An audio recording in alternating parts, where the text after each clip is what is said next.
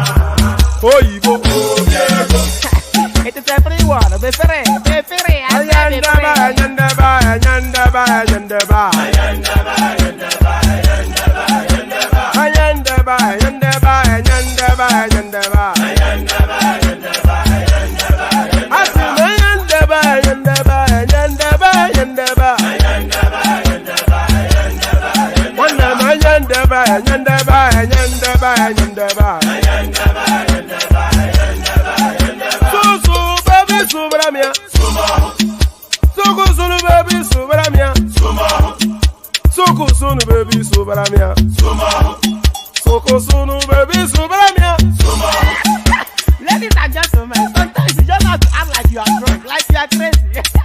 Confuse your enemies, confuse them.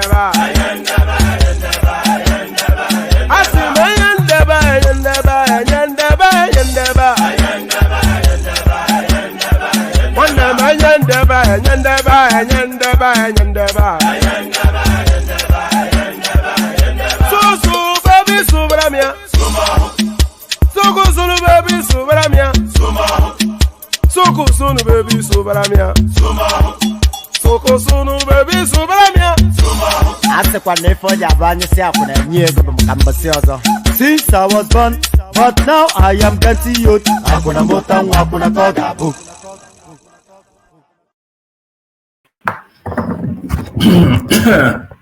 Excuse me. And there it is right there. Good day to you all. Good day. Yendeba,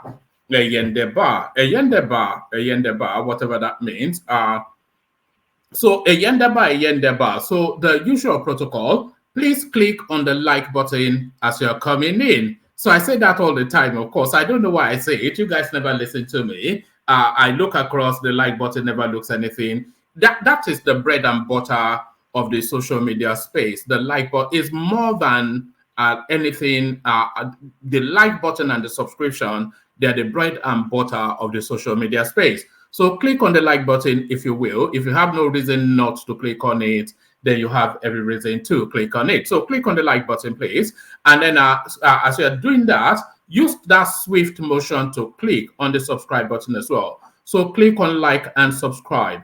And then if you want to come join us on the screen, the hyperlink that says StreamYard is your open invitation. So click on that if you want to come join us on the screen.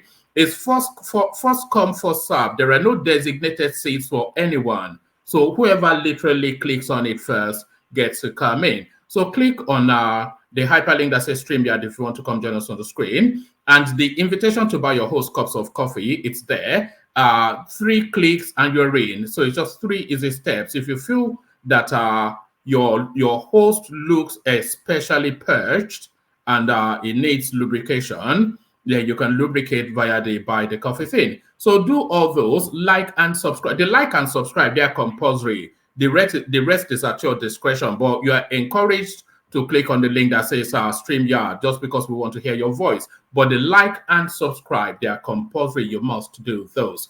So click on like and subscribe. I've got a speck in my mouth. So click on like and subscribe as I bring you the headline we'll be contending with.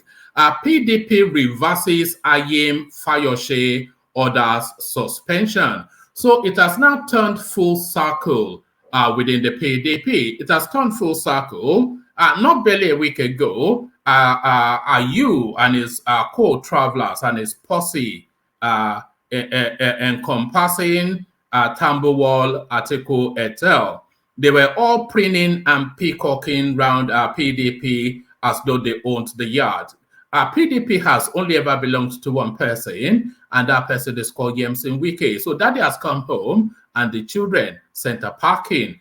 So there it is right there. Full circle. As you know, are you suspended, replaced now, and never to come back again? And of course, the people suspended, that's also been reversed. PDP reverses Ayim Fayose order suspension. So what's going on there? We find out. So Peter Obi, he continues to be to remain a decimal at the top of the news. Hopefully, within the next 3 months, we wouldn't have to speak about Peter Obi so much because it just, once upon a time, what we used to talk about on this platform, and a lot of people will attest to this, once upon a time, not that long ago, all we ever talked about on these streams were fat bottom girls and things like that. That's what we talked about, and wayward pastors and whatnot. So Peter Obi has consumed the space so much, but hopefully, within the next couple of months, however it pans out, we don't have to contend with Peter Obi again, and we go back to talking about fat bottom girls. More interesting topic than Peter Obi. I'd rather talk about fat bottom girls than Peter Obi any day of the week. But he remains still a decimal at the top of the news headline. Call your supporters to order.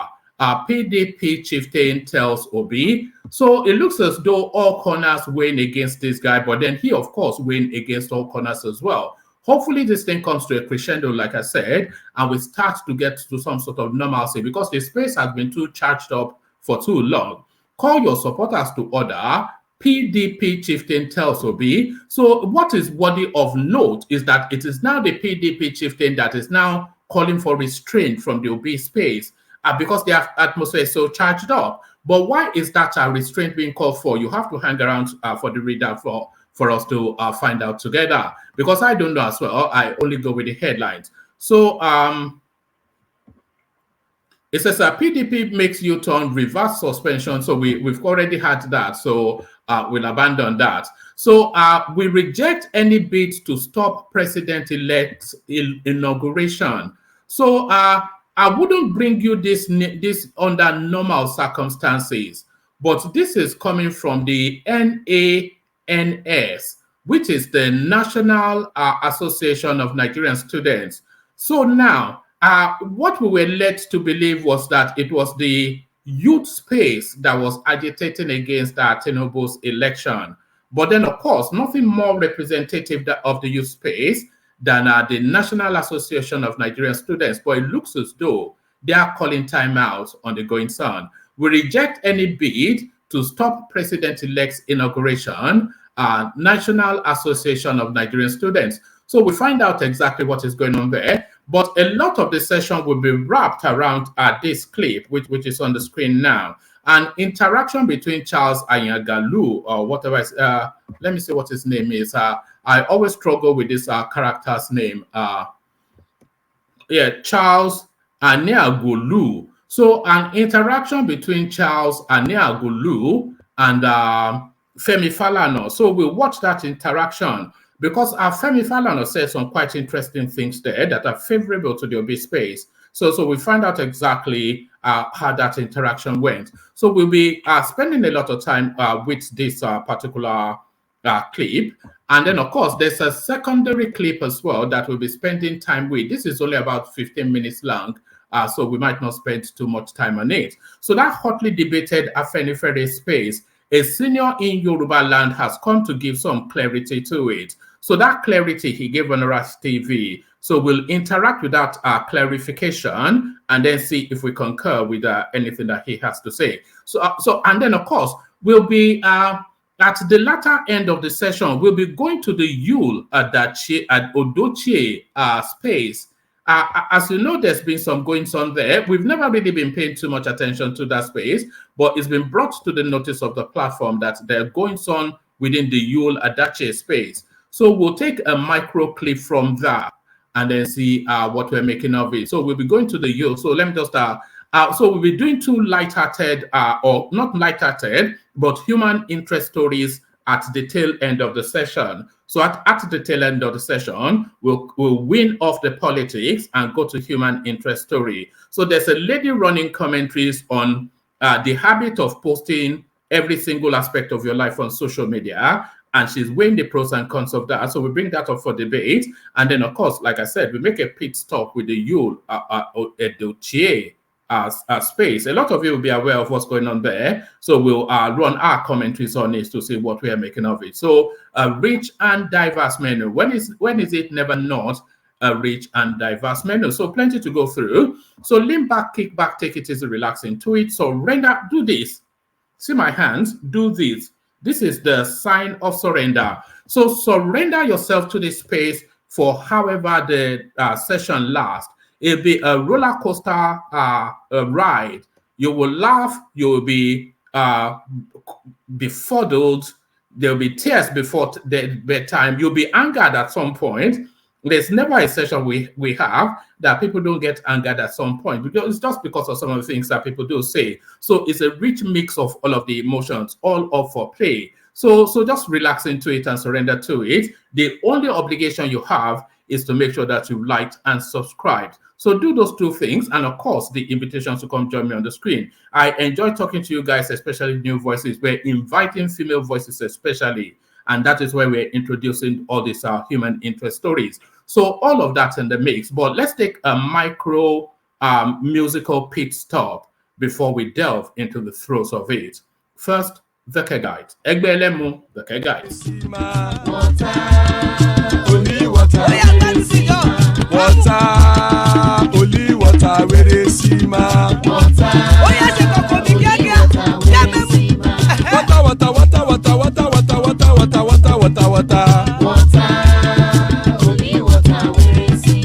Hapa o naido.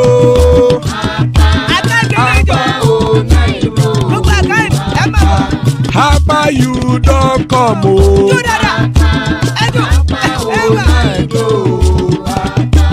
Hapa o naido.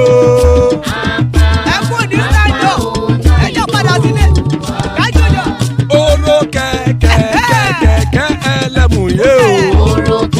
Ilé sọ́dí kẹ̀kẹ́ rẹ̀ ẹlẹ́mù rẹ̀ o. Bobby master kẹ̀kẹ́ rẹ̀ ẹlẹ́mù rẹ̀ o. Chifu Faila ti kẹ̀kẹ́ rẹ̀ ẹlẹ́mù rẹ̀ o. Eruku lẹ̀lẹ̀ ẹlẹ́mù dé. Eruku lẹ̀lẹ̀ ẹgbẹ́ ẹlẹ́mù dòdò jàre o. Eruku lẹ̀lẹ̀ Ghana ti dé ẹgbẹ́ bọ́dì o. Ọmọ ẹlẹ́yẹ ẹ̀yẹ o ó dilé o. Odúyẹ̀lá ẹ̀yẹ o ó dilé o. Petrosoname ẹ̀yẹ o ó dilé o.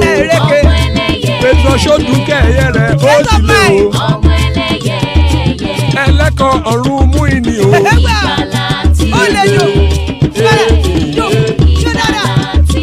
Àkùkọ ọ̀run mẹ́kọ.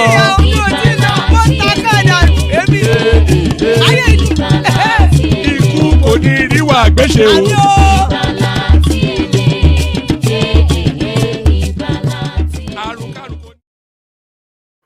And there it is right there. Akoko Orun Meiko, the cockerels of the heavens don't crow yet. Iku Kuniri Agbeshe, may death have nothing to do with us. Just pause for a moment and reflect on that. Is that prayer more powerful than that? Amen to that on behalf of myself and you, my friends. So Iku Kuniri Agbeshe, so there it is. Iku Kuniri Agbeshe, as guys, I bring you this. PDP reverses Ayim Fayoshe other suspension. So full cycle, it has turned. Full circle, it has turned. The National Working Committee of the People's Democratic Party on Thursday reviewed and reverses the suspension of some of its chieftains. The members whose suspension were let's do that again. It's not reading quite with the flow. The National Working Committee of the People's Democratic Party on Thursday reviewed and reversed the suspensions of some of its chieftains. The members whose suspensions were lifted include former Ekiti State Governor Ayodele Fayoshe, former Secretary to the Government of the Federation Ayem Payos Ayem, Professor Dennis Atiava, and Dr. Aslam Aliyu, amongst others. This was contained in a statement signed by the PDP National Publicity Secretary, Honorable Debo Ologunagba. So let me pause for a moment because I'm surprised to see that this statement is being signed by Debo Ologunagba. I am only really surprised that this statement is being signed by Debo Ologunagba because he was a senior functionary under the administration of Iyorchia Ayu. So now that they've kicked him to the curb, Iyorchia Ayu, you'd have thought they would have gotten rid of Debo as well, or maybe they're in the process. I don't expect him to be the spokesperson of that party for too long. This was contained in a statement signed by the PDP National Publicity Secretary, Honorable Debo Ologunagba. He said the decision was taken at its NWC meeting on Thursday, where members extensively discussed recent development in the party. This decision is without prejudice to the power of the NWC to take necessary disciplinary action against any member of the party at any time, pursuant to the provisions of the Constitution of the People's Democratic Party as amended in 2017. The NWC charges all leaders, critical stakeholders, and teaming members of our party across the country to be guided by the provisions of the PDP Constitution as amended 2017, as well as the new spirit and necessity of reconciliation, unity, harmony in our party at this critical time. The PDP must remain. And by the way, it's just the height of folly. A party that's just lost virtually all of its talents. Because if you're looking for talents in politics, what talent is in the PDP? Remove Seyi Makinde, who is already removed. Remove DMC Wike, who is already removed. Then there is no talent left. Tambuwal, he's lost everything in Sokoto State, so he's an irrelevance now. So it's a talentless party, and the very little sprinkling of talents that they do have, they are putting them on suspension. It's just a beggar's belief. The PDP must remain focused as we continue to take every necessary action to recover the stolen mandate freely given by Nigerians to our party and presidential candidate Atiku Abubakar on Saturday, February the 25th, 2023 at the Presidential Election Petition Tribunal. It added, the NWC recognized the imperativeness of a total reconciliation amongst PDP leaders and critical stakeholders for a more cohesive party in the overall interest of our teaming members and Nigerians in general. Consequent upon the above, the NWC reverses the referral of the Benue State Governor, His Excellency Dr. Samuel Otom, to the National Disciplinary Committee. Our correspondents had, on March the 23rd, reported that the main opposition party suspended Fayose Ayim, Professor Etiava, and Aslam Aliyu. The suspension, which takes effect last Thursday, was arrived at after an extensive review of the affairs of the party pursuant to the provisions of PDP constitution as amended. The PDP also referred Otom to the National Disciplinary Committee over his involvement in anti-party activities. So there it is. There it is. What's today? Today is what is today? So today is Thursday. So the suspension lasted barely a week. So within 1 week, they've gotten rid of the chairman of the party, and the suspension is reversed. So know your mate. Know your mate is essentially what we're hearing there. So know your mate is essentially what we're hearing there. Let's go on to this one. So this Peter Obi space, anyway, we necessarily have to go there, but hopefully we will not have to go there for much longer as things start to wind down politically. But we necessarily have to go there. I'm sharing the screen for this one, and this, by the way, is from a prominent newspaper, the Nigerian Tribune. So it's not from People's Gazette, whose owner told us that he just tells lies, because we saw him on a live stream telling us that they make up the stories. But this is a Nigerian Tribune, a reputable Southwestern newspaper. Call your supporters to order, PDP chieftain tells Obi. So it is really the headline really that is half the story, because you'd have thought that the people weighing against Peter Obi at the moment will be the APC, who he is in battle with over Tinubu'S certificate of return. But even the PDP, there is a fellow co-traveler losers. They are saying enough is enough. Call your supporters to order, PDP chieftain tells Obi. So now let's find out exactly what's led to this. A chieftain of the People's Democratic Party PDP in Edo State, Mr. Charles Idahosa, has called on the presidential candidate of the Labour Party in the February 25th presidential election, Peter Obi, to caution his supporters from making inflammatory statements that could derail democracy in the country. Idahosa, who made the call in Benin City on Thursday while speaking with journalists, said that he believed the claims of the Department of State Services, DSS, that some people were trying to destabilize the country by trying to derail the coming transition of power to a newly elected democratic government. So let me pause there for a moment. So when power transits to Tinubu, and power is transiting, by the way, to Tinubu, would you believe in about 3 weeks' time? So in about 3 weeks' time, you'll have a new president. Today is the 30th. So how many more weeks? In about 3-4 weeks' time, you'll have a new president. You will have a new president. And sorry, I can't help this. So let me just do this. I promise not to do it too often, but I must just do this. Just off the back of what I said, I have to do this. I'm going to be president of this country. Let me not do that. I'll save that for later. But within the next few weeks, you are getting a new president. It will be sworn in.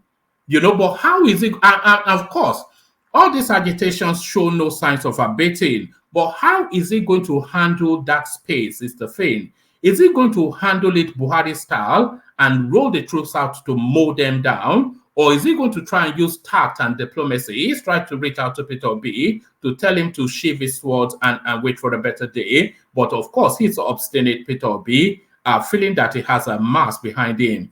But then, how is he going to handle that space will be the interesting thing. Because, of course, once power transits, from the moment he signs that thing and Buhari says hands up, he's the president and all the decisions come to him. The agitations are still there, but how does he handle it? So tick-tock, 3-4 weeks. So let's get back. Yes, a chieftain of the People's Democratic Party (PDP) in Edo State, Mr. Charles Idahosa, has called on the presidential candidate of the Labour Party in the February 25th presidential election, Peter Obi, to caution his supporters from making inflammatory statements that could derail democracy in the country. Idahosa, who made the call in Benin City on Thursday while speaking with journalists, said he believed the claims of the Department of State Services DSS that some people were trying to destabilize the country by trying to derail the coming transition of power to a newly elected democratic government. This was just as he commended the Independent National Electoral Commission (INEC). And by the way, we have to continue to be minded that this is a PDP functionary speaking, not an APC functionary. So there it is.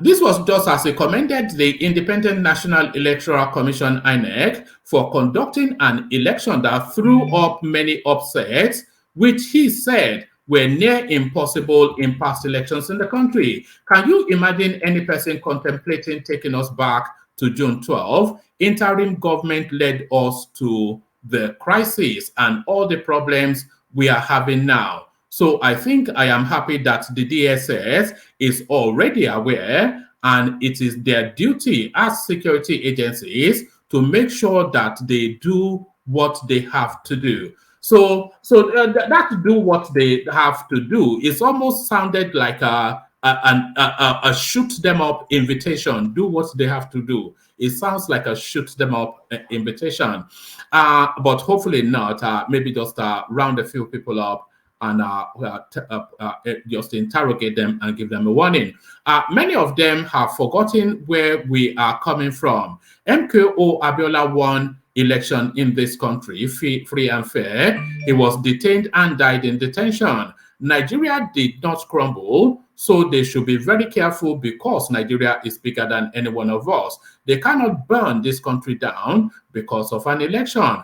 Buhari tried 3 times. It was the 4th time he won. This is Atiku's 5th attempt, but this is the first attempt of Obi, and he has age on his side. But people keep saying that Peter Obi has age on his side. I'm not quite sure. He does have age on his side. I think he's around about 61, thereabouts. So that 61 then gives him probably a maximum of 3 more electoral cycles to make 4. So this one already out of the way. So he has 3 more electoral cycles with age on his side. So that would take him to round about 73, thereabout. But I don't think he has more than 3 more electoral cycles. But there's an argument also to say that this is Peter Obi's moment in time, because he has landed as a surprise on the political landscape with the new dynamism that he has brought into politics. But that dynamism in 2027, it will not be new anymore, and politics will quickly recalibrate to factor it out. We saw it play out in the gubernatorial space. So the Obi bounce at the presidential election, it never repeated at the gubernatorial spaces. And the win, the outlier win in Abia State, was 80% down to the guy that won, Alex Oti, and then 20% the final push from Obi. But in terms of the March the 18th elections, it was poor showings for the obedient space. So that tells you then that politics has already seen and condensed that obedient space. So when you're saying he has age on his time, when you're saying he has age on his side, yes, he has age on his side, but the electoral cycle, the electoral dynamism is not waiting for him to occur. He has already occurred, and by 2027, there'll be a fresh dynamism to that election that would have factored in all of this Obi space. So it's a one-shot deal, essentially, is how I say it. Buhari tried 3 times. It was the 4th time he won. This is Atiku's 5th attempt, but this is the 1st attempt of Obi, and he has age on his side. He should give peace a chance and build on what he has done, because this is the first time the Igbos were united for their own. Even IPOB sit at home did not work. Idahosa counseled. Idahosa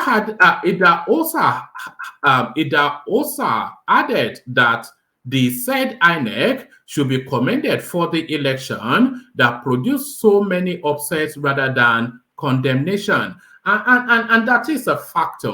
Outside of this Obi noise, infamously an Okada rider won a position in somewhere in the north, but by the way, that so-called Okada rider is a degree holder, so don't condemn him to Okada rider. Apparently, is a degree holder. So all of those kind of things. There was a chap somewhere in the south, I think Edo State. He just bought a rep form, just for keepsake, just to fulfill righteousness. He never campaigned, he never thought about it. In fact, his plans were to japa, and suddenly he found out that he had won an election, and then suddenly is a member of rep. All under just tumbling anything will be. So a lot of upsets came through in this cycle.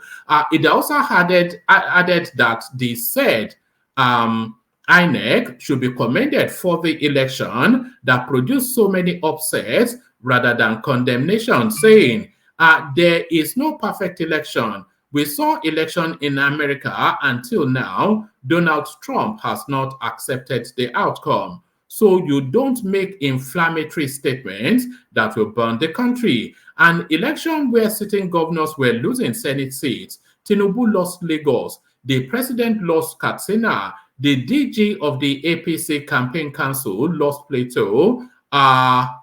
Governor Otom of Benue State lost his senatorial ambition, and somebody will still come out to say the election was rigged. But in the Southeast, it was okay where no single presidential candidate scored up to 20%. I am so disappointed. You don't talk like that.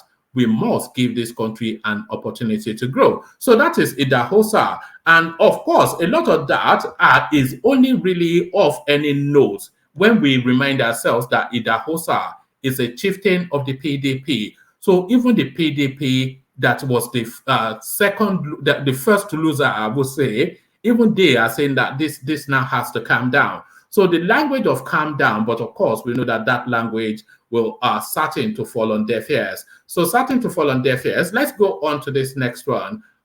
Let's go on to this next one. So this will be the final readout, and then we come into the room, and then we play the video clip, and then we see if we can wrap a conversation around that. We reject any bid to stop president-elect inauguration. So let me share the screen for this one as well, so you can see as I'm saying.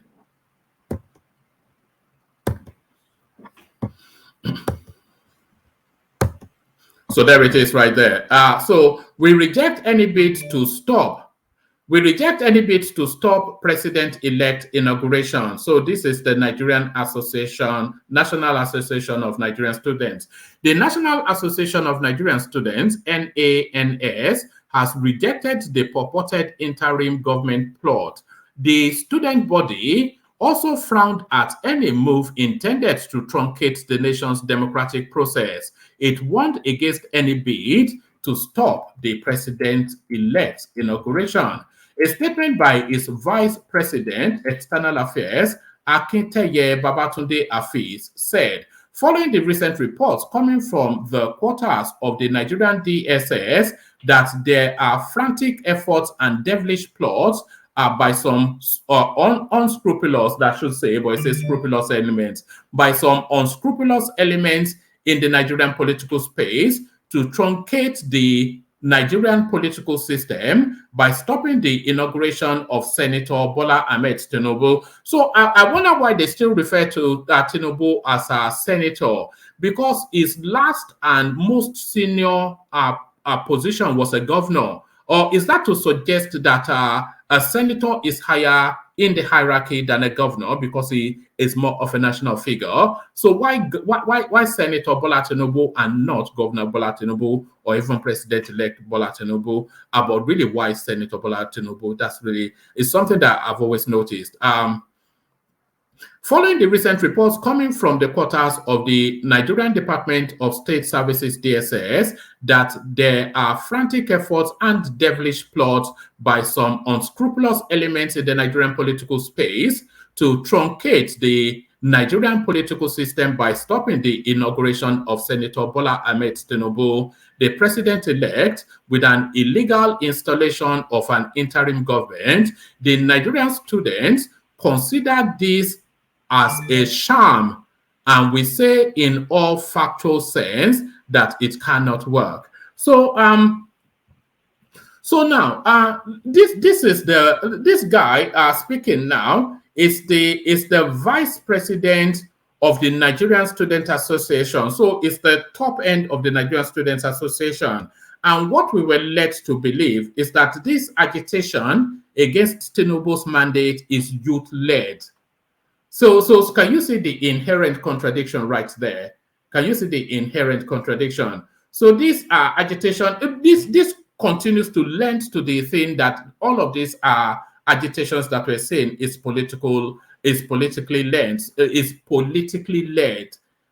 Shadowy hands are pulling puppet strings. So that's really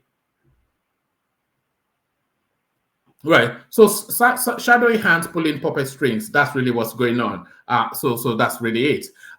So let me take it from this paragraph again, and I'll just read it all the way through without hopefully not pausing anymore. A statement by its Vice President, External Affairs, Akintaye Babatunde Afi, said, following the recent reports coming from the quarters of the Nigerian DSS that there are frantic efforts and devilish plots by some unscrupulous elements in the Nigerian political space to truncate the Nigerian political system by stopping the inauguration of Senator Bola Ahmed Tinubu, the president-elect, with an illegal installation of an interim government, the Nigerian students consider this a sham, and we say in all factual sense that it cannot work. It is laughable in all ramifications. The Nigerians like big grammar anyway. It is laughable in all ramifications that an election was organized by INEC and the result of the presidential election produced a president-elect, and this winner was announced by the same body, INEC, that conducted the election. Then a group of sycophants will come together to plan to shortchange the fragile peace of the nation for their selfish interest. This will be totally unacceptable by all and sundry. The entire Nigerian students will go against this with every power within and without. Gone are the era of June 12, 1993, when Nigeria was still in a dark age, and most Nigerians did not know their rights and privileges as citizens. Gone is such an era of militarization and affront impunity, where someone or a group of a few people can just come up with plans and actualize them against the will of the people. Gone, but are those eras gone, by the way? Because it looks as though those era has gone. That era has gone. It's not those era, but that era has gone. Because it's almost unimaginable having a military government in Nigeria now. Almost unimaginable. Gone is the era where the Nigerian student and youth will sit and watch some people decide for us to our detriment as citizens and as a nation. We are all wiser now. This will not work. The Nigerian Association, the National Association of Nigerian Students advised candidates who are not satisfied with the outcome of the presidential election to seek redress in the court of law. As a matter of urgency, I hereby call upon the Nigerian students, the Nigerian youths, and the entire citizen of Nigeria to be ready to resist every form of oppression or manipulation that will send Nigeria backwards in the Committee of Nations, and any installation that will tamper with the peace and tranquility that Nigeria is enjoying in recent times after the heat of the just concluded election. Okay, yeah, I think about 3 more paragraphs. In the capacity of the leadership of the Nigerian students, I want to emphatically say that the Nigerian students shall fight back vehemently any form of unnecessary interim government installation or every plot to stop the inauguration of the president-elect come May the 29th, 2023. We will let these selfish and egocentric leaders know that their times are gone and that we are in the era of Nigerians, most especially Nigerian students, taking their destinies in their hand and holding their stakes firmly in the way their country is run and directed. We will stand firm against every form of oppression and intimidation from any quarters and make sure that the right things are done at every point in time in our dear nation, Nigeria. I strongly advise, so this rounds it off, I strongly advise that any candidate or political party who is not satisfied with the outcome of the presidential election should seek redress in the court of law and desist from inciting violence of any form in any way so that Nigeria can move forward. So that's the Nigerian student space then. It was what reading that only really because we've endlessly been told that the people riding against the Tinubu mandate are the Nigerian students. So apparently not this set of students because they've made it clear, they've made it clear where they stand. So bear with me 1 second. Let me just do one thing quickly.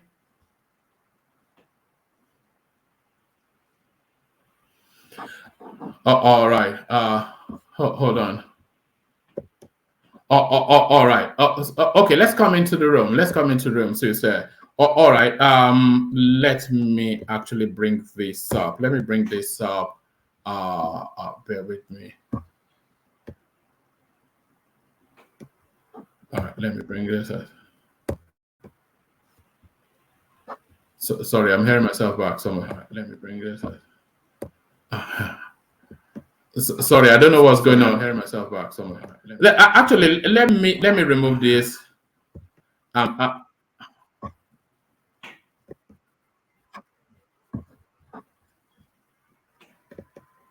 All right. Do I have it here? Okay. So that's that. All right. Let me bring up. No, so I think I'm echoing back to myself from somewhere. All right. Apologies. You'd have thought after endless sessions I'd have mastered how to do this by now. It's just I'm still fumbling my way through it. That's just disgraceful. I should be flogged, shouldn't I? Really, I should be flogged. But there it is. This is what I wanted to share. So let me put this on the screen as I bring the panelist in. So there it is. I want us to have a look at this interaction with Charles Ayagolulu or something or the other. Charles Ayagolu, the Arise guy. So Charles Ayagolulu. So yeah. Pursue their legal challenges against the presidential election in court. Could Nigeria's disputed 2023 ballot be the political turning point in this country? Well, it depends on what happens, doesn't it? It remains to be seen what conclusions the tribunal will draw. It has several months to deliver its verdict, bearing in mind that litigating an election dispute can be a complex and enormously technical affair. So, as political attention shifts to the technicalities and the legalese of the court system, and the assessments from a legal standpoint start to pour in thick and fast, what hope is there for either side? Who will control legal algorithms, as it were, that will shape the outcome of these divisive and divided legal challenges? What will be the great common divisor that will tip the balance one way or the other? Well, for his much prized assessment, but going by some election and not rights activist and senior advocate of Nigeria, Femi Falana. Very, very honored and delighted to have you. Thank you very much, to see you. And as you continue to assess the outcomes of the presidential election, are you still questioning why the technology happened to fail only with the presidential election and not the National Assembly ballot, both of which were held on the same day? I'm wondering what questions and issues that raises for you. Well, frankly speaking, I was flabbergasted, like many concerned Nigerians. But going by... And by the way, welcome to the panelists. You can see them assembled quite quietly at the bottom of the screen. We've got the progressives, Ajanle Koko, of course. Solly joins us from Amsterdam. Prince Daddy, he's here. And Patrick, of course, as well. So we're having a listen to Femi Falana, who is always good copy. But gentlemen, you can interject as the conversation goes on, as we continue to listen. Some of the reasons adduced by government sources, and I'm not sure whether INEC has put some of those positions forward. I think one of the ministries has stated, or rather a minister, that there was a lot of hacking of the server. So I'm sure when we get to the breach, it will be crossed. If such an argument is put forward, again, it's going to be tested at the tribunal. So that's what I can say for now. Yeah, I totally understand your reservations there. Yeah, I understand that. But you are, of course, a well-respected senior advocate of Nigeria in a country where a petition or legal challenge has never led to a presidential election result being overturned. Given the weight of evidence that needs to be submitted to satisfy the court, do you believe that the way things are today in this country, a presidential election can ever be overturned? Charles, a lot depends on the evidence produced by the petitioners. But I'm not in any way pessimistic. Having regards to our history with regards to election petitions. Okay, so that's the space I really wanted us to listen to. But because he's telling us now that he's not pessimistic, that's not to say that he's optimistic, but to tell you that there's a realistic chance. So we pay attention here. Submitted to satisfy the court. Do you believe that the way things are today in this country, a presidential election can ever be overturned? Charles, a lot depends on the evidence produced by the petitioners. But I'm not in any way pessimistic. Having regards to our history with regards to election petitions. I can tell you that for me, it's extremely disturbing, and I've made the point repeatedly. We cannot continue to involve the judiciary in the election of the representatives of our people. We must put an end to it. And we have thought that with enough reforms of the electoral system, that by now we should be taking the courts out of the electoral system. I'm disturbed as a lawyer that Nigerians are now saying the elections have moved to the courts. That's not very complimentary. But as I did say elsewhere, Nigeria has the highest number of pre-election cases in the world and the highest number of election petitions. It should be a matter of concern to all genuine forces of democracy and all stakeholders. Whereas the Yar'Adua government in 2007 set up the Justice Obi'S electoral reform panel to look at this problem, because the winner of the election did say publicly that the election that produced me was highly flawed. And therefore, I'm going to put an end to this ugly development. And so the panel came up with profound recommendations on total independence of the INEC, conclusion of election petitions before the inauguration of a new government,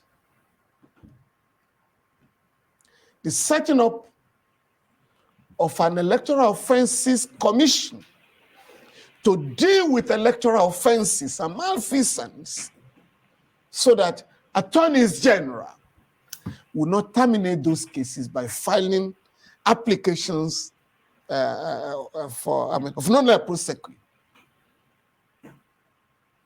But what has happened is that successive governments have just ignored those fundamental recommendations. And that's why we are where we are. But I think the situation where we had about 1,800 pre-election cases, about 600 appeals in the Court of Appeal, about 120 appeals in the Supreme Court. It's not okay. It's not good for it. It sounds quite unhealthy. Of course. Really. And now, you've got a big one coming in. Election petitions all over the place. In a way that all major cases, including cases that pertain to the liberty of those who are languishing in custody, will have to give way to election petitions because they are time-bound. They must be decided within 6 months. And if you have to go to the Supreme Court in the case of governorship election, additional 2 months. So it's not the best for the country. But I guess on the positive side, I mean, if you're a lawyer or a senior advocate of Nigeria, you'll be smiling all the way to the bank, won't you? I mean, this is the period. I stopped filing election petitions since 2015. I'm not talking about you in particular. No, my colleagues are certainly smiling to the bank. But again, at the end of the day, it's not enough to simply smile to the banks. We're all challenged. Yes, there's a more profound thing to be focused on there. But I mean, given the thesis you just put out at the moment, which is a very interesting and comprehensive one. I mean, now that we are where we are, in spite of the Obi'S committee and all. In Nigeria, a number of election petitions in the states have succeeded, in which sitting governors have been removed. So there shouldn't be any cause for, all right, it goes on and on. It can't get tiring sometimes. So let's leave Femi Falana alone. So that's Femi Falana telling us that Peter Obi has every right to go to court and every chance that he may succeed. So that's Femi Falana. But before I come to you, gentlemen, let me just seek your indulgence. There's this other video. It's not as long-winded as Femi Falana's. Let me share this as well, because this speaks to a conversation that we were having earlier on. So let's listen to this one. Issues leading up to the recent general election in Nigeria and developments beyond it have sustained a crisis in the Yoruba social, cultural, and political organization Afenifere. With membership made up of some of the most recognizable voices in Southwest politics, Afenifere have had to deal with two factions, one of them which supported the presidential aspiration of former governor of Lagos State, Bola Tinubu, who is now president-elect, and a more vocal one that vehemently opposed that aspiration on the basis of pursuing an equitable template for unity and national integration. Arise analyst Dayo Shobowale is here to help us dissect to what extent this crisis can impact the politics of the region in the medium and long terms. Welcome to the show, sir. Thank you for joining us. I mean, let's go straight into it. I mean, we're seeing this back and forth between between Afenifere, and I want to just ask, what faction of the Afenifere group right now is cogent? Who are we supposed to listen to? They are both cogent. It may sound confusing, but that is how it is. Because the two leaders are well recognized and well respected Yoruba elders, Ayo Adebanjo and Ruben Fashorachi. But there is a division in the house. And it's about Yoruba leadership. You have to go back into history to get your bearings right on this. What has caused this now is that Ayo Adebanjo faction has said that Obi won the election, that there was violence, especially in Lagos. People were disenfranchised and all that, but that he won the election and that they agree he should go to court. But Ruben Fashorachi has said that Tinubu is a Yoruba son. He has won the election, and that the Afenifere cannot be the state as well as the referee of the election. That INEC has declared Tinubu the president-elect. And if people are opposed to that, they should go to court as demanded by the Constitution. But you see, the important thing is that history matters in this. You have to go back to the pedigree of Afenifere. Afenifere was formed in 1998, but is an extension or offspring or product of the action group in the whole Western region when the Yoruba leader was Chief Obafemi Awolowo. You see, when Awolowo had a problem with his deputy in the old Western House, the Yoruba split into two, the Akitola faction and the Awolowo faction.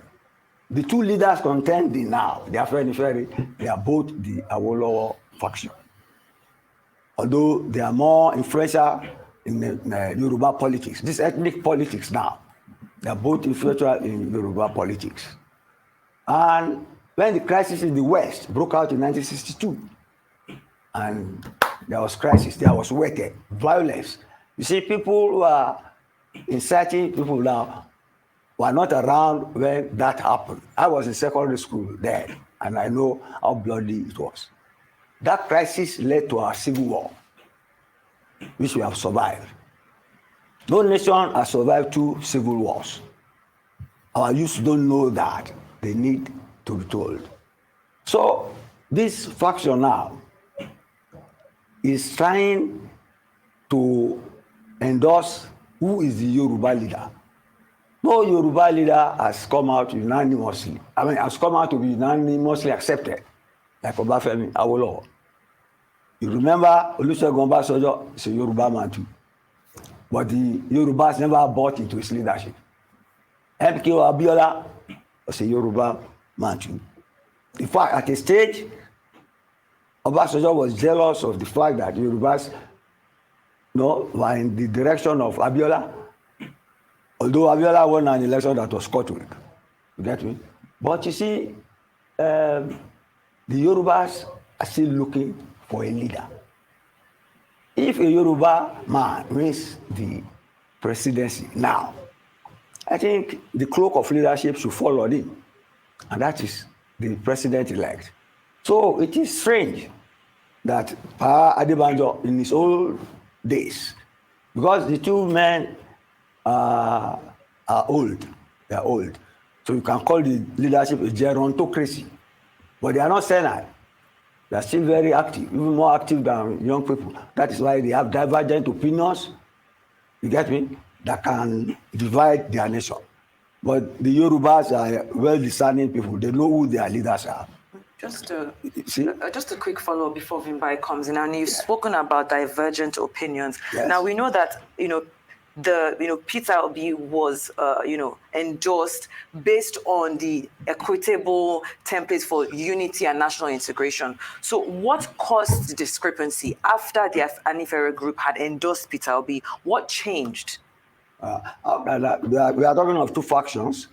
We are talking of a faction. That's the Adebanjo faction that endorsed Obi. There is the faction that says no, they do not endorse Obi, that they are with their son, Tinubu. The difference is clear. There are divergent opinions, but they are both credible leaders of Afenifere. And Afenifere is the equivalent of the Ohanese. Not quite exactly. I would think because of the factionalization, Ohanese is more authoritative than Afenifere. But in real fact, the two leaders cannot be dismissed. They are credible Yoruba leaders in Afenifere. You know, in the run-up to the election, there were several conversations about the electoral value of endorsements. And when it concerns Afenifere, my question is, how important is it for the credibility, the influence, and the importance of this group to be associated with the winner? Okay. I will attempt an answer. It's a difficult one. You see, I said Afenifere is divided. Okay. But then you have Bola Ahmed Tinubu, the presidential candidate. So it is natural for the Yorubas to move towards him, like a magnet attracts people. So normally you would think the Fasharoti faction, you get it now, is in tune with that. But Ayo Adebanjo is a credible Yoruba leader too. He thinks it is the turn of the East to produce a president. Have you know it antecedents? It's not somebody to be dismissed lightly. It's a credible leader. If I say that, he must have seen something on the ground. And he went to the extent of saying that will be one, and that there was violence that kept people away. The traditional, he went to great, he's a well-respected lawyer and a very close associate of the late Obafemi Awolowo. So when he talks, nobody can rubbish what he says. People listen. I'm trying to be objective as a Yoruba man. Exactly. But that is the issue on the ground. They are both credible, they are both well-respected, and their views matter. But do you feel that the one who obviously is associated with the winner, not to take sides, but just objectively speaking, obviously, if you are associated with the winner, with the government of the day, you have an upper hand. Not necessarily. Okay. These are principled people. Okay. These are principled, and now that you have raised that point, it's not as if they approve of Tinubu per se. Do you get me now? Because if you look at Tinubu, even from appearance, it's the epitome of Awolowo, including his glasses. He rode to prominence and now to the presidency on the popularity of Awoism and the fact that people equated him with the sage Obafemi Awolowo. Do you get me? Nobody expected him to eventually get here, but he's here. You can't disown your own stock and key. Of course. It's natural.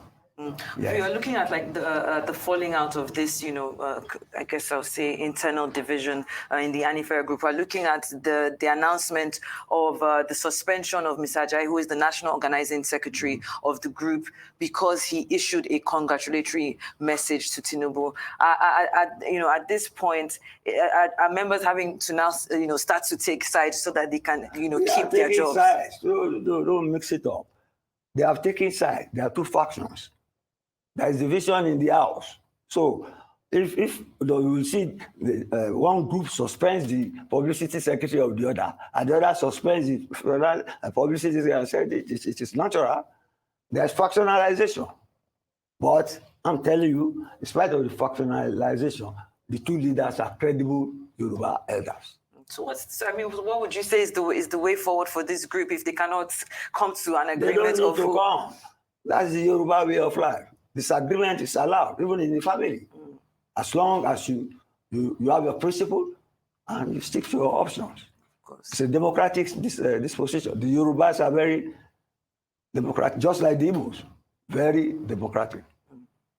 Let's talk timing, because obviously this is a matter before the courts. Regardless of who supports who, this is currently a very sensitive issue as it is before the courts. The timing of this, and I like that you referred to the culture of this almost being like a family discourse that's happening. Why let this out into the public forum, especially during the sensitive time where we don't want, we want to allow the judicial process this is to the best prevail. time that this sort of thing can come out. It's after an election. You get me now? It's after an election. Before the election, Afenifere, the faction of the faction, endorsed Tinubu now. Before the election, Ayo Adebanjo faction endorsed Obi. And you know what happened? Obi did not win. And Ayo Adebanjo said from the facts available to them, Obi won. And that, it should even cancel the election. Unfortunately, he said no, that Afenifere cannot be both judge and prosecutor in his own case, that INEC is the arbiter, the referee, and INEC must be respected. And whoever has any objection should go to court, which is the legal process. Of course. And, you have made reference again and again during this interview to the fact that both of them are credible leaders. Yes. And at this point, it's really about just them trying to... it's a disagreement. Yeah.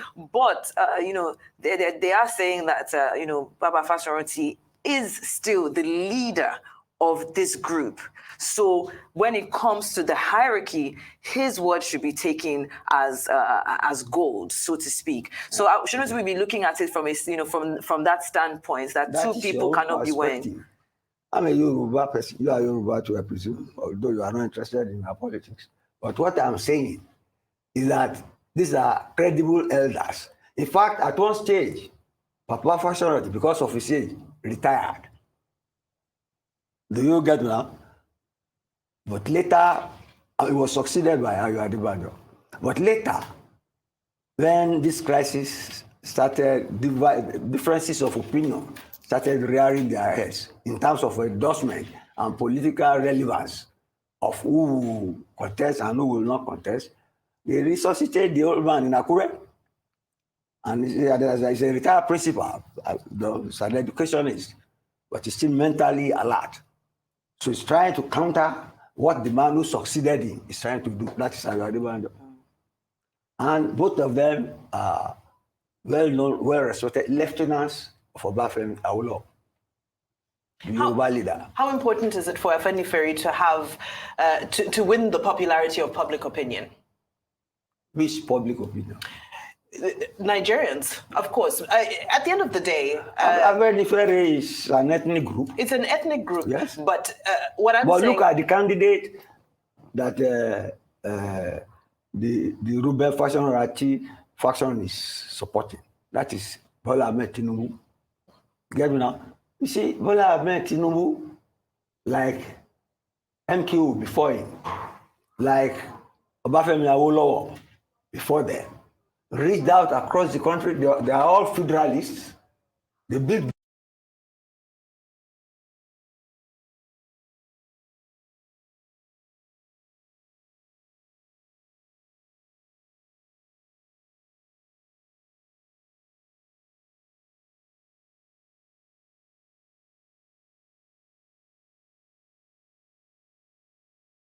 bridges.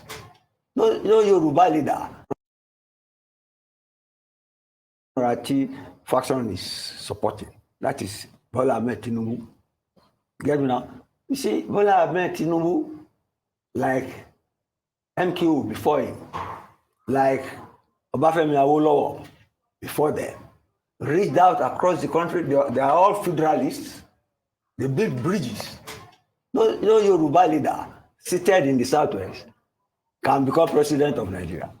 Just like no Igbo leader seated in the southeast can be. You have to reach out to the north, and the north who has to reach out, down south, west, middle, better hand.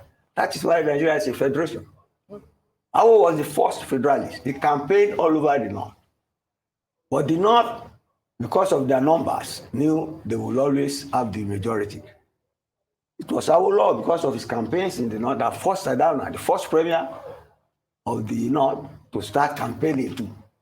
And in my own view, we have a robust federation because of these past leaders. These two people are the last of the titans of that pre-independence era. So what happens next? Because obviously, you know, they're respected elders. And this is why I ask how important is it for Afenifere to be popular, because there's a process of handing over, generations are coming in, new faces are coming in, that process is inevitable. That's why I ask you, is it important for them to be popular? Sorry, very quickly, we just have a few seconds to go. Do they need to have the public appeal? Well, you see, they are gerontocrats. They are on the way out. There is a president-elect. He's a Yoruba man. Is it not apparent that that is their successor? That's their successor. Sam? Okay. Yeah. Thank you so much, Mr. Shabuari, for your analysis on some.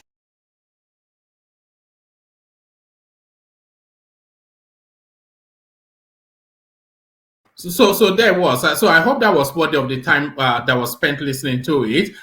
You know, when I saw it, I just thought it was something that we had to bring forward because it's the conversation that we were having in recent times. So that man, I have to look him up again because it seems as though it's somebody that is worth listening to. So that man went through a lot of things, but at the tail end, he says the natural succession of the Yoruba lead will be Tinubu, which now, of course, Pa Fashonaoti and Pa Adebanjo, this is their final hurrah. So the final hurrah of Pa Adebanjo and Pa Fashonaoti. So we got the progressives, we got Ajale Koko, we've got Emmanuel, we got Rational Mind, Patrick joins us as well, Prince Daddy joins us as well, and Solly joins us as well. So Solly sent me just that we should do 10-minute slots for everybody as the opening salvo. So we'll do top to bottom according to Buhari, and we kick it off with Prince Daddy. So Prince Daddy, good to have you on board.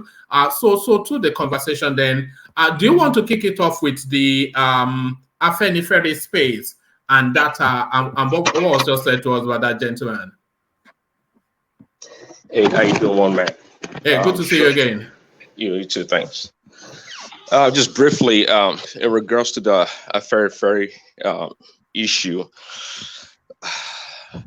really, I'm not sure the structure, how the retired general, so to speak, can come back and usurp the Adebanjo's position right now, even though I do support Fashonaoti's position on the matter. So the structure that Afenifere is not that clear to me. But nonetheless, what I would say is that Adebanjo's rift with APC or Tinubu is more personal, if you ask me, really. Because the way he's going about it sounds acrimonious in a lot of ways. So, but listen to the gentleman breakdown or his analysis. It sounds like, of course, you can have divergent opinion, I guess, in the Yoruba culture, but nonetheless, I think the way Afenifere is structured is that, you know, even though the Fashonaoti is retired, is not the active general manager of Afenifere. Nonetheless, it cannot be discounted or dismissed. I think that's the way it goes. So, I mean, even the past leaders of Afenifere can still come up and challenge the position of the general manager, in this case, to state their position. Yeah. What do you make of where the man landed that Tinubu is the natural successor of Yoruba leadership? So he, just by virtue of his position now, is the natural Yoruba leader, and we rally behind him. Is that something that you concur with? Prince?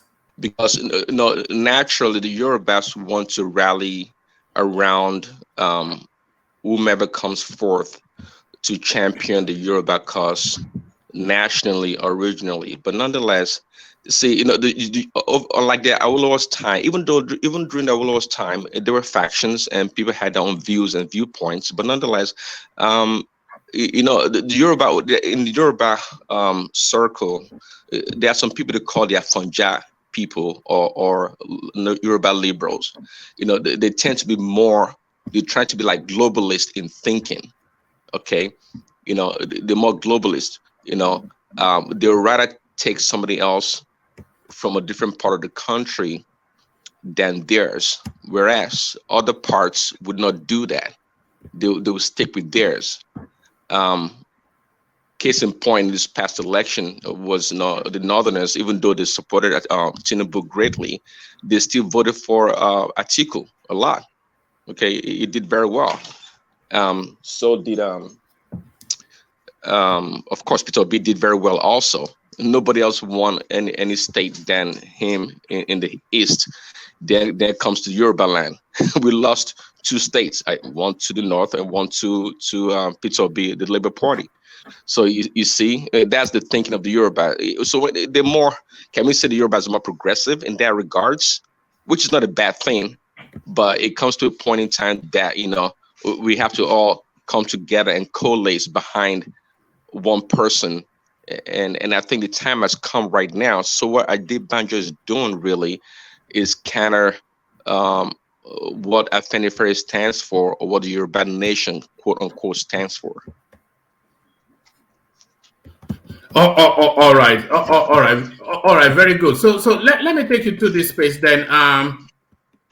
So this is the Nigerian Students Association. It says we reject any bids to stop president-elect's inauguration. So this is the National Association of Nigerian Students. So what really surprises is that for all of the pushback that we have been hearing against the Tinubu mandate, all of that pushback we are being told is from the youth space. So nothing more representative of the youth space than the National Association of Nigerian Students. But they've now come out, and it's the vice president of that organization. So essentially the voice of that organization. They've now come out now to say that no, they are sticking with exactly as it has been announced. So who are these agitators speaking for? Because the mass of the Nigerian space, they are now saying that enough of this. So what are you making of that? And wrap that also around the warning that is coming from a PDP chieftain inviting Peter Obi to sheath his sword and calm his people down. So what are you making then of this pushback from our strange quarters? Yeah, I think people... someone was saying yesterday on the platform, apart from people online and a few people in the media, most Nigerians seems to be back on their daily life activities, really. And some people are beginning to see this agitation, especially from the person just mentioned from the PDP side, that, hey, let's, calm things down and stop this agitation. Nigerians, you need people. Sorry, carry on. Nigeria is bigger than one person, and Peter Obi has, it has more chances to come. Just like you said earlier, he probably has 2 or 3 more opportunities to compete again. Different groups are seeing it differently. It's getting to a point that, hey, we rather not lose Nigeria and just have have it be the way it is right now, as announced by INEC, regardless of what people may think about the INEC's involvement or the conduct of the election. So, what would I say? It's still to a lot of obedience or Labour Party people, it's still fresh in their mind. They're very much convinced that they actually won. And I was asking the question yesterday on the platform. I mean, if they won, so what about Atiku that was declared second. How would that work? So I think they are bent on proving that, well, they actually won and they beat both Tinubu and Atiku. But the interesting thing about it is that most of the numbers, just like Daniel Buhala said, the spokesperson for Atiku on the PDP side, say, hey, all those numbers that Labour is presenting in the courts, they actually give the Labour Party those numbers, especially the one in Lagos that they won by 900,000 votes, not the 500,000 plus votes that they got. So there's a lot of quote unquote shenanigans going on, and maybe perhaps PDP is kind of pushing Labour because they know. Sorry, just that space for a moment.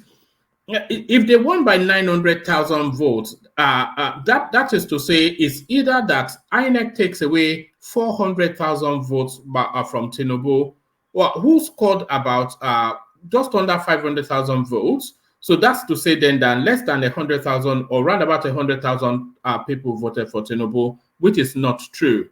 So that's one. Or to say that over 400,000 people were not counted in the ballot.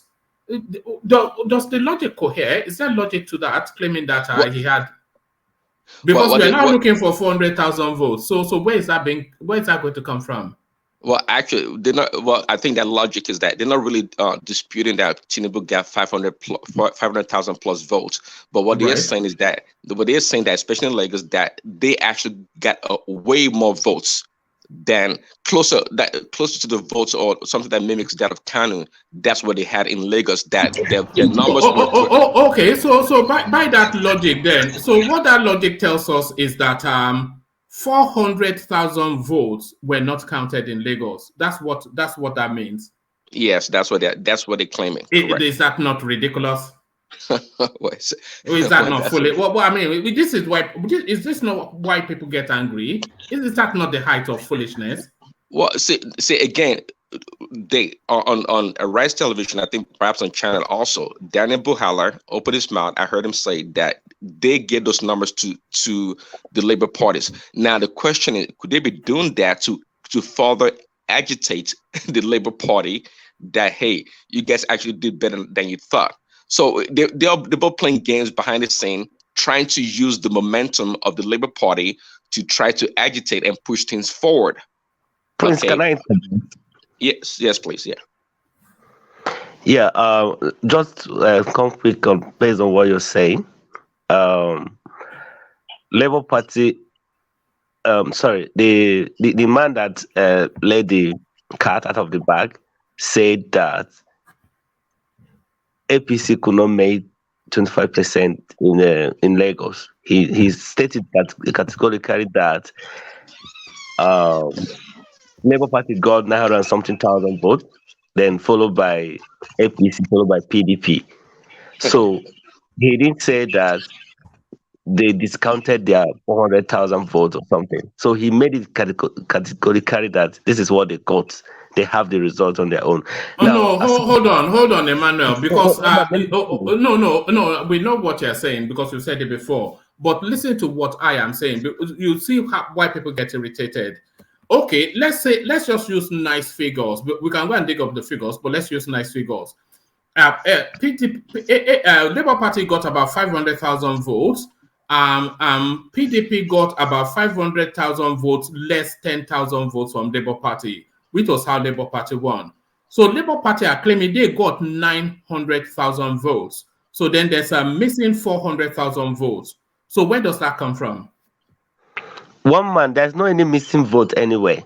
That's what I'm trying to tell you. There's the vote that they gave to APCs does not belong to them. That's right. What okay. Hold on. Stay there. So APC got 500,000 votes, but there's a missing 400,000 votes for Labour Party. So you are saying those 400,000 votes were allocated to APC. So if we take away those 400,000 votes that were allocated to APC and give it to Labour Party to make them 900,000, then what you are saying to us is that Tinubu in Lagos State got about 100,000 votes. According to the man, God, you must be a joker. One man. You must be a One man. joker. One man, can I chip this? Can I chip this in? One man, let me finish. Can I chip this in for just 1 minute? Oh God. Let them even give them the 900,000 and take the 400,000 from Tinubu. Let them add the additional 400,000. Let them add it to Labour Party's vote. They still didn't win. So let's even give it to them. Let me. Sorry, Patrick. Let me. 25% Hold on, Patrick. Hold on, Patrick. Let me stay with Emmanuel. I'm sorry, Prince, you still have the floor, but let me stay with Emmanuel for a moment. Let's see if logic will prevail. So, Emmanuel, Labour Party scored about 500,000 votes. APC scored about 500,000 votes, but you are claiming you got 900,000 votes, and your votes were given to APC. So then we take away 400,000 votes from APC and give it to Labour Party. Are you saying that Tinubu got approximately 100,000 votes in Lagos? One man, according to what the man said from the PDP, from their situation room, the number that allocated to PDP wasn't for them, and the number allocated to APC wasn't for them. Right. According to PDP got less than APC, one man. APC got 155,000 votes in Lagos. Right. Yes. So PDP got less than what they gave to them in Lagos. So Labour Party pulled 900 and something thousand votes in Lagos. Yes, but they gave them 500,000. They gave them 500,000. Yes. Right. So why are you going back now? So what we're talking about is a missing 400,000. So where does that come from? The 400,000 votes, you have to pick it from the APC and PDP. That's what I'm saying. No, the 400,000. I'm sorry. The 400,000 votes they're talking about is simply a write down or change of results. What is just because if you look according to INEC, Lagos has enough voters registered to vote. So even I think we could have voted 2 million votes in Lagos, which is fine. But of course, we didn't really get that. So what they're saying is that we actually get up to over 1 million votes. And most of the votes for Labour was written down or deleted, whichever way you want to put it. But they're not really disputing Tinubu's votes. They're just saying that. So 400,000 votes were discounted? Correct. Yes, that's what it claims. My goodness me. It was not discounted. If you can have a team to go to INEC portal to check Lagos before results in Lagos, at least you'll see a little bit of what we are saying here. You'll see a little bit of what we are saying here.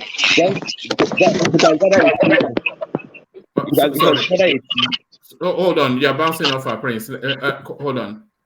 Carry on. If you can gather a team of 5 or 10, just go and calculate the Lagos vote presidential election in Lagos. At least you'll see a bit of what we are saying. Though there was some. We don't need a team now. We have the broad figures now. We have the broad figures. Hold on. What you are saying is that there's 400,000 votes missing, and out of the 500,000. No, I'm not saying that they did not count the discounted 400. I said that the vote given to APC and P does not belong to them. That's what I'm saying. Okay. So we take 300,000 from APC and reduce them to 200,000 and give it to you, and then we take 100,000 from PDP and reduce them to about 50,000 and give it to you. No. I mean, APC got 155,000 votes. 155,000 votes is not a small vote, one man. So what I'm saying. No. Who are you taking your 400,000 from? Is what I'm asking. We'll take it from APC and PDP. That's what I'm saying. No. Is that not what I just said? I said we take 300,000 from APC and reduce them to 200,000. So Tinubu only got 200,000 votes in Lagos, and then we take 100,000 from PDP and reduce them to 50,000. Atiku only got 50,000 votes in Lagos, and then we pack the 400,000 to you and bump you up. One man, as far as I'm concerned, is that not the most ridiculous thing? Is that you see why people get angry? Do you see why people get angry? As far as I'm concerned, during that presidential election As far in as they are Lagos, concerned. no unit celebrated APC winning the unit. No unit, one single unit in that Lagos celebrated APC winning. Who told you that? On what authority are you saying that? Show me a video where they celebrated a unit that APC won in Lagos. If you can provide one for me, I'll take my word back. Can I interject? You are talking about. Hold on, sorry.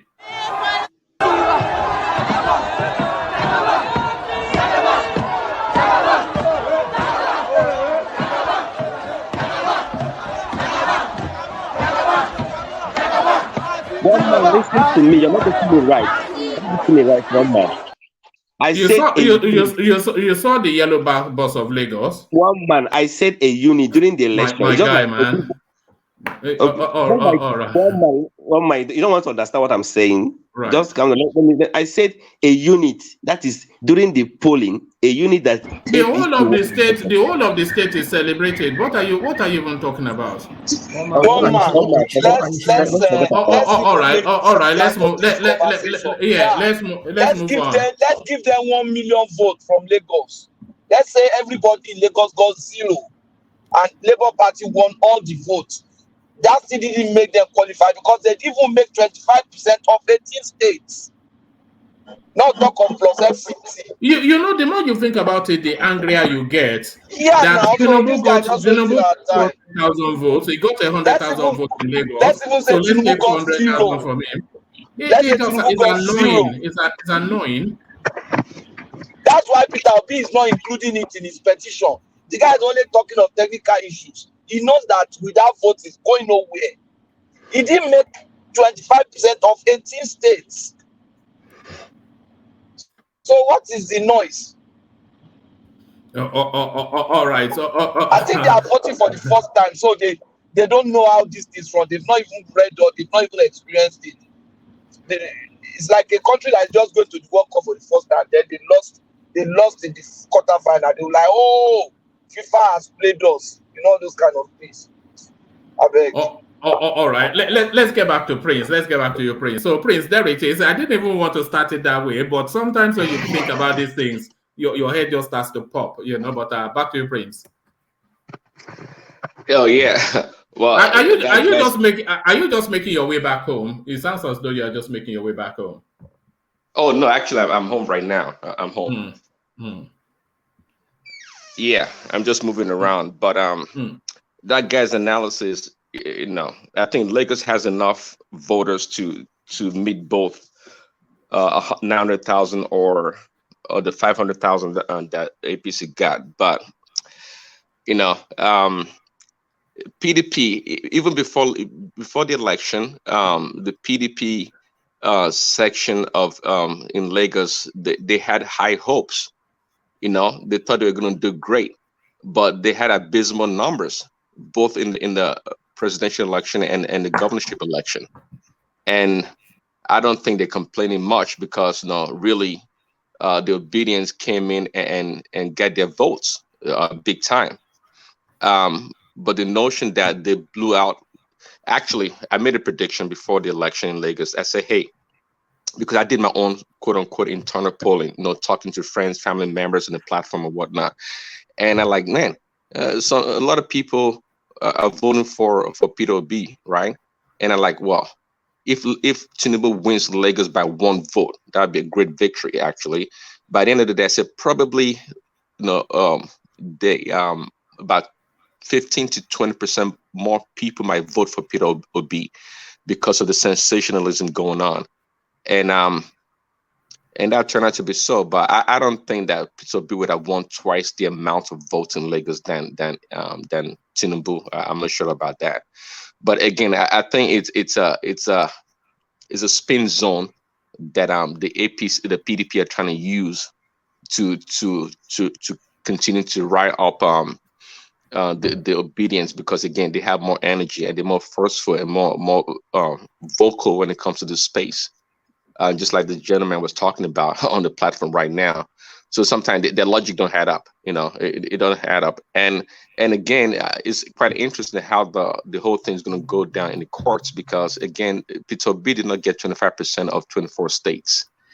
And the most ridiculous assertion also that I heard was again from this guy, Daniel Buhala, the PDP spokesperson, and I pretty much gave me a moniker of a prostitute attorney, a lawyer, because it was making another strong claim that, hey, the FTC, it has to be won by whoever wins the presidency.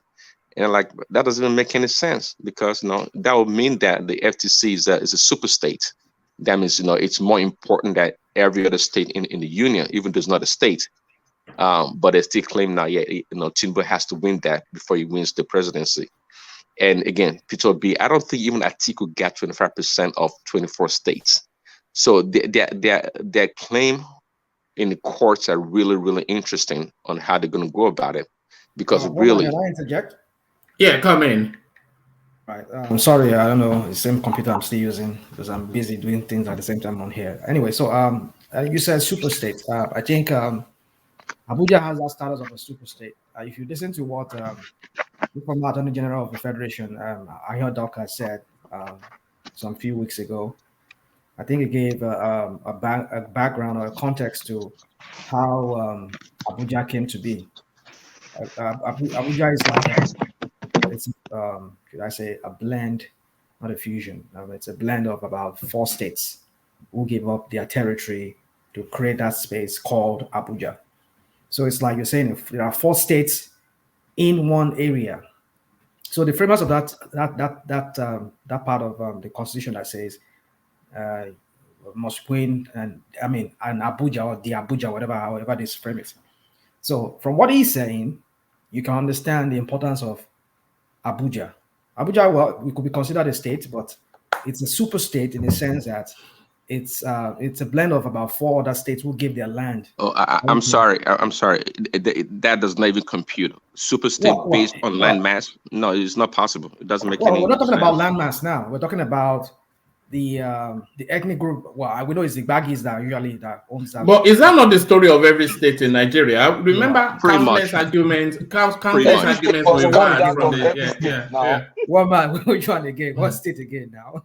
Every state was carved out of other states, and remember how the southeastern states. Look at Yobe State. Look at Kogi. Kogi State from part where? of Benue. Look at Benue. Part of Southeast are in Benue. Part of Kogi are in Benue. Part of Taraba are in Benue. What was Aduaka saying? Don't start this. What's he talking about? What about? What's he talking about? All right. No, not you. I'm talking about Aduaka. All right. Okay. Let Rational Mind have that in the interjection, and then we get back to Prince. I'll let the other speaker continue. I mean, it's go and watch that thing that the guy said. Yes.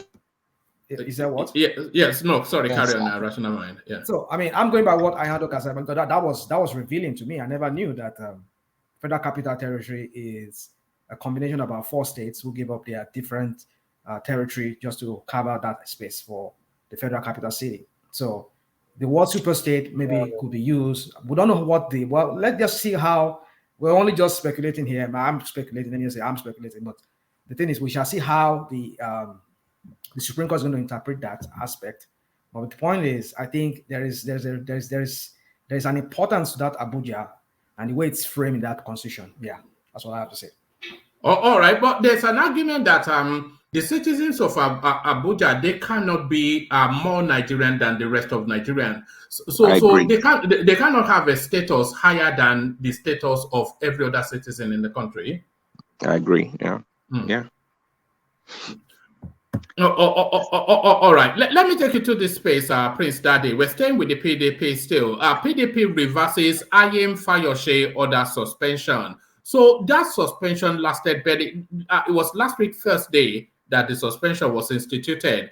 And they say a week is a long time in politics. And within a week, the person that instituted that suspension, he now no longer of the party. A new regime reverses it. So what are you making of that then? The rebranding of PDP, the realigning of PDP right in the middle of our presidential petition fight. Well, that's interesting and not really interesting because the Wiki said it.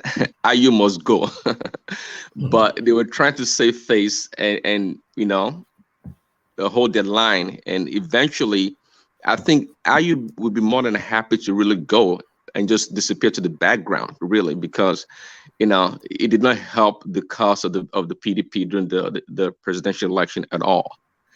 It was a disaster for them, and they wanted him gone a long time ago. And now I don't think he wants to come back to the surface.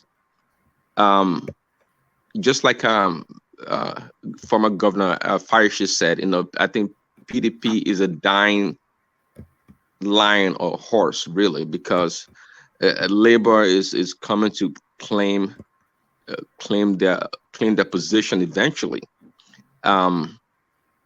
But again, that may not happen because Peter Obi is not known for building anything. It's usually is good at jumping from one place to another.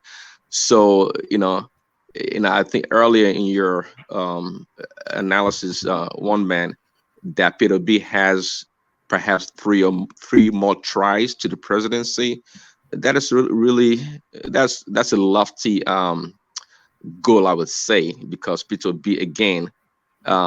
Part of the reason why their manifesto was delayed was because he had to negotiate with the Labour part of his Labour party, and they seem to have a stronger grounds when it comes to negotiation. Peter B overall is not a good negotiator, and we can tell. Not luck on him; it's just the way he's always operated. Sean Kuti used the appropriate word to describe him as an opportunist because he goes from one party to another. I wouldn't be surprised if he decides to go back to ABGA, in the near future, because he's not known to be able to negotiate, build something from the ground, and that's why was impeached as a governor in Anambra, and also is a man. I didn't think was going to be the best person at this time for presidency at this time around because, he walks around or talks like he's so pious, but we in a nation, just like most nations, you have a lot of corrupt entities and people of diverse or different ideas when it comes to how things should be done. And that's when the quality and the skills of a leader comes to bear. Peter B doesn't have that. Though he may have great ideas, it doesn't mean that he can execute those ideas when given the opportunity. And I don't believe he could. And my assessment of Peter B actually did not start this past 8 or 9 months. I studied Peter B about 5 years ago when he was the vice presidential candidate for Atiku. That's when I studied Peter B, and I drew my conclusion that this guy is a textbook person. In the real world, even in America here, textbook don't work. It is a limit to it. Even Americans' capitalism. I'm not sure you can describe him as a textbook person. A two-term governor who has ministered one of the federating units. Two-term governor. But when I say textbook, it doesn't understand that it's you apply textbooks and also you apply the real world variables to getting things done. It's not capable of ethereal thoughts, is what you're saying. It doesn't outside of the box sort of. Yes, that's my point. Because I didn't learn about Peter B today. It was like 5 years ago when I was the VP candidate. Back then, it was China, talking about how China is this and that. But it does not understand that how China came about. That China was a composition of a lot of things. Okay, China is not democracy like quote unquote Nigeria, and the system of governance and the market economy is totally different. And the way they approach matter is not the same way they do in Nigeria. So you might read about China's growth and expansion and all this manufacturing that they have there, but how did it come about? That's my problem with Peter B. He's going to try and go there and try to. Well, yeah, it was a two-term governor, but I'm not sure how many people are running or moving to Anambra since he was a governor or after that. Okay, so whatever he did and it's again, it's a textbook guy. Why? Because he himself came out and said, "Oh, when he left Anambra, he left a bunch of money in the coffers." But they said, "Mr. B, yeah, but you did not build this and that. You didn't do this and that. Who cares about the money in the coffers? You have to let your money work for you. If you had invested the money in other projects or things that benefit the state of Anambra, well, that'd be much better than claim that you left money in the coffers. Who cares about that? The government's supposed to spend money and to try to improve the lives of the people. It's not about trying to boast that I put money in the coffers. So it's always good at trying to go for this points. You're trying to score points all the time. But that's not the way it goes in a system that you try to make it work. And again, Peter B did not. It did not. What you can say, Anambra is homogeneous because he ruled over mostly his own people, the Igbo people. But now imagine Peter B on a national scale. We can see how he did in the north. He is incapable of being the head or the leader in Nigeria, bringing all the different parts together. He hasn't shown that. Of course, he can grow. You know, sorry, Prince. You know, a lot of the things you are saying, it re-echoes a lot of the debates that we had in the course of the elections. Just exactly as you said, we highlighted that Peter Obi, both in terms of religion and ethnicity, he administered a homogeneous sort of space. 90% of his own ethnic stock, and a good 80-90% are Christians, a good 70% of them Catholics. So completely different from Nigeria, where we have atheists, Islamists, Ogun worshippers. When you are the president of Nigeria, you are the president of Sultan of Sokoto, as well as the president of the Oni of Ife. So there's no antecedent of managing diversity in his work history. So Exactly. so I don't know, you know, but yeah, well, there it is, you know, there it is. All right, Prince, let me play you this clip. It's a human interest story, so I'll invite your commentary on this, and then from there, I'll go on to the next contributor. But watch this. There is absolutely nothing they celebrate that you post on any social media, not even on your WhatsApp status. It is fine. Then die for your family, then born for your family, na your birthday ni, na your wedding anniversary ni, na Christmas we dey do ni, na Valentine's Day ni, you don't post anything. It is okay. We are not judging you. It is your preference. So that's fine. So which one can be say you post too much? Must you post everything? Must everybody know that you have gone to eat? Hey. So I went out to go and eat what I don't normally eat in my house. I took pictures. Please let me ask you, what should those pictures be doing on my phone? So you don't like to post, that's fine. And it's a lie. Once you drop the post, like, they'll be the first to check it out. They are always on all social media checking everybody's post, but they don't like to post, which is fine. We're not even condemning you, but don't you think if everybody's like you, the world is going to be a boring place? No, all those things that you have gone to, that you go online to go and check, if everybody's like you, who will be posting them? Walao, wasemi. So is that space, Prince? People now living their lives on social media. You sneeze and you put the sneeze on. So where does this stop? Or is this the new normal? All this life online, we are all avatars now. And I know the inherent hypocrisy. We are talking on social media as well. But what are you making of this new phenomenon that every single aspect of everybody's life is now just there for the clicks? Yeah, 1 second. Oh, do you need a moment? Do you want me to? All right. I think somebody needs his attention. So let's go on from you then. Let's bring Emmanuel up. Emmanuel, are you there? Yes, one man I'm around. All right, brilliant. So pick it up from where Prince just left. This you are part of that generation as well, because I see you on social media. Every time you go and buy puff, you have to post the link. So what's going on with all that endless every single aspect of life posted on social media? Woman, where do you see me online? Where? I follow you now. You don't know I follow you. I follow you on Instagram now. Oh, really? But I don't normally post on Instagram. like All that. right. All right. I was only joking, but you know what I mean. So yeah, to that. Yeah, one man. I think this something actually happened. There's this lady that they call Bless Nokoro. This Blessing CEO. Blessing CEO. Yes. You know, so that's something actually happened a few days ago. He posted a picture where she was half naked, and somebody had to rebranded her and use wrapper and cover her. So I think that's where this lady was coming out to say that they should allow them to do their things, to post whatever they want to post. After all, that's why we are coming to see them.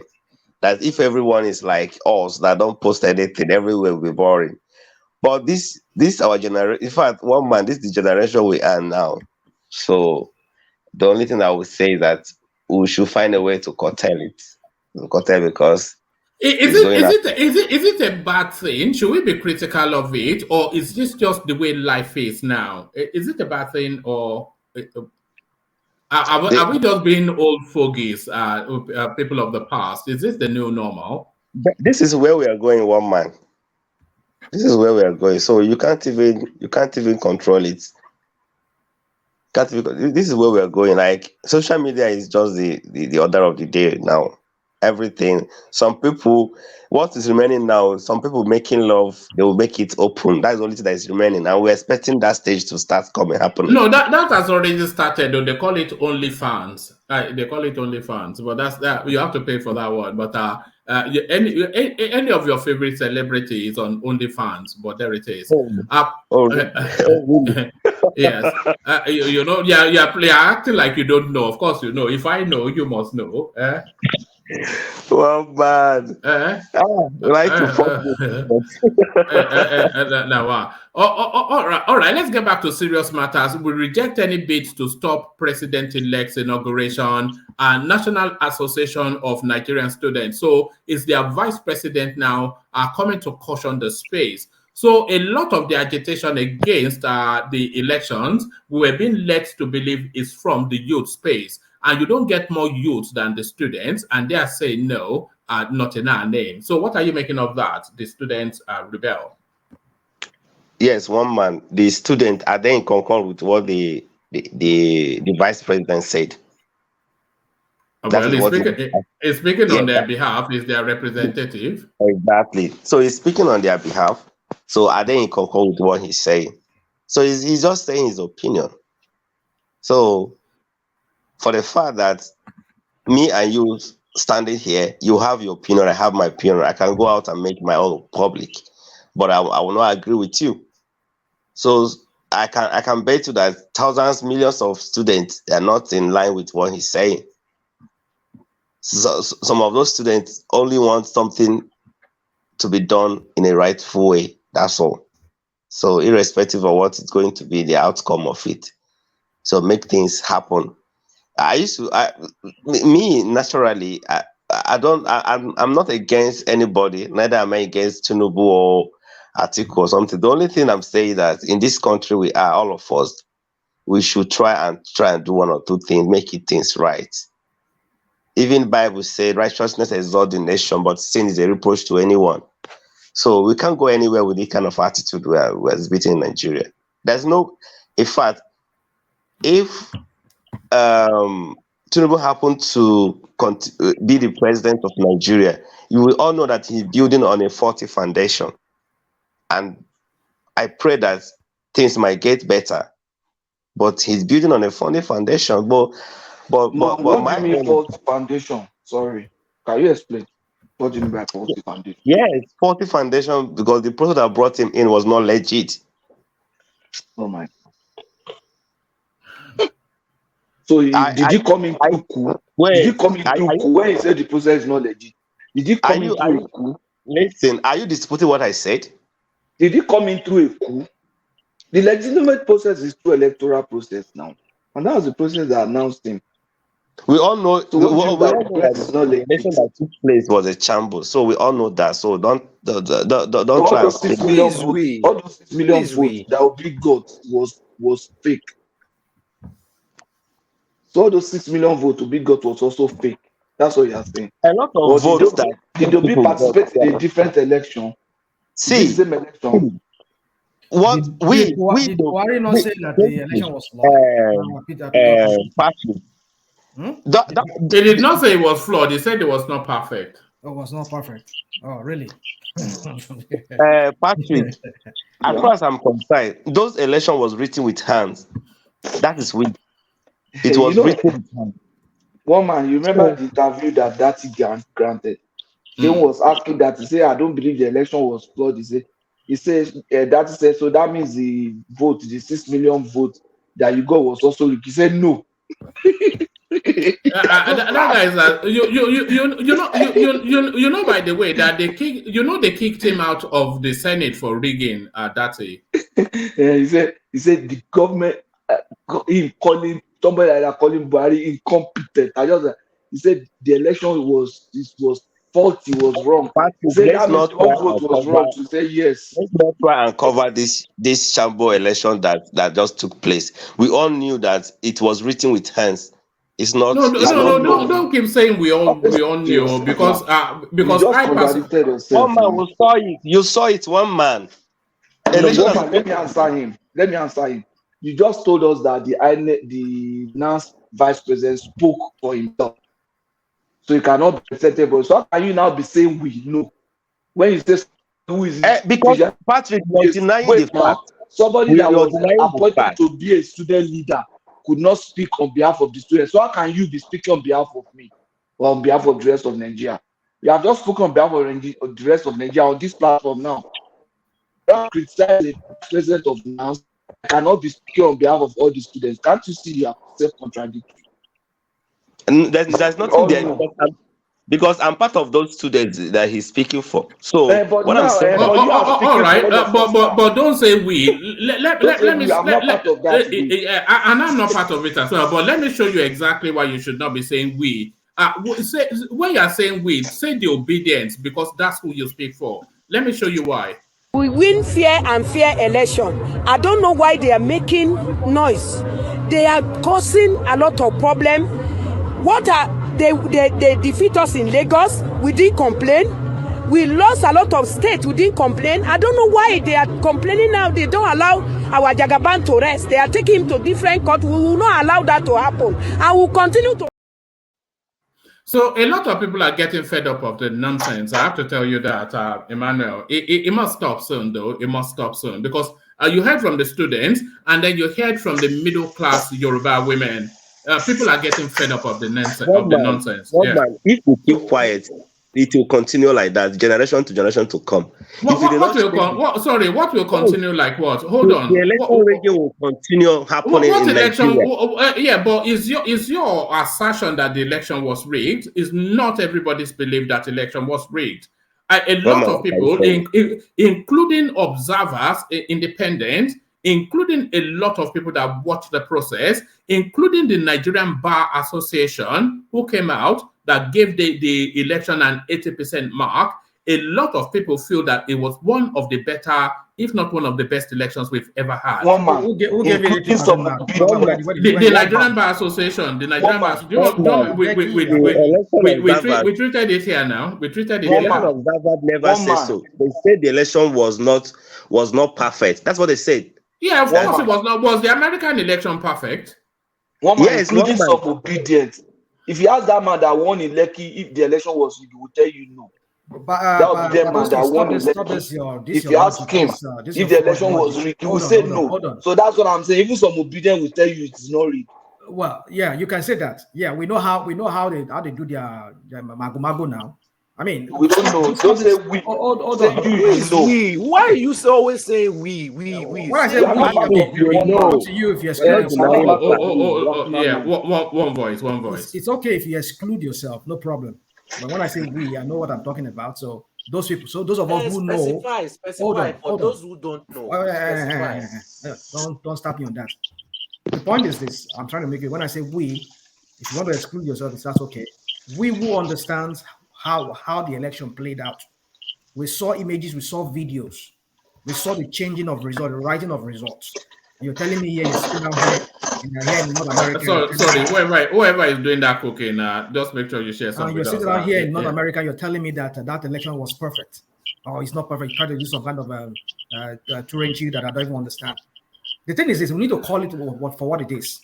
Whatever video you just played to us right now, one man, are you telling us, like that was why I asked anybody the other day, what you people are looking for is that you want us to just keep quiet and you want to shove it down our throat.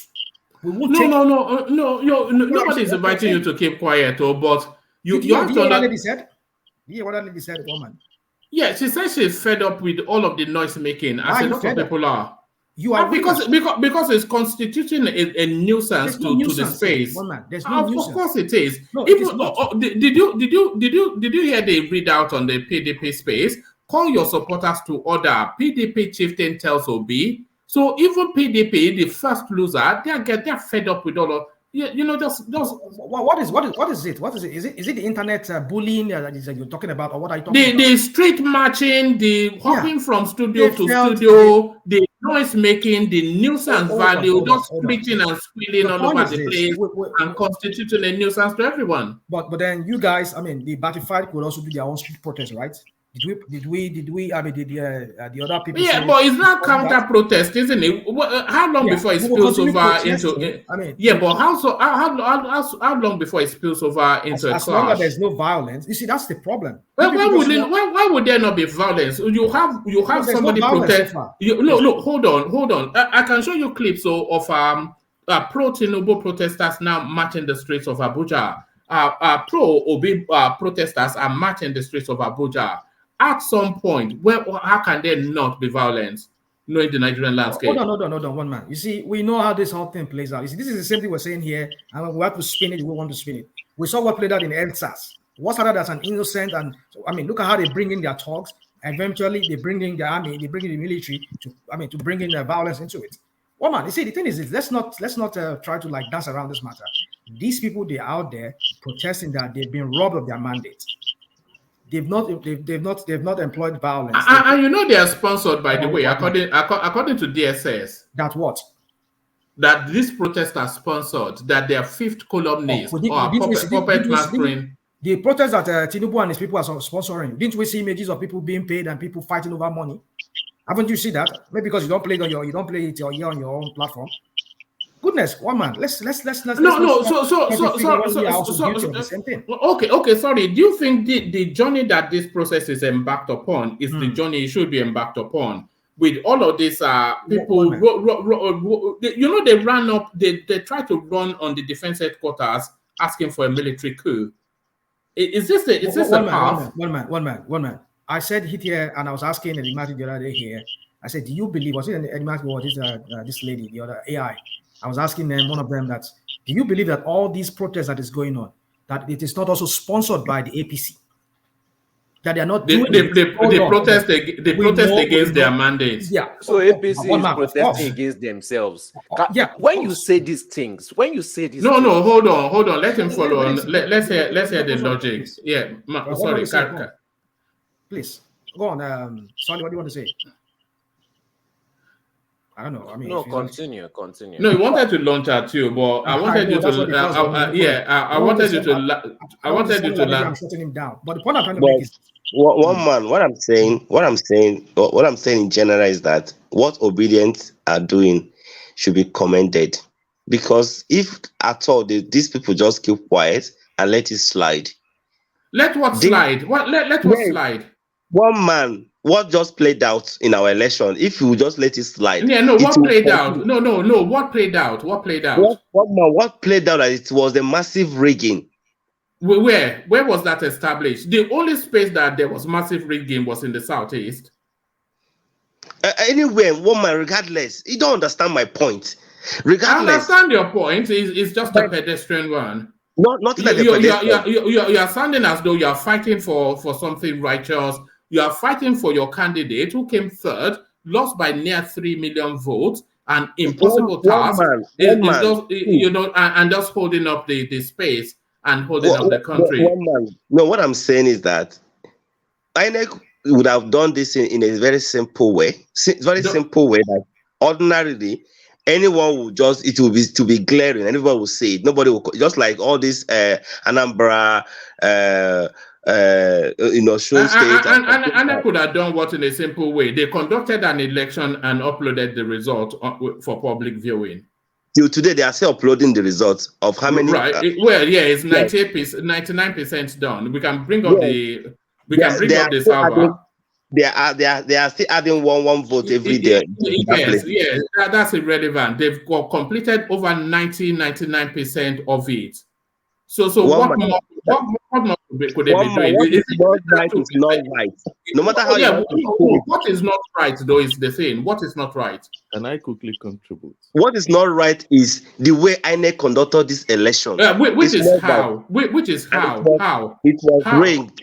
What was rigged? What was rigged?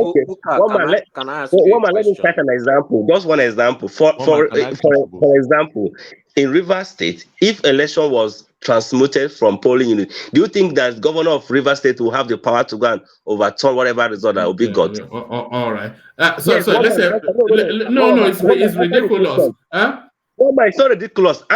Try and answer the question I don't. Supposing the election your question presupposes that the Rivers State governor did anything. I'm not aware that the Rivers State governor did anything. What was the reason why INEC said that there's going to be a real-time transmission of election? What was the reason? Well, that was aspirational rather than constitutional. It was aspirational rather than constitutional. No, don't use that English word. He said it. Hold on. Whoever is talking, he said it that the election results are going to be transmitted in real time. And he explained that's aspirational rather than constitutional. It was part of the Beavers. That was what the Beavers is designed for. Apart from the accreditation, it never worked that way. But it never worked that way. But ultimately, the results were uploaded. Which was the object of the exercise? Now, we can't be speaking again. I don't like speaking. No. Sorry. Carry on. We're having a back and forth, and we carry on. Yeah. So I know. But the thing is this: we saw how Kenya did this. Kenya, hold on. We can laugh scornfully at it. I mean, just chuckle or whatever. But what I'm saying is that Kenya did yes, and they transmitted their result real time. Now, all the thing what we're hearing, they've not produced any evidence of the attack on the server. They said they were attacking. People were trying to get into people were logging into INEC server just to see what is going on, just to read their results, and they were equating it to be attack from. You see, the point is this. You see, in any way we want to turn this around. The point is that he said that the reason for the real time is so that they could be able to avoid situation whereby people will not start manipulating the results. Because when right there at the polling center, after the votes are cast, they are counted, everything is tabulated, they now take a picture of the results so that everybody sees it. Every party agent, they see that everybody agreed, they sign, they now take a picture of it. You can't, because already if it's already on the Beavers, there's nothing you can do anymore. It stays in there until even when you get to a location where there is a internet service, then you can now transmit to the IREV or whatever. But we never saw that played out. They shut that aspect down. They manipulated that aspect so that it could not work. They manipulated. But the results were up. Sorry, let's hear from Ogbeni who wanted to come in. See, Ogbeni come in. Thank you, Woma, for allowing me to contribute in this space. You see, for the first speaker, before Rational Mind, for me, the response I have for you is this. I observe that you have not read the Electoral Act. I'm 100% sure. It's either you have not seen that law before or you have not read it. And I'm so sure again that you have not read the manual, the INEC, the guidelines that INEC did to regulate every bit of this election. I'm 100% sure, I can bet you that you have not read it. If you have read it, you won't maintain the position you are maintaining presently. And secondly, I'm so sure too that you have not read Obi'S election petition. That is a petition that all obedient believe now, but all what they believe is hearsay. To even go there and read, I have a lot of friends among them.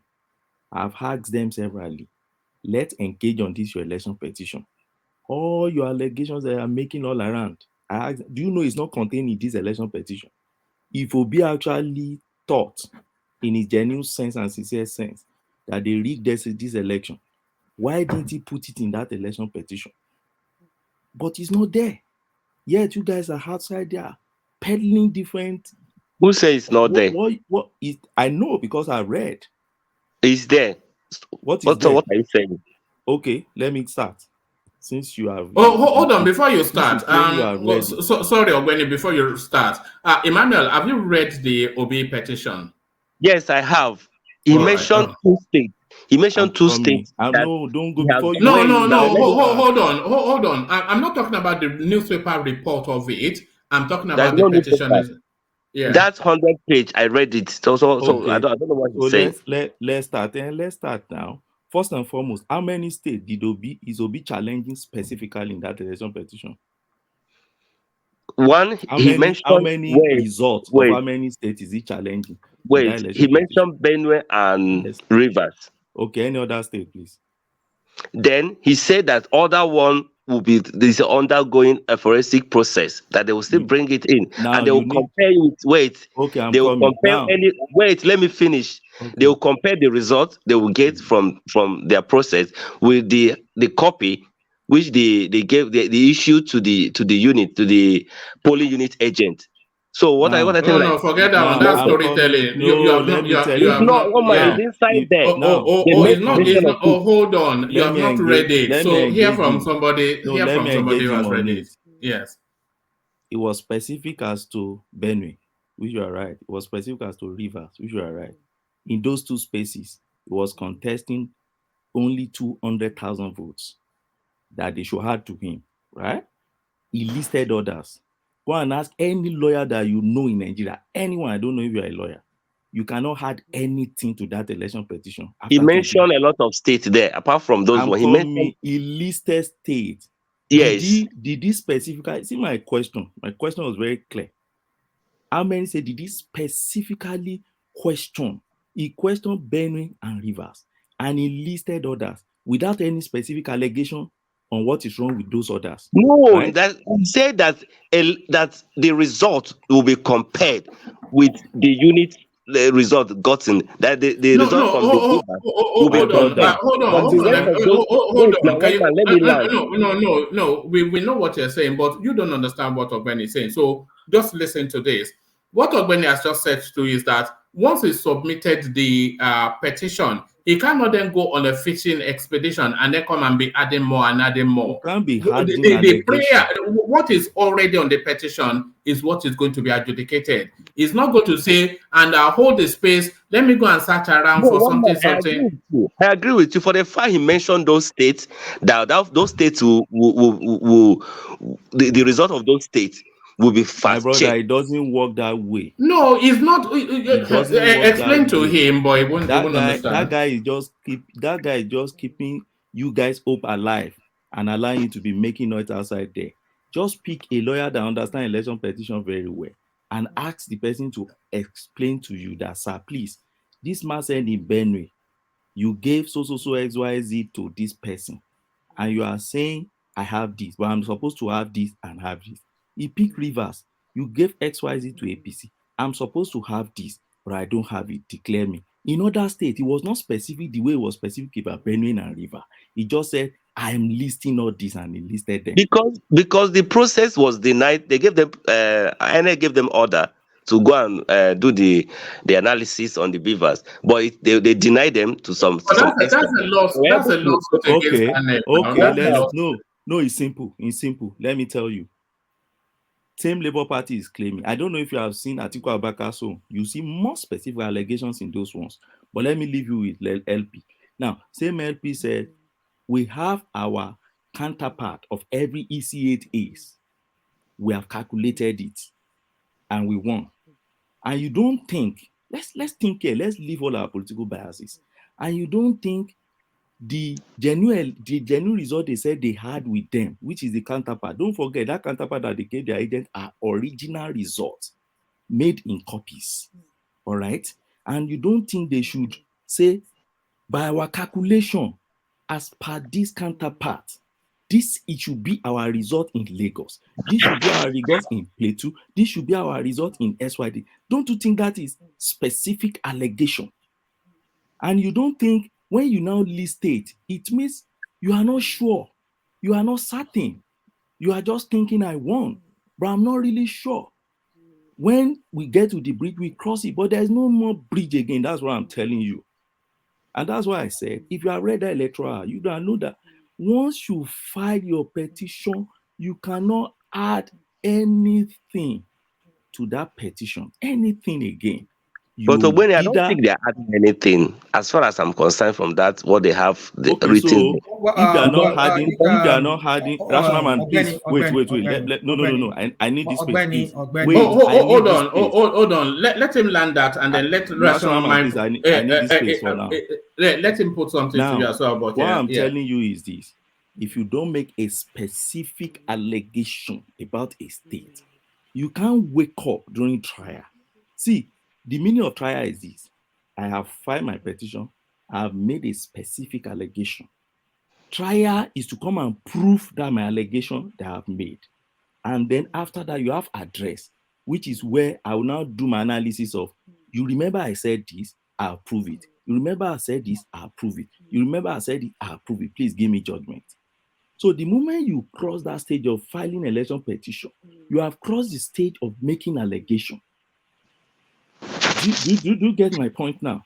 But then the court does allow for variation if you want to vary it. Not in election petition. You see, well, that I don't know, but I know it's the court process that you can vary. Yes, rational mind, you are right. What you're telling us now is that I mean, I don't want to take what you're saying. I believe that you're. Go and ask any lawyer. Okay. You can't amend election petition by any means. You can't modify. You can't vary. You can't amend PDP against INEC.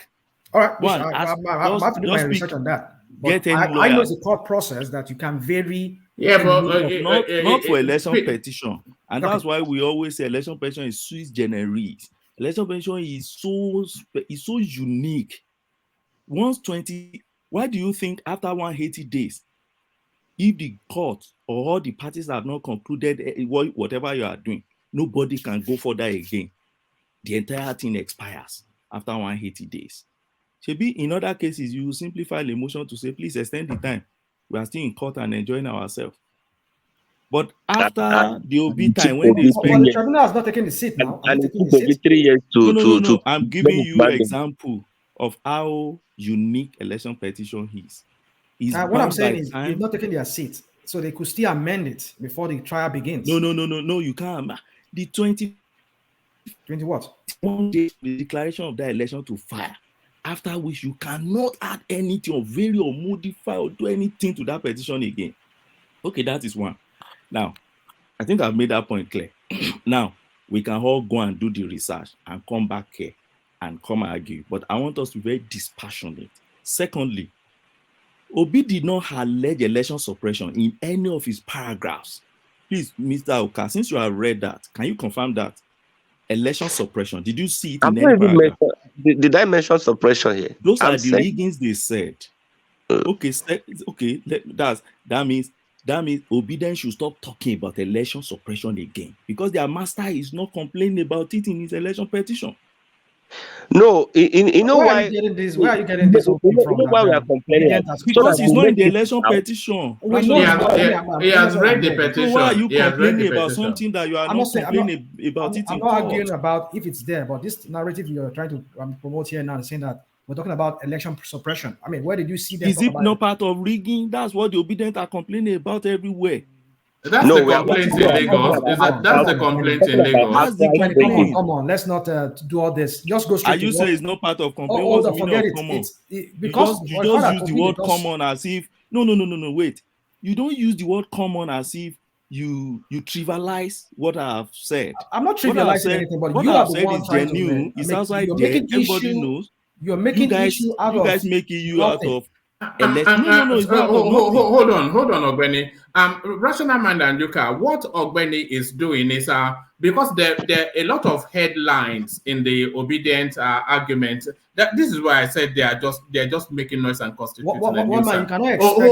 No, hold on. Let me just make this point. There are a lot of headlines. They talk about voter suppression especially the narrative around Lagos is all about voter suppression.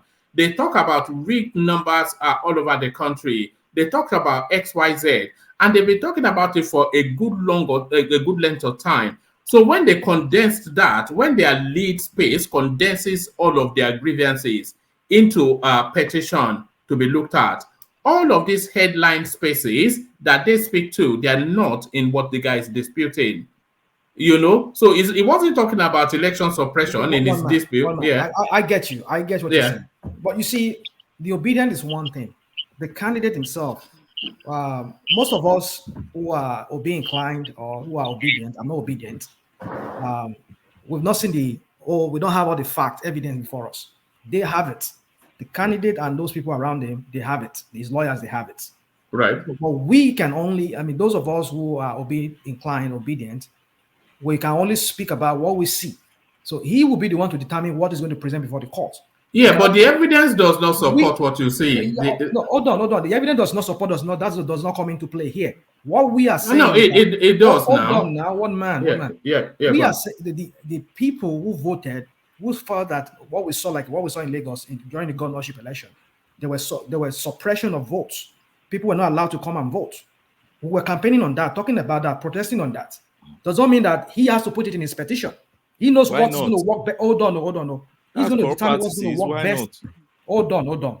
He's going to determine what's going to work best for him in his election petition. Doesn't have to be that what the obedient are talking about must be what must be in his petition. Rational Let us mind. stop this whole thing of wanting to make it look like these people are ridiculous. That's what you're getting at. You see, everything may sound it may sound ridiculous to you. No, that's what you're getting at, my friend. No, you just think so. That's your own imagination. No, I'm not thinking so. That is what you are getting at. But it's your own imagination. You it's not my goodness. This is not imagination. You just said, hold on, listen to yourself. You just said a while ago, you said that this guy did not include it in his own petition. It's not there. So stop peddling it. Stop peddling what your leader, what your OB leader is not even saying. OB is not my leader, Mr. Man.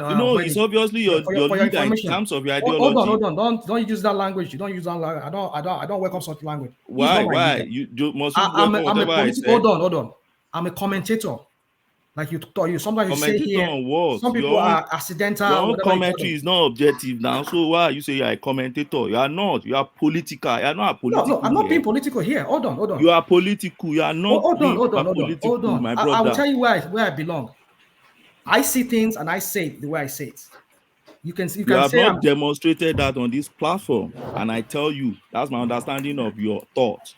You have not demonstrated that you are apolitical. You are not. Okay, are you saying I'm aligned? Is that what you're saying? If I go, yes, you are aligned with a political ideology. I agree. If that's what you're saying, that's what you're getting at. You are just a commentator. Okay, no, let's not. Well, listen, my friend. I'm not here because I know that's what you people do a lot.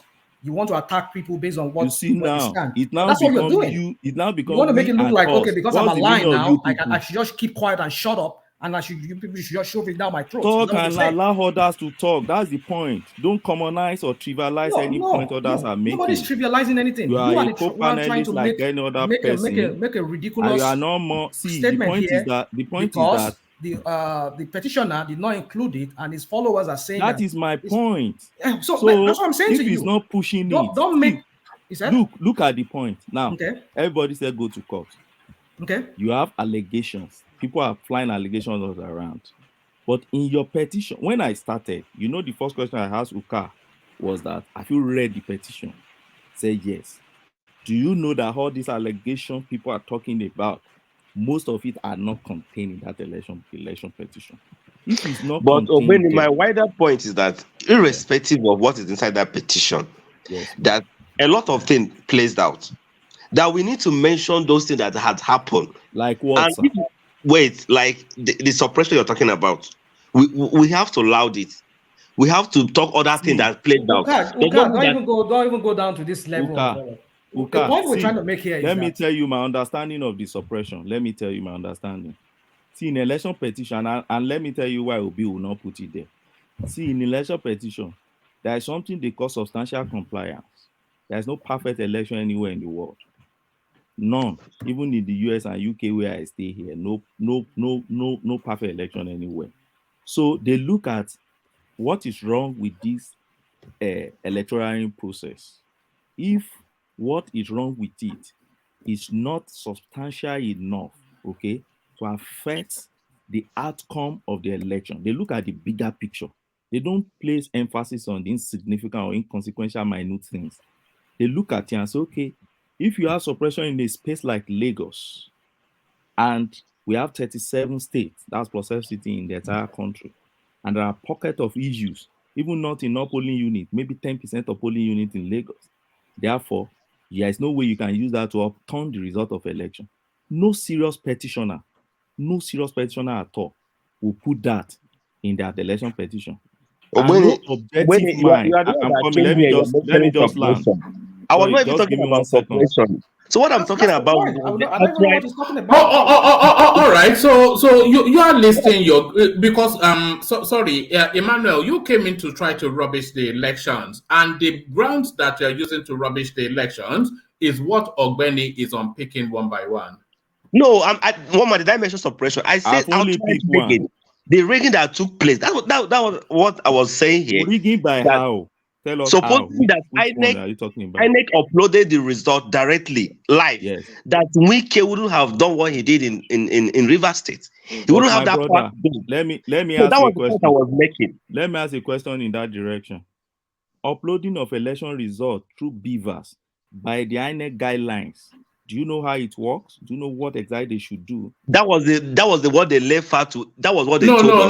No. He Not asked what you a they told question. He asked you the a guidelines question. itself. Yeah. Not what They- Yakubu told you.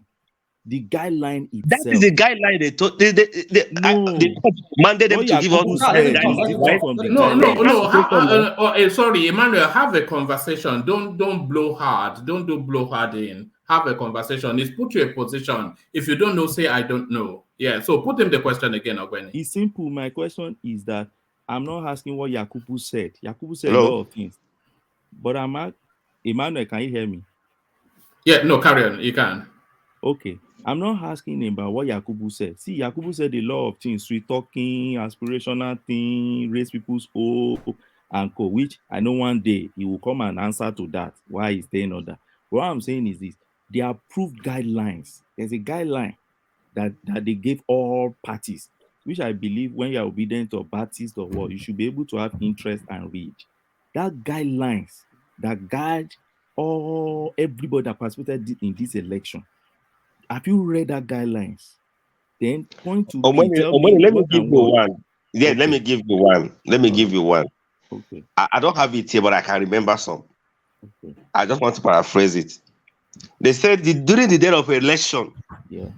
that after polling, that INEC should transmit the results Yeah. to the server.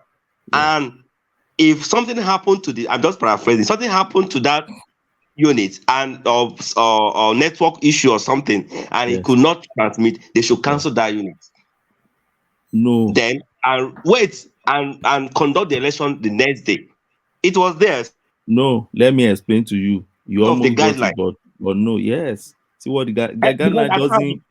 The guideline doesn't say directly that you. So can I read. So the guideline with At least and that, I think.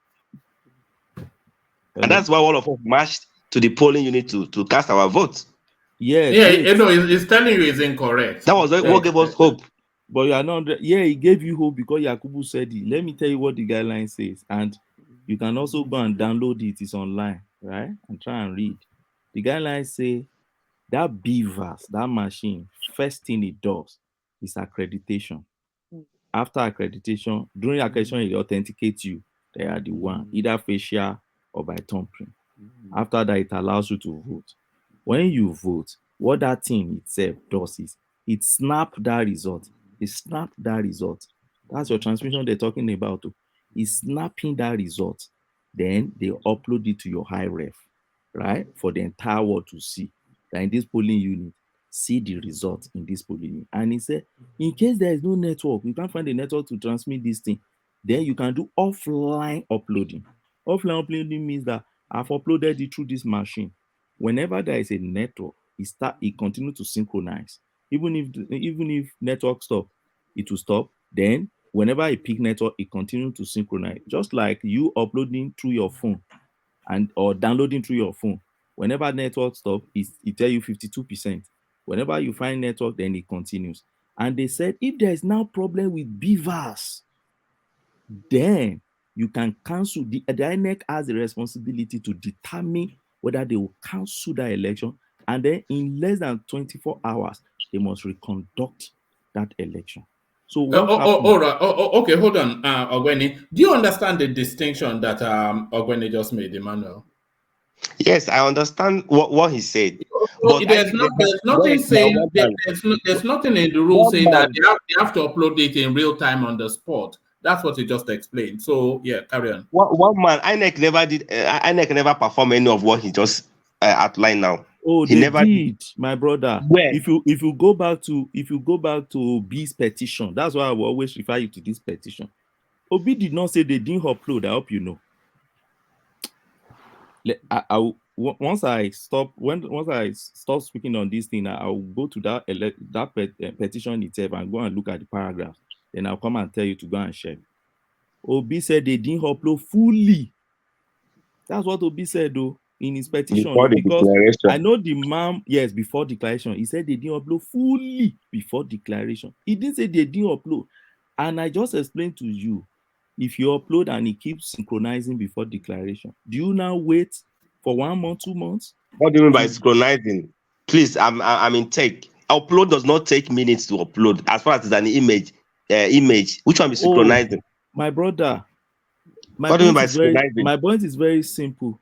They are not just uploading what you see there. What INEC, what Festus Okoye told us is you upload. Don't forget I told you that you can upload real time. It allows you also to upload offline. And there have been so many incidences where they said... Wait, my wider point is that leave all this analysis. We all know what happened. No, leave the rules. Leave the rules. Leave the rules and let's do criminal. Let's do criminal shouting. Let's make up stories. Leave the rules. Let me quickly wait now. One man. It was not only presidential election that held that day. Other elections happened, but those elections were transmitted. So why only presidential election? So that's another too much analysis. That's another wrong allegation. You see, which allegation? I will not allegation that it's only presidential that has issue. The Senate and Rep doesn't have issue.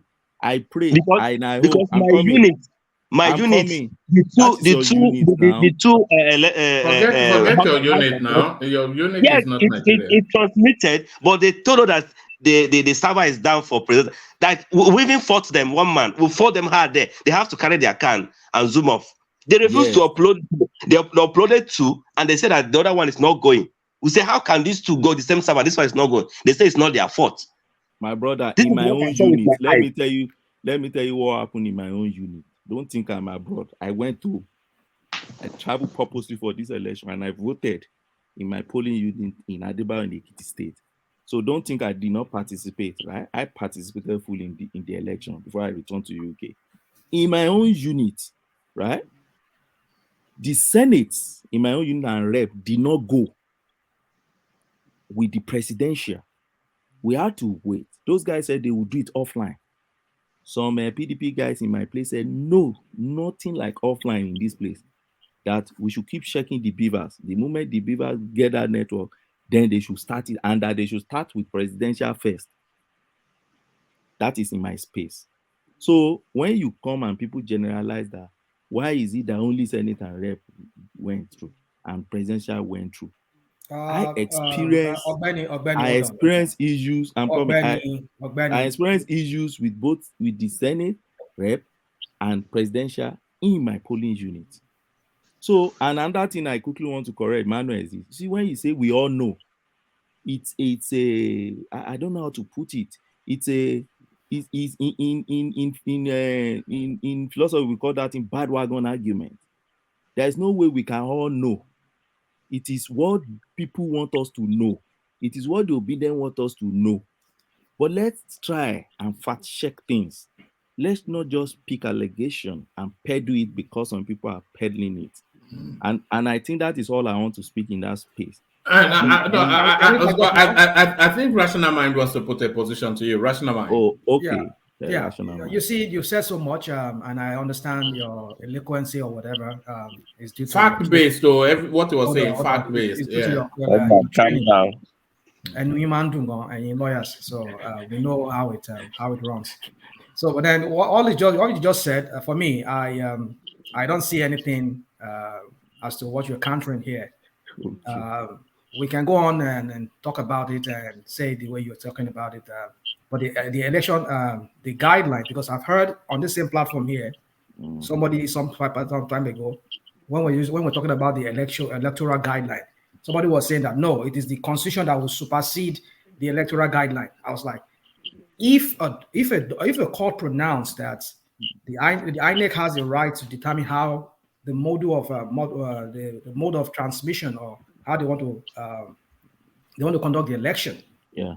And then somebody is saying that that guideline will not come into play. Now somebody is putting it to you now that there's a guideline which shall come into play because it's part of what INEC said that is going to be the process by which the election is going to be conducted. Of course. And like you read in one of the paragraphs there, it says that in the event that what was it that you said? Maybe there was a voter suppression or some kind of a manipulation. Yeah. That INEC would have to conduct, maybe at their own discretion. I don't know how the phrase is there. They have to Within conduct. 24 hours. You said what? Within 24 hours. Within 24 hours. Yeah. No, Which so they now did. these are.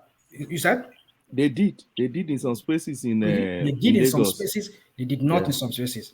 Well, Yeah. which is at their own discretion. Is that what it is? Yes, that's their own discretion. Okay. Now, I haven't said this, but somebody was saying the other time that because when we were talking about the mode of transmission, which is the beavers has to be used in transmitting the election, the result. In some places, they did not even snap they only just they declared the result, they fill it out. They said they could not take the picture because something was not working.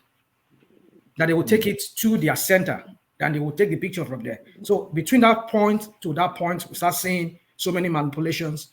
The figures that were now displayed on the beavers or that were uploaded was even different from the one that they showed the people at the polling units where they declared the result of who won or who lost. Rational man. So is that what? Rational man, I want to ask a question. What is the question? Go on. What you just said now, it means that the result they declared polling unit is different from what they uploaded on IREF, right? In many cases, yeah. And why? And you don't think that if that is actually the case, you should find it in that petition? For instance, Lagos. Let me give you an instance. Lagos, what the Obedient and their leader, Dati and that guy and others have been telling is that they had 900,000 votes in Lagos. You don't think that should be specific? Since they are specific about Benue and Rivers, you don't think at least that Lagos should be specific? One man, hold on. One man, can you pull up that petition for us? Can you pull it up for us and then put it on the screen so that we can see it? Yeah. Because I think what Bogben is saying here for me is different from what I saw. Maybe I said maybe the one I saw. Because me, I read those things. How many hundred pages? I don't know what you're talking about. Okay, let's open the petition. One man, can you do that for the audience? I'm searching for it. But if you have a link to it, or when it makes it easier for me. But I'll if I have it, yes, I have it. Let me see. I've been scouring online. I could not even find anything. I've been looking through premium times and all that. Yes, because I don't think it wants a newspaper or something. It wants the actual petition itself. So pop it in the private chat and then I'll pop it up if you have it to hand. Okay, I'm coming. Let me see if there's something like I have it somewhere. Let me send it.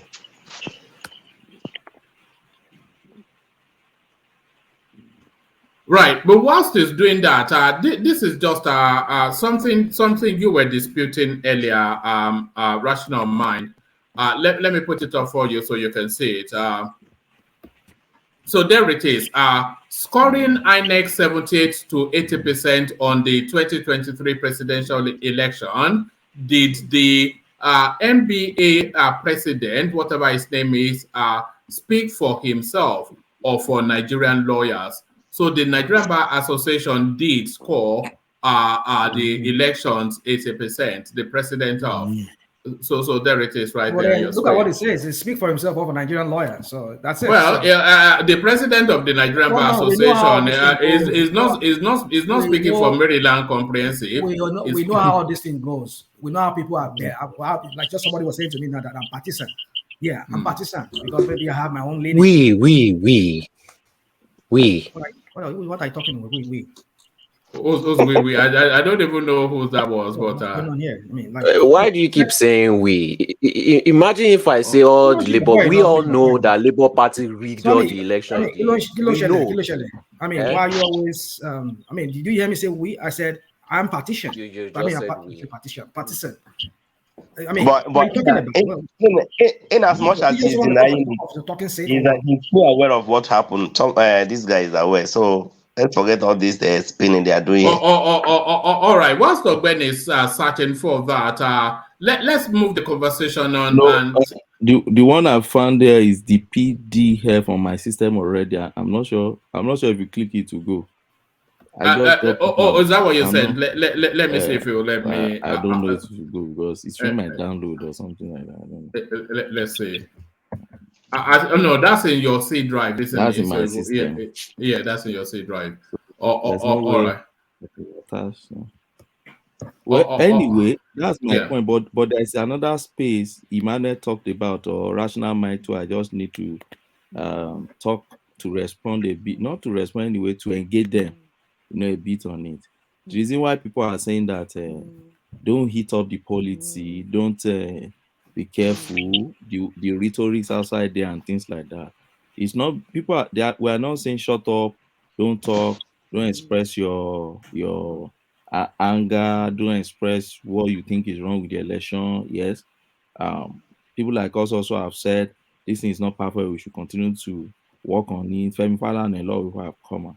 But what people are saying is this: when you have during the election, somebody like Utomi coming out on his Twitter with all the support, the obedience support and everything, coming out to say, oh, the streets of Nigeria will burn.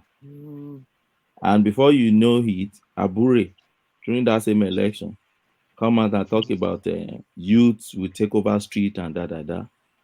Obasanjo, as the election was about to be declared or the result, Obasanjo came out with his letter and even addressed the entire nation and is talking about don't announce, that they should not announce, they should not declare because that may be too late. That he also came out and said if you swear in people, you swear in the president-elect. In fact, he said he doesn't seem as he's not even president-elect as far as it's concerned.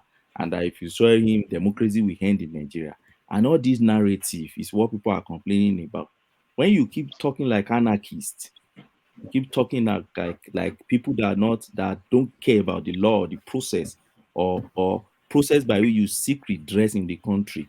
Already you are putting yourself in a confrontational position against constitutional authorities. And it means you don't even believe, because that even said he doesn't believe in judiciary.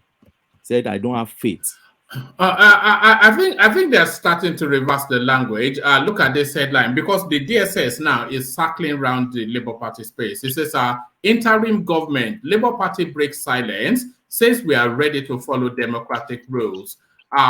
Following alleged plots to scuttle the democratic process and install an interim government in Nigeria, the Labour Party LP on Thursday denied being part of such unconstitutional arrangement. The Department of State Services, DSS, had on Wednesday, March the 29th, raised an alarm over a plot to install interim government ahead of the handover slated for May the 29th.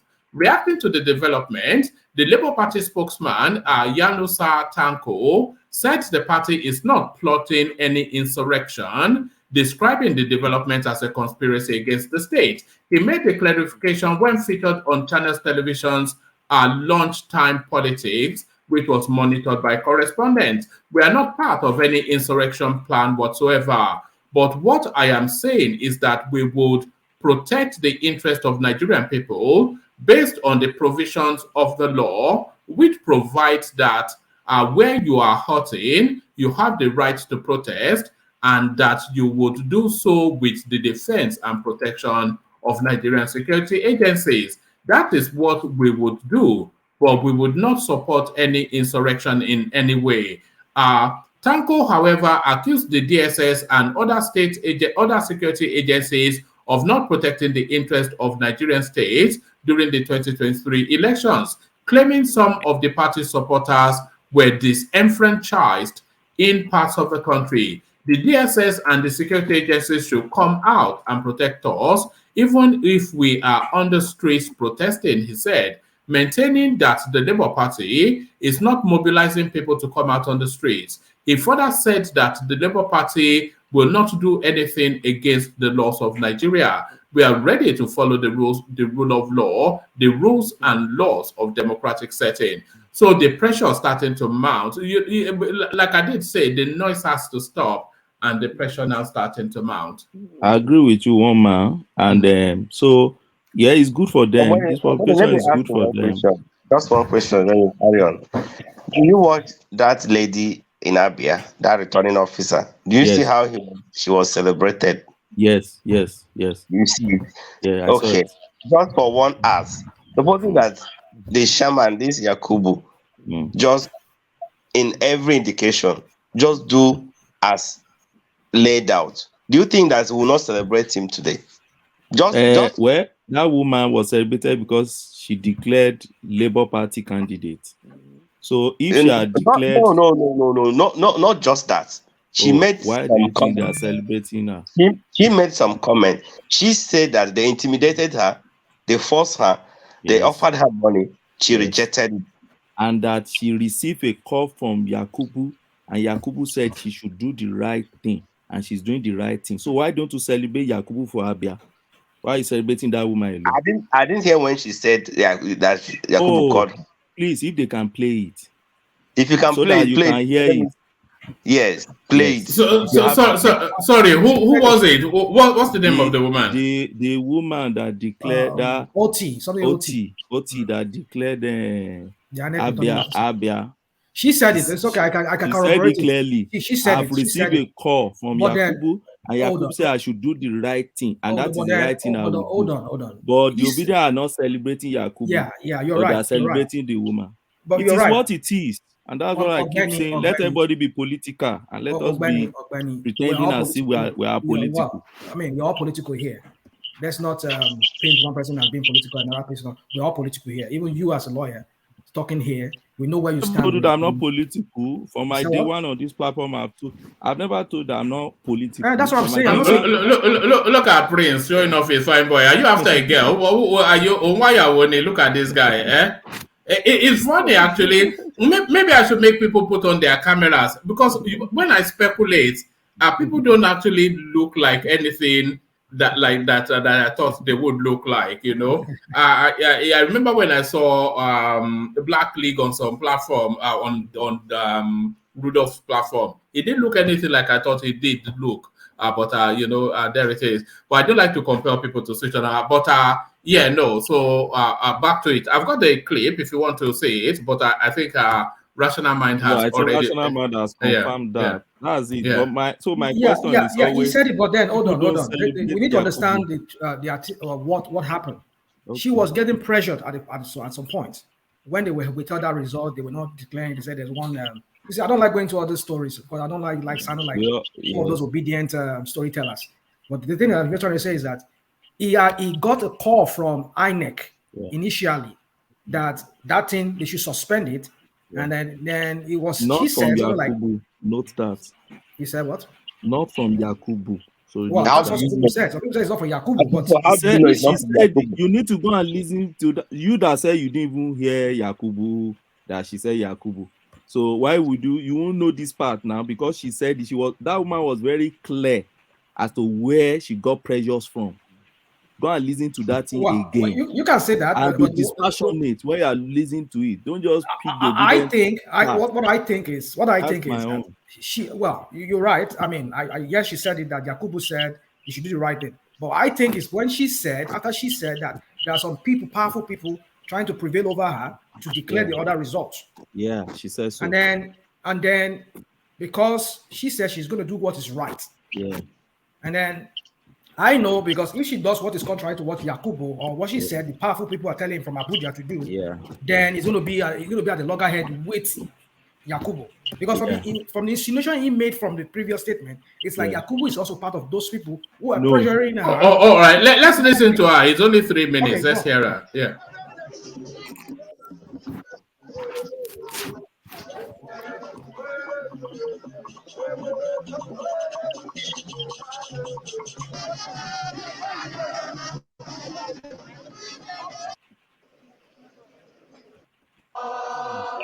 It's not this one. Is it not this one? No. This is not Professor.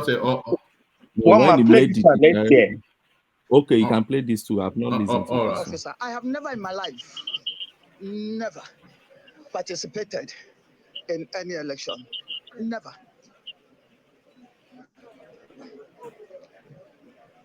My duty came calling. I made my inquiries from Abuja, and I said, if I vanish, I vanish. They come with their threats. They come with their money. They come with their intimidation. I will mark for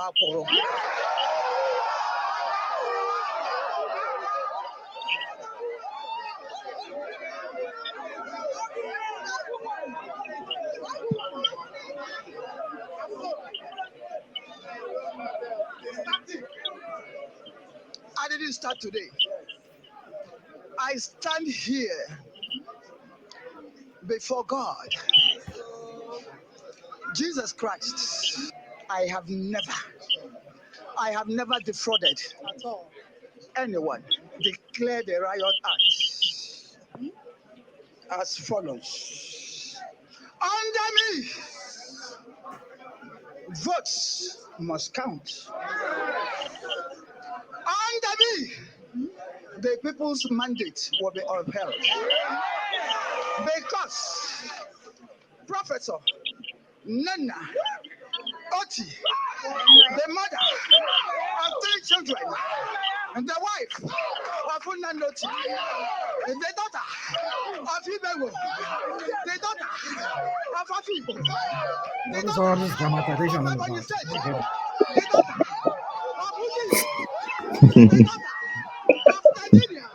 I like the woman. Why is she bragging? No, you know she's a pastor. No, this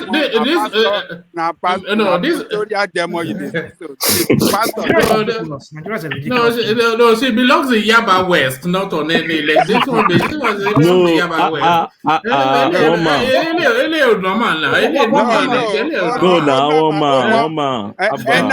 Energy.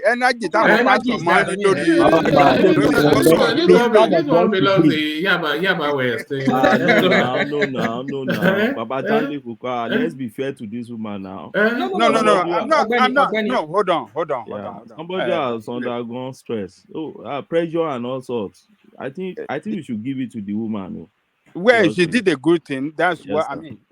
We should praise her. We should commend her for a good job. She said she went through hell for standing against threats. You know, but I'm just trying to portray that her demonstration there aligned with pastoral professional. She's a pastor. You know the way a pastor when they in front of the. I'm surprised she did not say Holy Ghost fire. We were waiting for Holy Ghost. She did not say Holy Ghost fire. Where was that? Yes. So I wish we have such people around the country, particularly in charge of election management in that country. They will have make a difference. You know, a woman. She was offered $2 million. Wow. Let's leave all these details. The point, I think the point is this for me is just I don't think there's any extraordinary thing she has, even though we can say it's extraordinary. But all those that drama that she's just putting on display, for me, it's not just necessary. I don't know why we Nigerians are always celebrating mediocrity sometimes. I mean, like, it's to me. I mean, what are you saying? hold on. You see, this is one reason why people. Hold on. I think she was under stress. I mean, she was kind of stress. Someone that said she went through hell. She went through hell, and you can see her students. That her students are celebrating her, as in follow her from the gates to her office, celebrating her all over. Did she mention names? Well, in the previous one, you see, the thing there's a sequence to this whole thing we're talking about.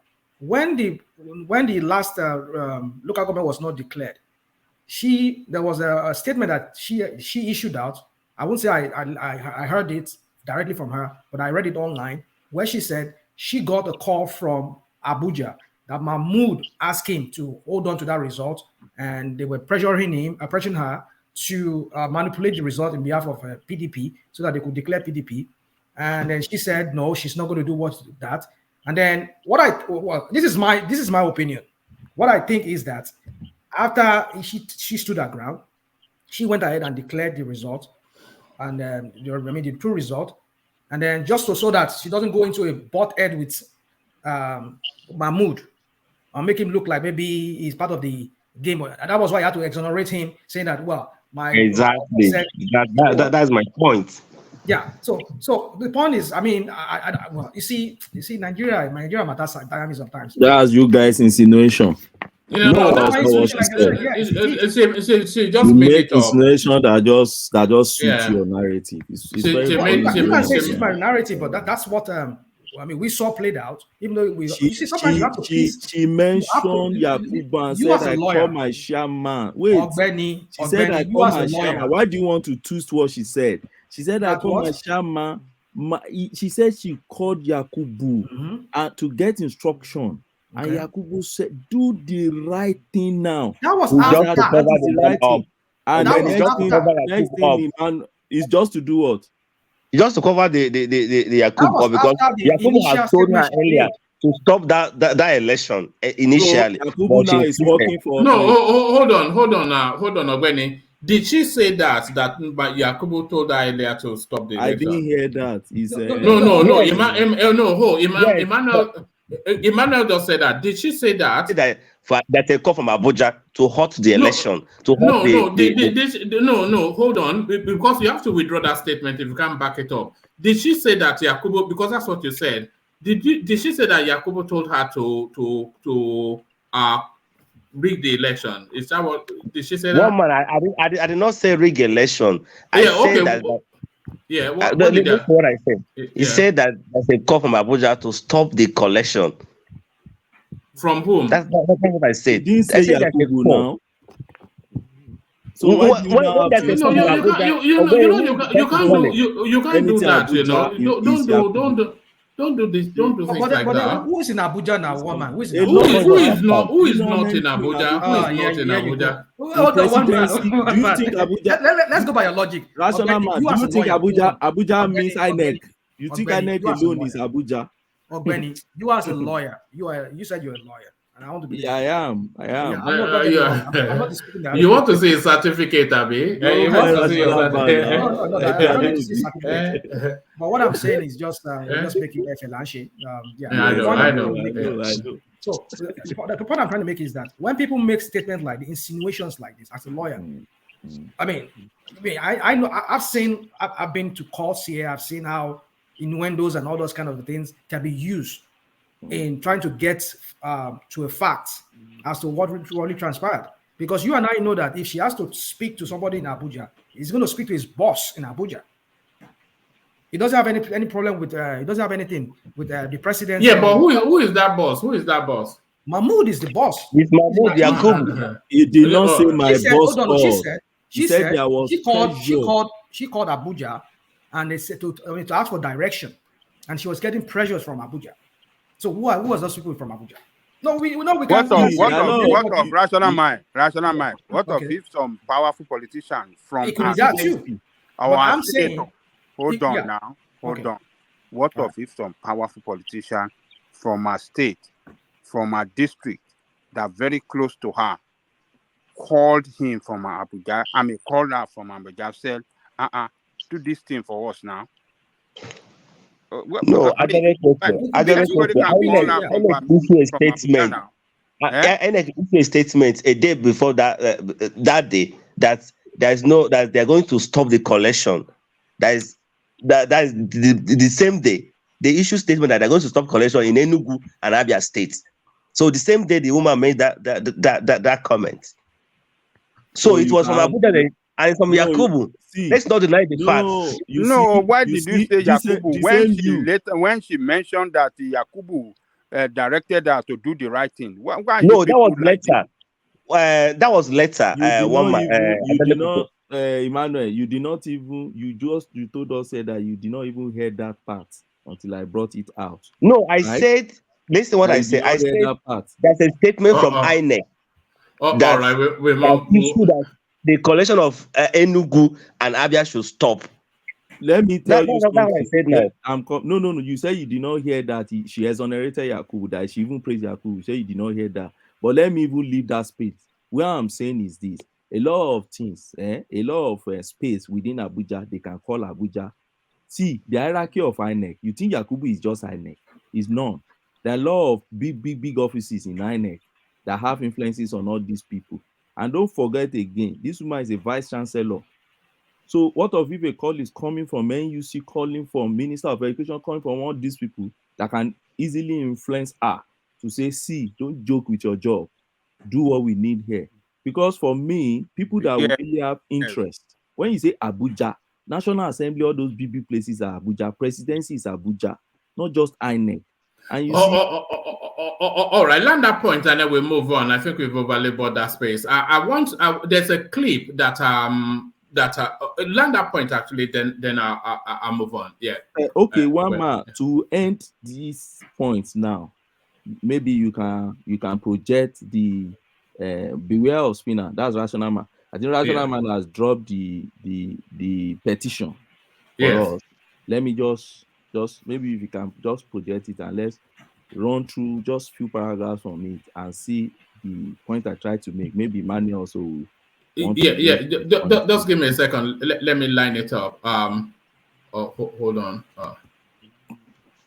How did you get hold of the thing? By the way, Rational Mind. I didn't know you paid attention. I thought, okay, I'm ready. Yeah, I had to go to premium. I had to search through the web, and then I could not even. I had to go to even the. I mean, just imagine Nigerian High Court does Nigerian High Court even have a website? Nigerian Supreme Court. I mean, yes, Supreme Court has a website. But can you go into their dockets, into their case files to see what is going on? No, if you want, you go to each law report. There are law reports where you can get judgment of courts in Nigeria. They are reported and they sell. So you can't just go and draw it in Supreme Court website. All right. So what you see on the screen is Peter Obi'S.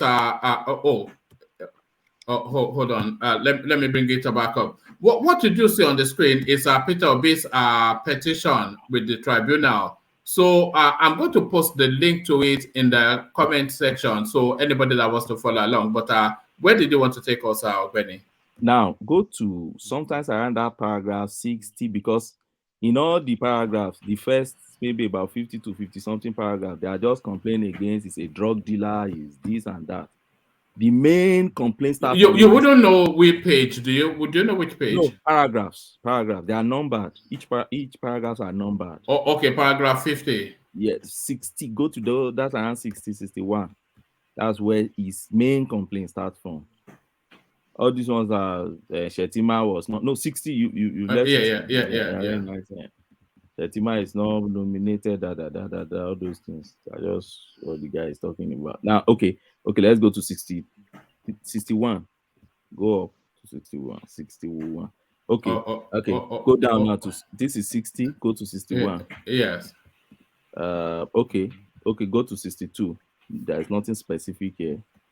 62. Oh, okay, wait at 62. So at 62 now, see his complaint.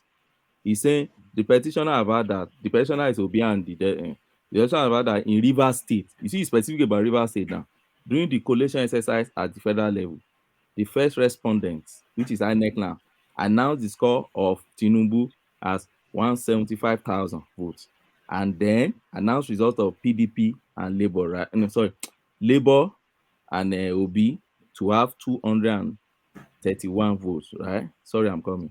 Okay, they announced Obi to have 175, announced Tinubu to have 231. However, by the actual score, okay, obtained at the polling unit, Obi lawfully should have, let's go up, should have 205.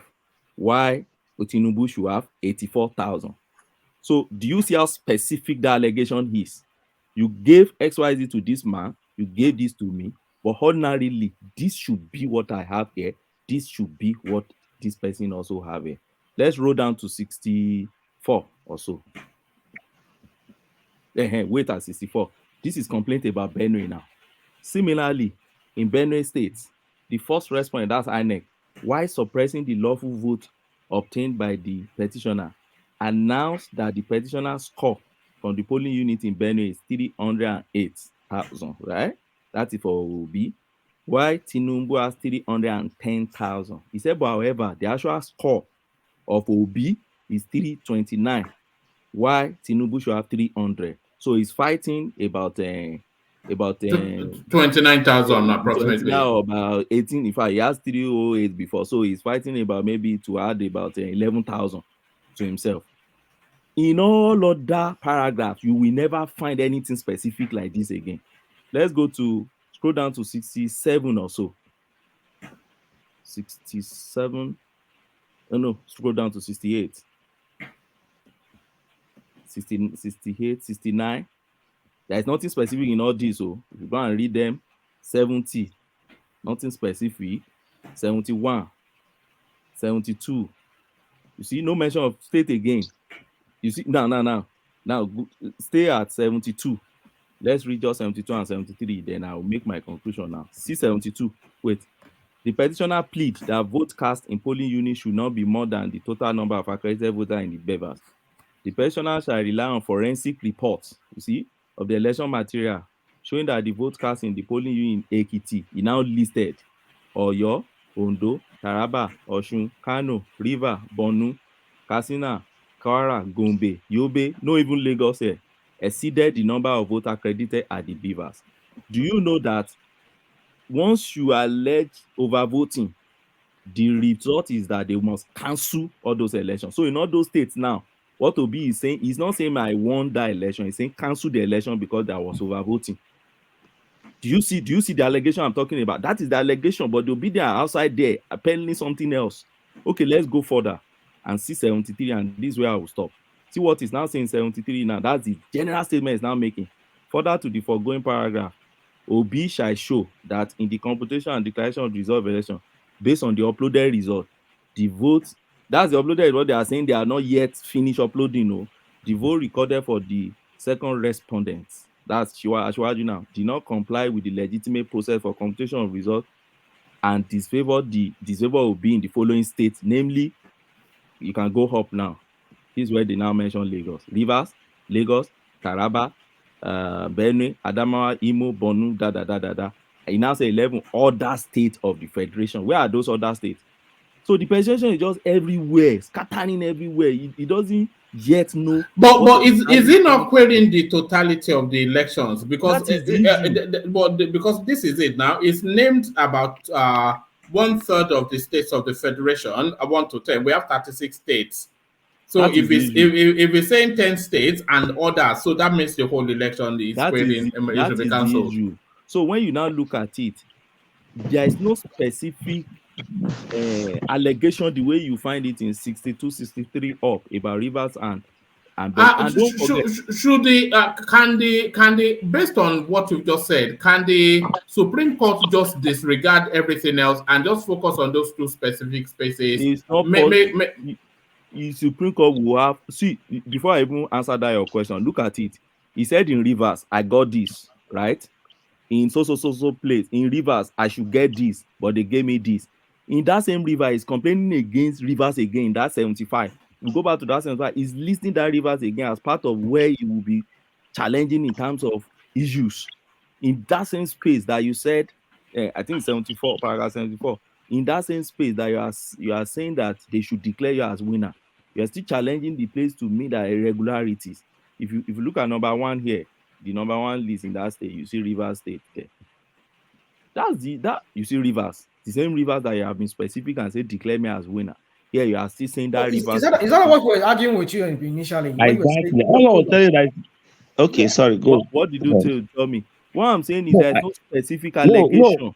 What's his what I'm allegation against Lagos now? Tell me, what's his allegation about Lagos?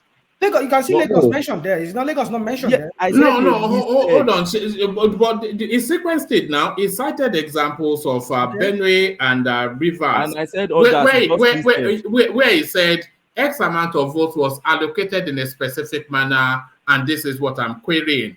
But the rest is just all I join, just add them together. Then he said they're going to employ forensics.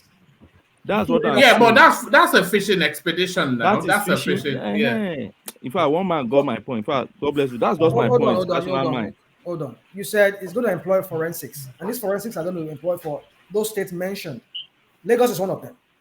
So if he go on, you said what? Rational man, Rivers is now one of them. So why is this specific about Rivers there? And yeah, that means it's still not certain about Rivers. Did you get what I'm saying? Well, I can't speak to that because these are you guys who are in the legal profession can argue that. I don't know, but I'm going by what I'm reading, and this is my layman opinion. But then what I'm seeing here is that this guy is disputing all the states. No, see, you can't. He lists this state, but what is the complaint about the state? You don't understand what I'm saying. See what he said about Benue. See what he said about Rivers. Specific complaint. Oh, that was the one that was given chance to examine. That was the one. That was the two states they gave him space to go through. That is part of Obi'S complaint, right? Part of Obi'S complaint was that, yes, I know, wait. Part of Obi'S complaint was that, oh, you didn't allow me to have access to Beaver.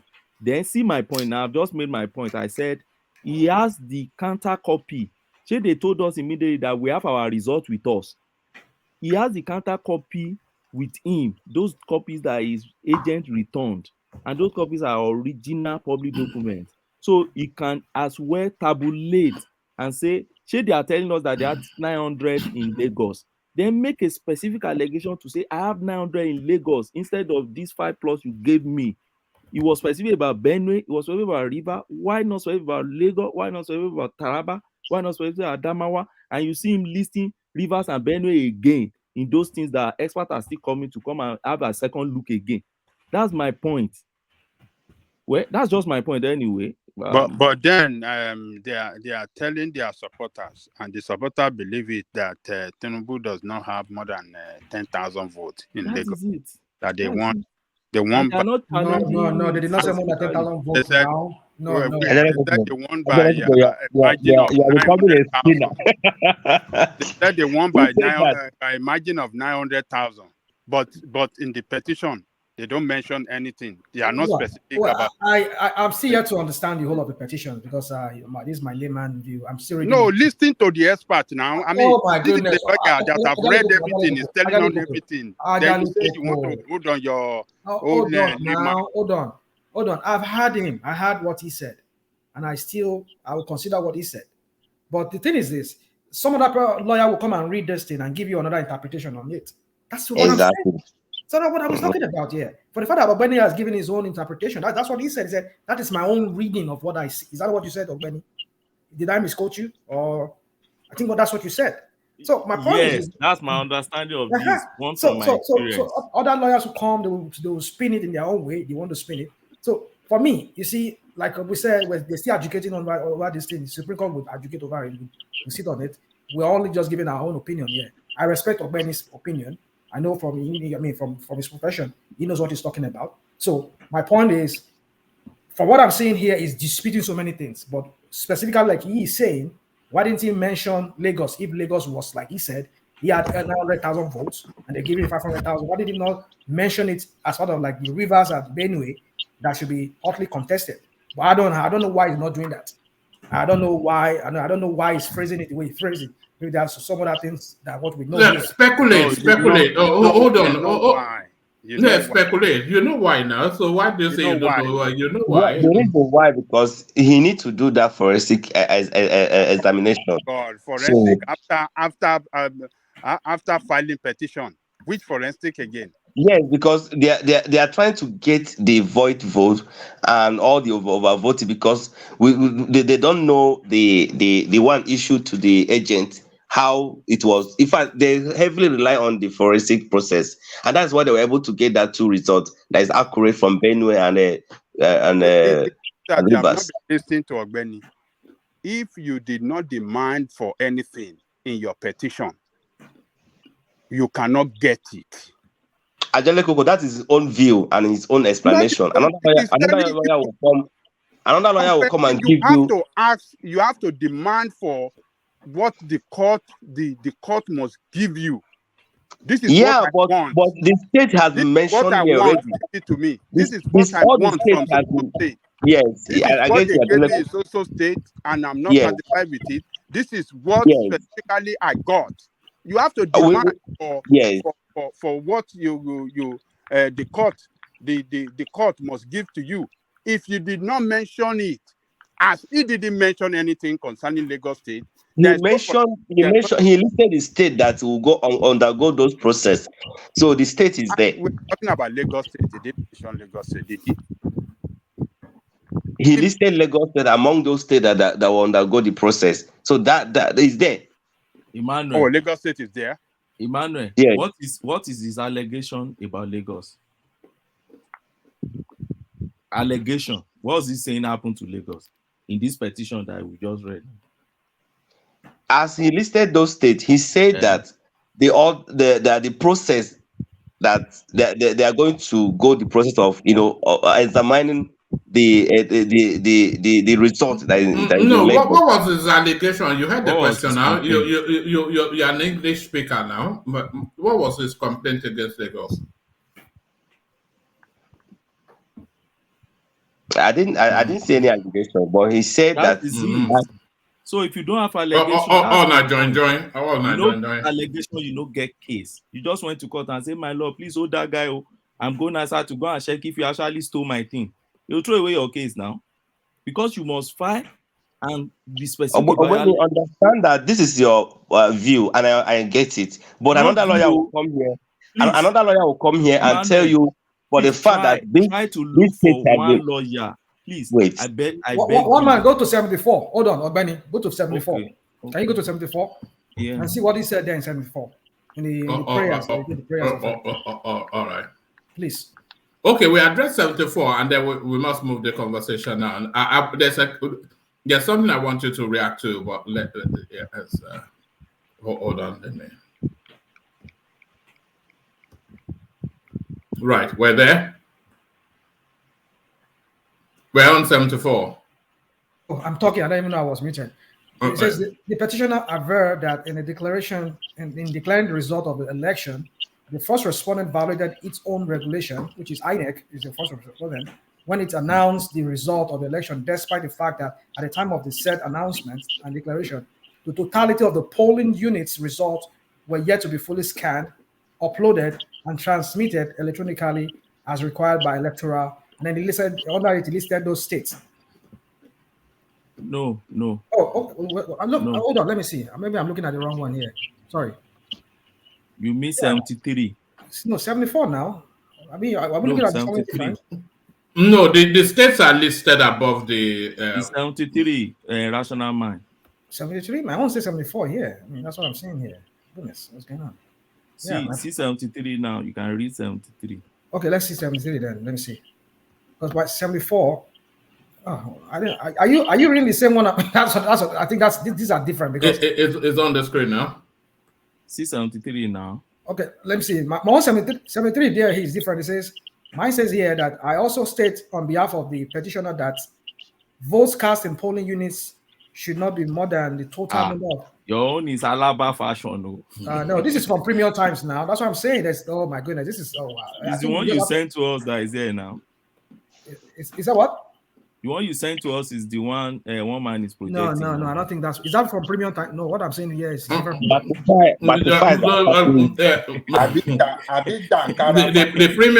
Premium Times logo is on it. Is Alaba. What am I looking at there? Right. That's premium times. National might has got to No. Guys. I mean, what I have here is different from what you have. Ladipo version. My goodness. No, it's different. It's different. It's your system. Your system has maybe we just move on then. I mean, it's different. Okay. I just advise, let's get lawyers that have handled election petition that we are close to ask these questions. This is different. So that we can be dispassionate sometimes with all this, and then we can be able to moderate our expectation from the petition. Seriously. For me, as far as I'm concerned, which I've told this platform before, the major issue in this election petition, which the obedient, the Obi himself know, their lawyers know, they are all those preliminary issues. That's where they will sit on and hold on tightly and make sure they come and prove. That is the conviction thing. Now they are trying to prove that conviction, even if it's criminal or civil or whatever, is a conviction. Then the Shetima space to say that your assistant or your deputy or your vice is not competent. Then we have to apply Diri's case that by Bayelsa State also to nullify you. But even if you do those two, what happened to Atiku? That's the question I asked. One more. Good morning, please. Good morning. I'm coming to you next, Sam. No. I just want. I want to go back to bed, but I just want to make some an observation, please, if that's okay. Just give me some uninterruptible 3 minutes, please. I'm not coming to attack rational mind or anything, but I've come in defense of Enigmatic. I was listening. I woke up in the middle of the night, I think 2 days ago, when Mr. Gomez came in here and cautioned the guy. What he invariably did was stifling that guy's freedom of speech. Exactly what rational mind comes here to say people should not do to him. I see him go to other platforms. He wouldn't caution people that owns that platform, but he comes in here and tells, like the gatekeeper of one man went to Mo's platform to tell him how to answer to questions. Are we now saying when people who are older than us here make opinions which are unfounded, sometimes false narratives, are you saying we cannot challenge them because they're older than us? Which is very, very unfair. Enigmatic is one of my favorite, but what you've stylishly done, not you. If there's anything, I really envy you what you do, because I've not got the patience you've got to listen to people's sometimes crazy opinions. We know they're lying as well, but then you tolerate everyone. But why would Mr. Gomez come in here and caution the guy? Almost embarrassed. I was mortified for that guy that day. But he took it in his chin. He's a good Yoruba guy like myself as well. But then I cannot stomach these things. Please let everybody flow. I came in here like an hour ago. I intentionally didn't say anything, but I actually came in to speak on what rational mind, how he heckled on this lawyer guy that was speaking to us. I've forgotten his name now. Sorry about that. You cannot do that to people. You echo people, but you don't want people to do the same to you. It's not fair. Let's not stifle people's. No, hold on. I think it wasn't heckling Ogbeni. It was interjecting. And no. That's what he was doing. And he invited Ogbeni into a conversation, which Ogbeni obliged. Okay, I'll let it slide. I'll let it slide. That was an hour. Anything slide now. That's what happened. Okay, that may be what happened to you, but people know how to speak, but some of us know how to hear as well. We enjoy this platform a lot. I listen to it a lot. I've got favorite here. I've got Kulata. I've got Enigma. I like people listen to sane minds like this. But it's not like the other day you said we need everybody to come on. But I agree 100% where we need dissenting opinions. We need opposing views to balance things up. I understand that, but not to the point of when people are spewing lies. And we know they're trying to rewrite history here.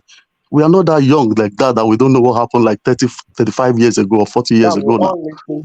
Please, let everybody flow. Let Enigmatic flow. Let people speak their mind and stop acting like the gatekeeper to people's opinion here. It's not fair. And I'll say to Mr. Alexander, I'm really disappointed what he did the other time. It's not fair to that guy. It's not fair what he did to him. No. Let me interject. Don't criticize. We are not in a position to reference Alexander. Yeah, let me some more.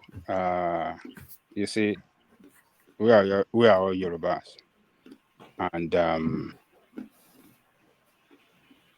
when at any time that anybody crosses the line in terms of foul language, the use of bad language here. We will not tolerate that. And the reason is that this platform is have its brand name that we have to protect all the time. And the platform is, a platform that you can come and express your mind and you won't be stopped. And on this platform, we have obedient, we have Batified, I am Showore, we have Adewale. We are not like other platforms. Other platforms are not like that. If you are not obedient, they will crush you out. If you are not, if you don't align with their politics, they will crush you out from there. But we are not here. But the only thing that we detect here is the use of foul language. If anybody at any time try to use that kind of foul language, no. Foul languages is not tolerated here. So, and that is what Brother Alessandra did when Enigmatic crossed the line. He quickly came in and do the justice. And we thank him for what he did. You see, when he came in, when he intervened, everything calmed down.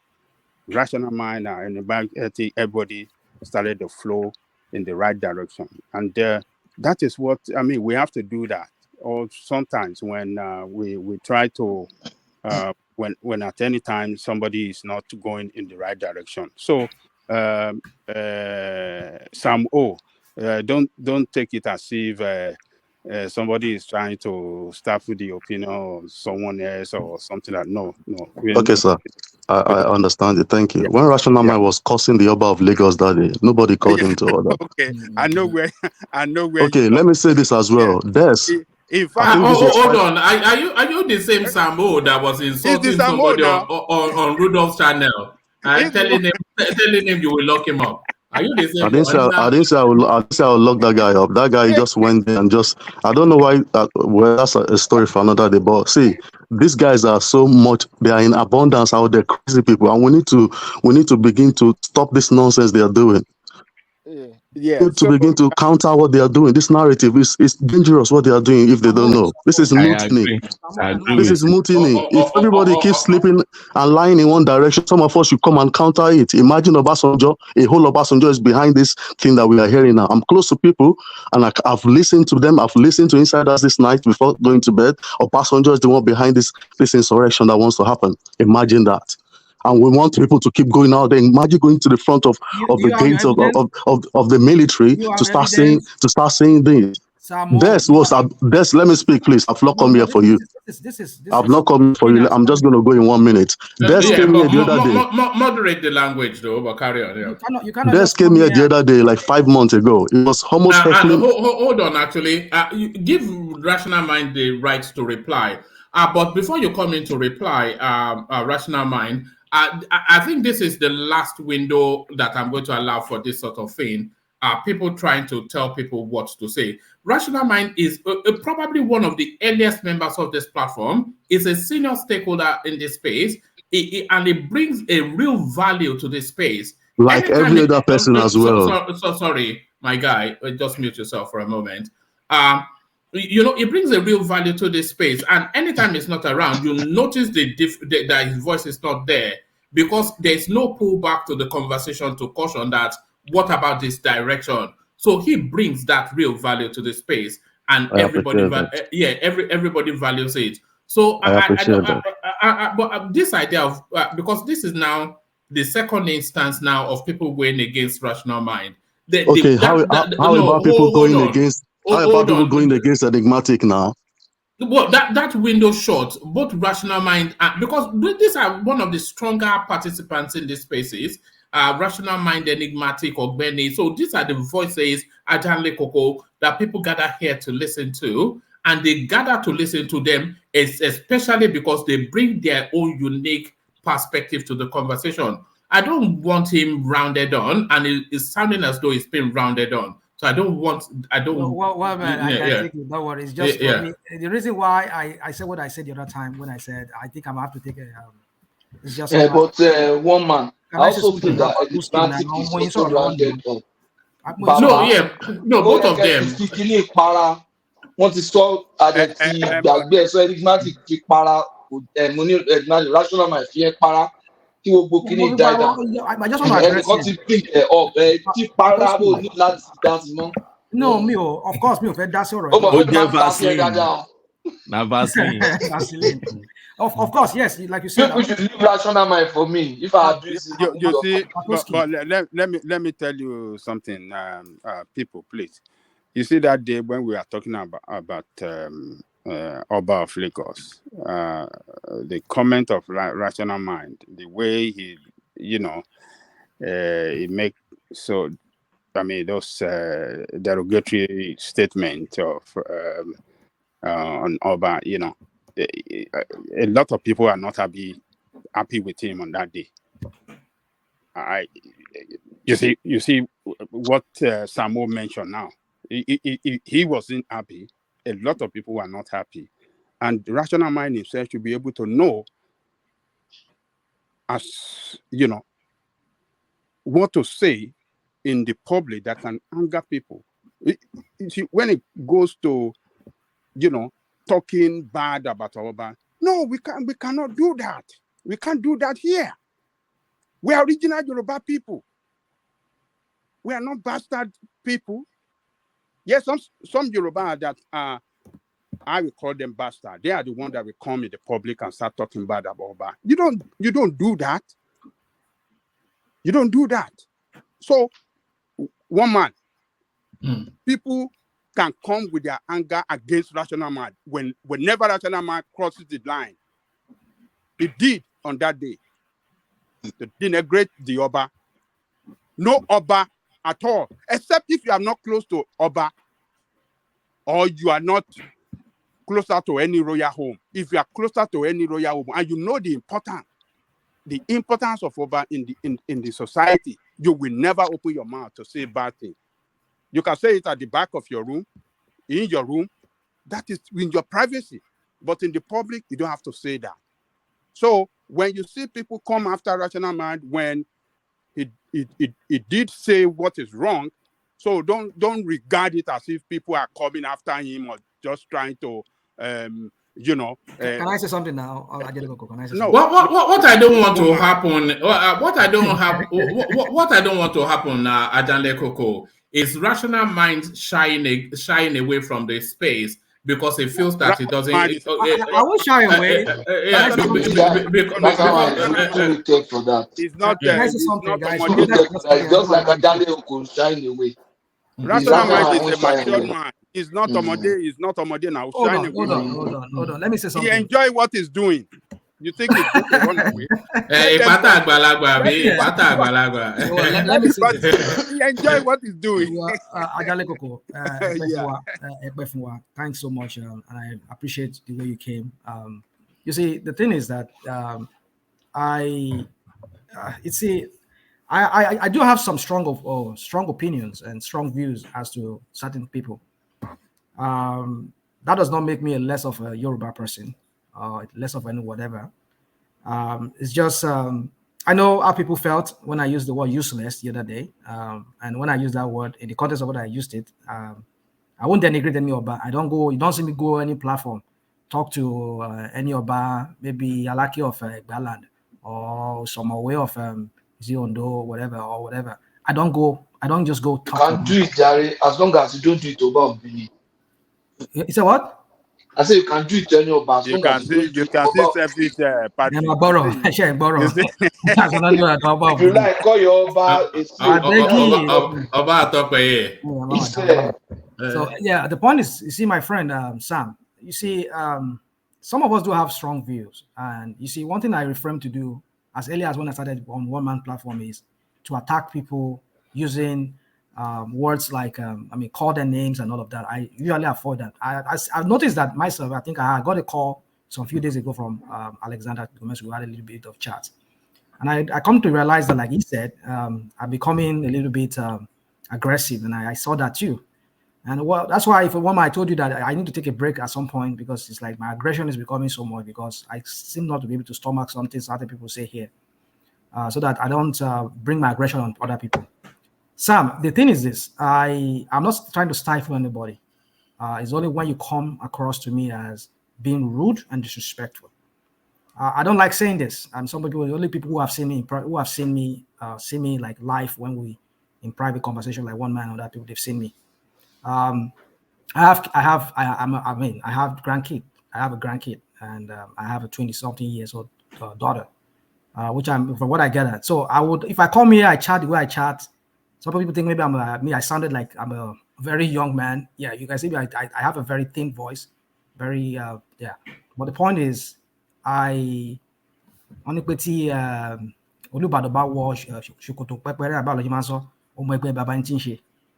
so I know my level, I know where, but I will never come and rub it on anybody's face here.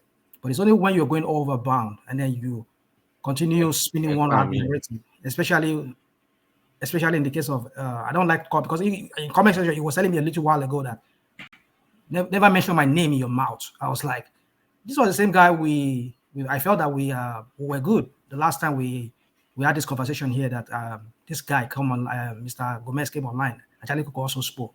In fact, I even asked him that question. I asked him a question that very day, like, we're good, but why would he be now saying the way he said? Because when I mentioned his name in passing here, I was just speaking about certain things that we had discussion on, and he was saying in the comment section, never mention my name in your mouth again. I was like, you don't share it now.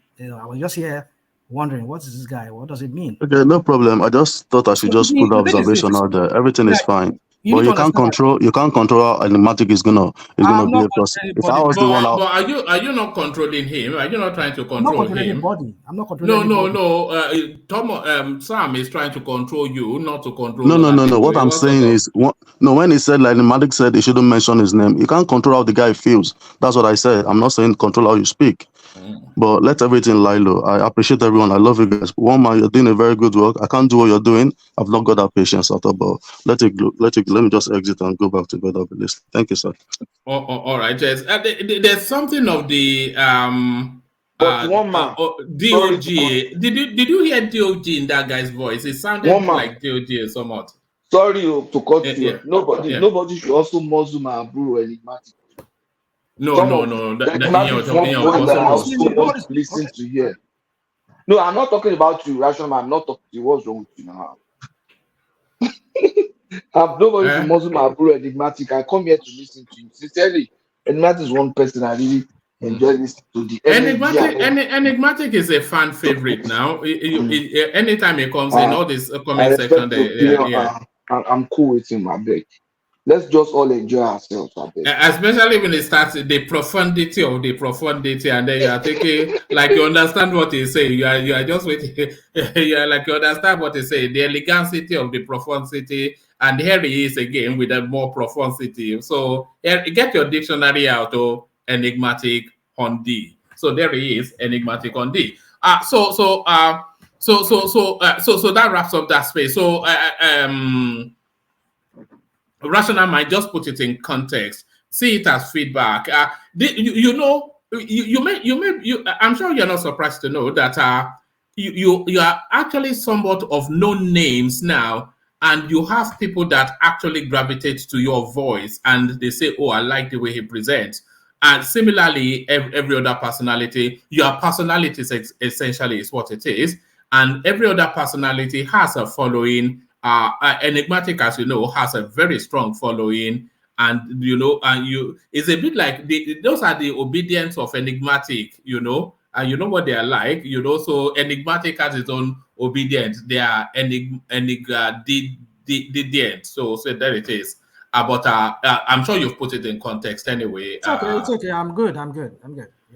All right. So no more public flogging of Rational Mind, though. Otherwise, it will run away. I'm always here to take it, whatever. Yes. No, man. Let me just maybe 2 or less than 5 minutes before I leave, because I have to round up what I'm doing. So, first of all, I appreciate Samuel's, understanding of the situation. I spoke with Mr. Gomez, I think, 2 days ago about the stuff situation and everything. Like we say, we are all here to learn from each other. But over the time, you see, I've been I've been able to stand my ground, and then I respect I respect everybody a lot on this platform. But as we all know, age is not wisdom. We should understand that. And when you have to have the opportunity, every time that you have, if you have a kid, for instance, let me give you a quick scenario. You have a kid, and you have to keep reminding the kid that, are you aware of the fact that I'm older than you? You've already failed as a father. So I will put it that way. Number two, I come to this platform when I have time. You all know everybody, we have things that we do, in our daily lives. And I respect everybody. Nobody is here. We can guess who is older or who is younger. But for the fact that I respect people as a thorough Omoluabi does not mean that people will probably want to disrespect me on my opinions, or probably believe, because he speaks. I'm not in my 20s, and I don't need to tell anybody my age. If it is about achievement or whatever, academically or whatever, we can say I'm this too, but I don't need that. This is a public platform, and I do respect everybody on this platform. And I just want to come over here. I was trying to come earlier today, but I quickly had to go do some few things before I come back now. I wanted to send a private message. I'll be taking a long time break, because people that I expected, that I never expected that were even listening to this platform, they called me, and I told Mr. Gomez, they called me 2 days ago, and I just received some calls maybe today too about some certain things.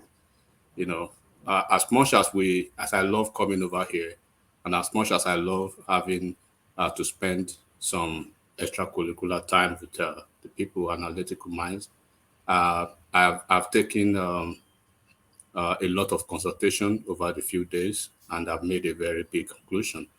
I'll be taking a step back away from the platform for a while, and I may not really come back again. But I appreciate everybody on the platform, and I love the fact that we are yearning for a one Nigeria, and I pray for Nigeria to be successful. Thank you, and bye-bye, everybody. Thank you. All right. Hold on a moment, Enigmatic. Obviously, you have the right to make whatever decisions you are making, but I will urge you not to make too swift a decision.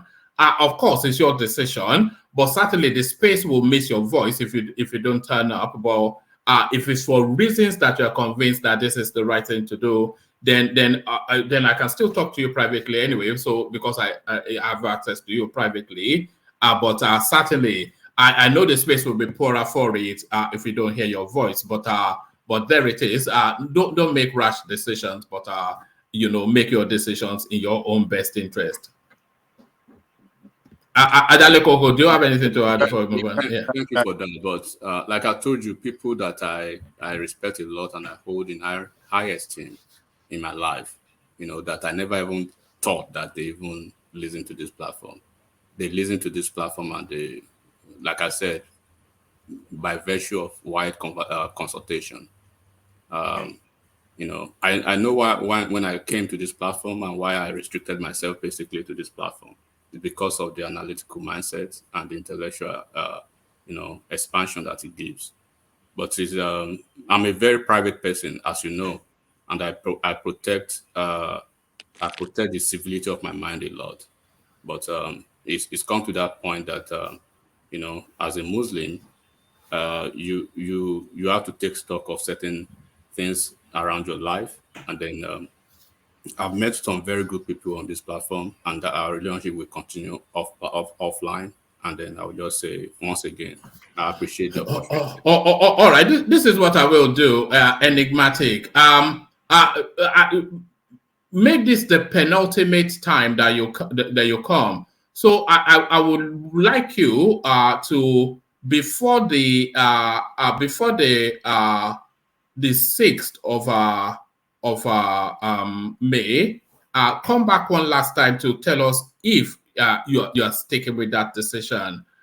Just take a week to reflect on it. Adale Koko. Well, I'm surprised that he's making this decision. It sounds to me that the way he presented it, it's like the platform has offended him, and that is why he has to leave. He cannot be in our midst anymore because we are doing certain things that he doesn't like. Maybe he could tell us how the platform has offended him that get him to conclude that he has to leave, that he doesn't want to be part of us anymore. Because why I'm asking for this is because, you know, there's one thing that to share is one thing to share your dissatisfaction. When you share it, it is better. Say it out, it is better. And whoever that offended you can say, you know what, I am sorry. And then you can move on. But if you keep it to yourself, say, you know, I'm not doing again, I'm walking away. That is not the way to do things in life. You are going to meet a lot of people and you're going to get offended by a lot of people in life. You can't walk away from many people, you know. So if the platform that offended you, that you want to share with us, it is better to tell us and let us know what we have done wrong to you. Because this platform has been very, very nice to you. This platform has been very, very nice to you. Most of the time when you are here and you speak, we give you a lot of time to speak than any other person on this platform. That's to show you how this platform is generous and very open to you. So, because of something happened and somebody intervened to caution you, and I did too, that no, you cannot do this. This is not the way to do it. We are Yoruba. We don't. This is not our way of life. We cannot say because we are in the modern world where we see a lot of people do a lot of things that are wrong and they just move away, or the way they do in some other platform. And we, as Yoruba people, and we say, okay, we want to maintain our tradition. We want to respect our tradition. We want to keep our tradition, and don't let us do it that way. And you are coming back 2 days after that, and you said you don't want to be part of us. So whatever we have done wrong, you should be man enough to tell us. So if we have to offend, if we have to beg for your forgiveness or say, oh, we are sorry, we will do it. No, we don't go begging for your forgiveness. So come along, enigmatic. Listen to what Adanle Koko is saying, though. Yes, listen to what Adanle Koko is saying and reflect on it. I, like Adanle Koko, I do not accept that you are getting messages from people, etc., etc. Well, if you feel put upon, we all feel put upon, you know. So, how should I feel? This level of insults that I get, so it's all part of the rock and roll of it. But listen to what Adale Koko is saying. If you have any real gripe, you have direct access to me now, as a lot of you do. So you have direct access to me. So speak to me off grid or speak to us directly here. And then, you know, you are a family member now. Several instances, what do you call it? Des, he came the other day and told us he expressed his dissatisfaction at one thing that happened. Maybe Thomas or something like that. Jewel did the same thing, and we talked it out, and everybody, you know, laugh about it, and we forget about it. So it's no big deal at all. You can, this platform is nice to you. you are nice as well to this platform with brilliant expression of your opinion, strong opinion on issue. So you whatever that you feel that the platform have done wrong, just share it with us and let us have idea of it, and let's know the next step to take. You know, we're in the month of Ramadan. We have to learn to, you know, forgive and forget. Look at this guy. Let me first of all appreciate what you said. Nobody has offended me on this platform, and I can stand for myself any day, anytime. And you should be everybody on this platform should be aware that I was trained in within a controversial firmament. If you don't understand, I do not shy away from controversies. I do not shy away from issues. You know, first and foremost, before anything else, I am a lawyer. So you know, when you go to school to study law, you are ready to take on anything that comes. So if you say you are shying away from controversy or issues, then it means you are not ready for the fire that we'll probably see, you know, in trials, or probably when you go to law courts. So that's beyond that. Like I said, you know, people like, there are some people that you hold in high esteem in your life, mentors, parents, you know, siblings, and then people that you don't even know that are listening to you in a certain, within, you know, certain, all of them are saying, you know. To be honest, like I said, I will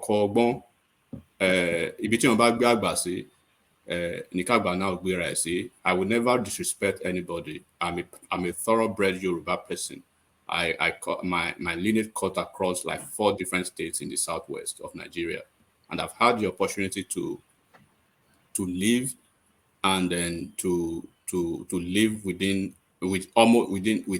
every tribe in Nigeria. So I know when I say certain things. I appreciate this platform. This is the only platform you will probably find me on any social media. My presence is always very guided. I listen sometimes, maybe 5 minutes, 10 minutes to other platform, and I see the intellectual, you know, capacity of those platforms. They are not what my expectations are. You know, we do banters and we do a lot of things over here, but the fact remains that this is a family platform that I see more than a family to me. You know, and I've met a lot of people on this platform. Like I said, I will continue to meet offline. I'll still be a part of the family, regardless. But you know, it is not about me now. It's a call that is beyond me. I can stand anybody. 10,000 obedient. So I'm not. It's not about that at all. So I hope everybody will understand it. This is not about enigmatic. This is about a different thing entirely. But like Moban said, I was actually looking forward to the best time of this you know, post-electoral conversation, which is when the ministerial list will be coming out, because I have a lot of people that I'm looking forward to when we are discussing issues that the new government will be bringing on board. You know, I've always been looking forward to that time. I just want people to understand that I don't have any issues whatsoever with anybody. I'm not mad at anybody. I don't have grudges. If I speak yesterday and you are mad, I'll still come back today and poke you again. You want to cry? It's up to you. It's what it is, you know. But the fact remains that it's a calling that is beyond me, and I hope everybody will understand that. All right, thank you, Enigmatic. So for the fans of Enigmatic, rest assured, he will be back. I will speak to him offline and then get to the heart of the matter. But thank you, Enigmatic. So I mean, I'm not sure there's much more to add. It's a matter of respecting your decisions, but it caught us off guard. That's just the thing. That's what you're hearing. And it's the value that you bring to the space that's making us make the effort. If it was anybody else, we say okay, goodbye, and then we just move on. But so at least from the pushback or the persuasions you've had, then you know that people feel you bring some value. But Hopefully, this is not the last time you bring the value. So that's enigmatic. Does anyone else have anything to say before we just move on? Yeah, I have something to say. Let me just say something. Can anybody hear me? Yeah, we all can. Yeah, carry on. It's okay. For me, it's I mean, since he said it's his personal decision, maybe we should respect that. But one thing I just want him to understand and other people here is that we appreciate everybody and their contribution to the platform.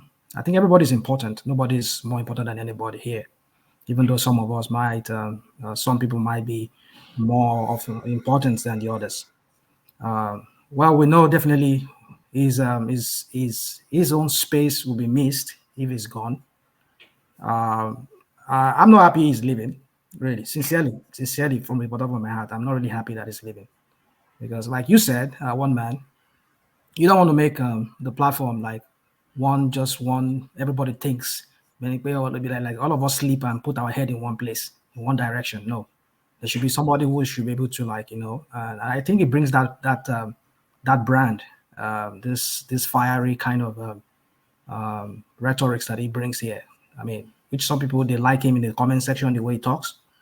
Well, like you said, one man, if you can still talk to him in your private time, if he wants to come back, let him come back. But then if he says there's much more than that, maybe we should just respect his, maybe, you know, being a lawyer, professional. Why I'm still here for now is because I have not really kicked up my profession full blown. If I could kick it too, maybe I might not have much time. But definitely I will still come. I mean, not because of anybody, that's why I'm leaving. But then because of his own kind of profession, I don't know, being a lawyer, wherever he works, maybe his employer, they're asking him to, you know, so yeah, it could be that. So maybe we should just respect that. But for me, I will still want him to come back. That's all I have to say. All right, brilliant. So brilliant. I was going to go on to I'm coming to you next, Rational Mind, but let me acknowledge the super chats that have been coming in. Actually, let me start from the coffee, and of course, you can say it all together. Is only the one person that commands that space, which is Ayo, as you know. So here is Ayo kicking off the coffee as only he does. So like I keep saying that it's not the exclusive preserve of Ayo, but he seems to own that space 100%. So that's Ayo doing the coffee as it always does. So thank you, Ayo, for that coffee. So that's Ayo doing the coffee. So now let me now go to the super charts. So Ayo, again, haven't done the coffee. He then rounds it off with super stickers.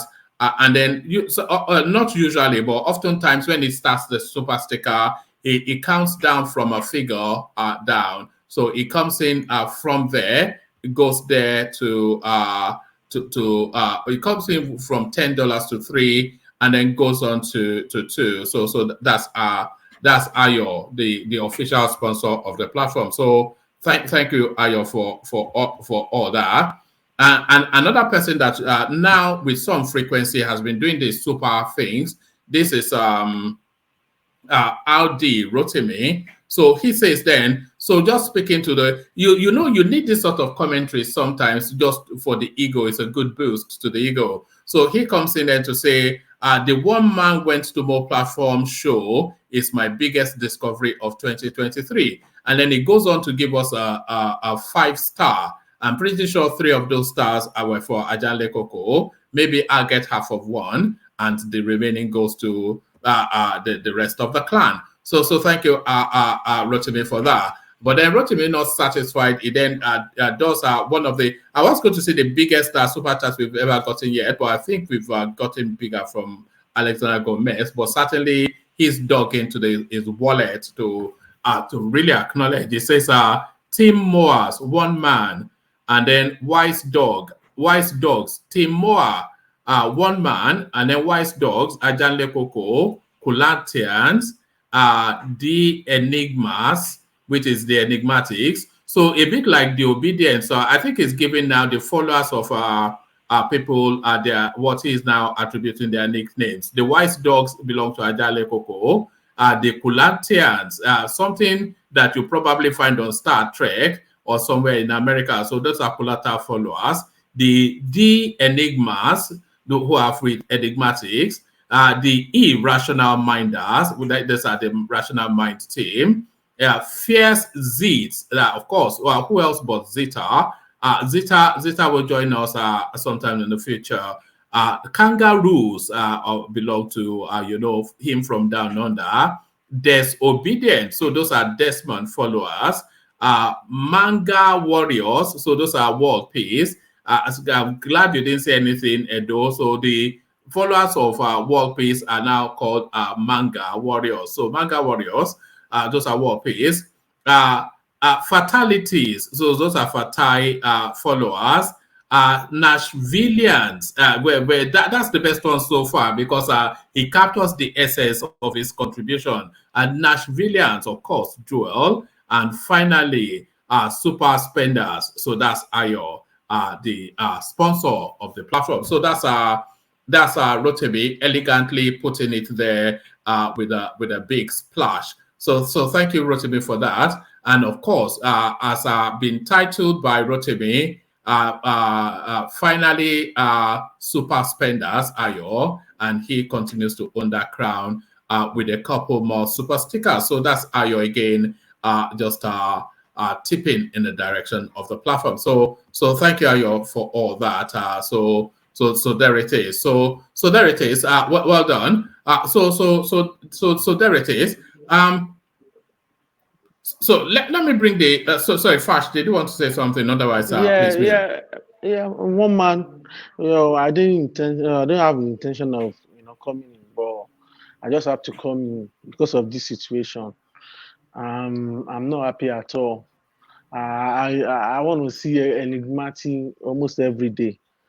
No, don't worry. Leave that to his wife now. Leave that to his wife. What do you want to be saying every day? In solidarity of enigmatic, I'm gonna be offline for a week. I'm switching off my internet for a week. Bye. All right. Maybe we should shut down the platform for a week. It's all in solidarity with enigmatic. But no, let's get back to matters. This I'm pointing at you now. Rational Mind. So it all started with this video clip that was put out. Not this video clip, but it started with this interaction with the media by Dati Ahmed. So this interaction with the media by Dati Ahmed is now gotten a response from the APC space. So let me play you the interaction with the media before I present you the response from the APC. So here is what the Mauritanian said. Elections, but to let the system then tell people to go for interpretation, no way. You think the election of 25th of February was rigged? It was rigged. What about some of your candidates in the National Assembly who won their seats? There are at least 6 of them or so. Any of them who should be taken to the court and have it taken away. I'm talking of presidential election. Does he interpret? You think that the presidential election was rigged? It was rigged. Even the 6 million plus vote that you have, was it rigged also? It was not rigged. So that the lawful votes that you got? It was not rigged. Show. Remember, you're talking of electoral matters. I'm talking of constitutional. So that's Dati then telling us that every score that he got at the election is perfect, but everything everyone else got was rigged. So Dati, of course, are already a reputation for rigging. You recall that this guy was kicked out of the Senate for rigging himself in, lasted barely 6 months, but he's now the public face of piety. But the people not wearing this realigning of the Mauritanian, certainly not the APC party. Here is their response.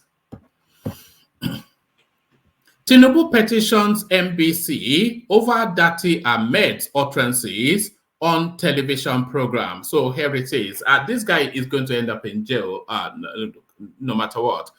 President-elect Bola Ahmed Tinubu yesterday petitioned National Broadcasting Commission NBC on the utterances of Labour Party LP vice presidential candidate Baba Dati Ahmed whilst appearing on Channels Television's program. The petition signed by Bayo Ononuga, Director Media and Publicity for Special Advisor Media. I don't know what quite was. Let me take that from the top again.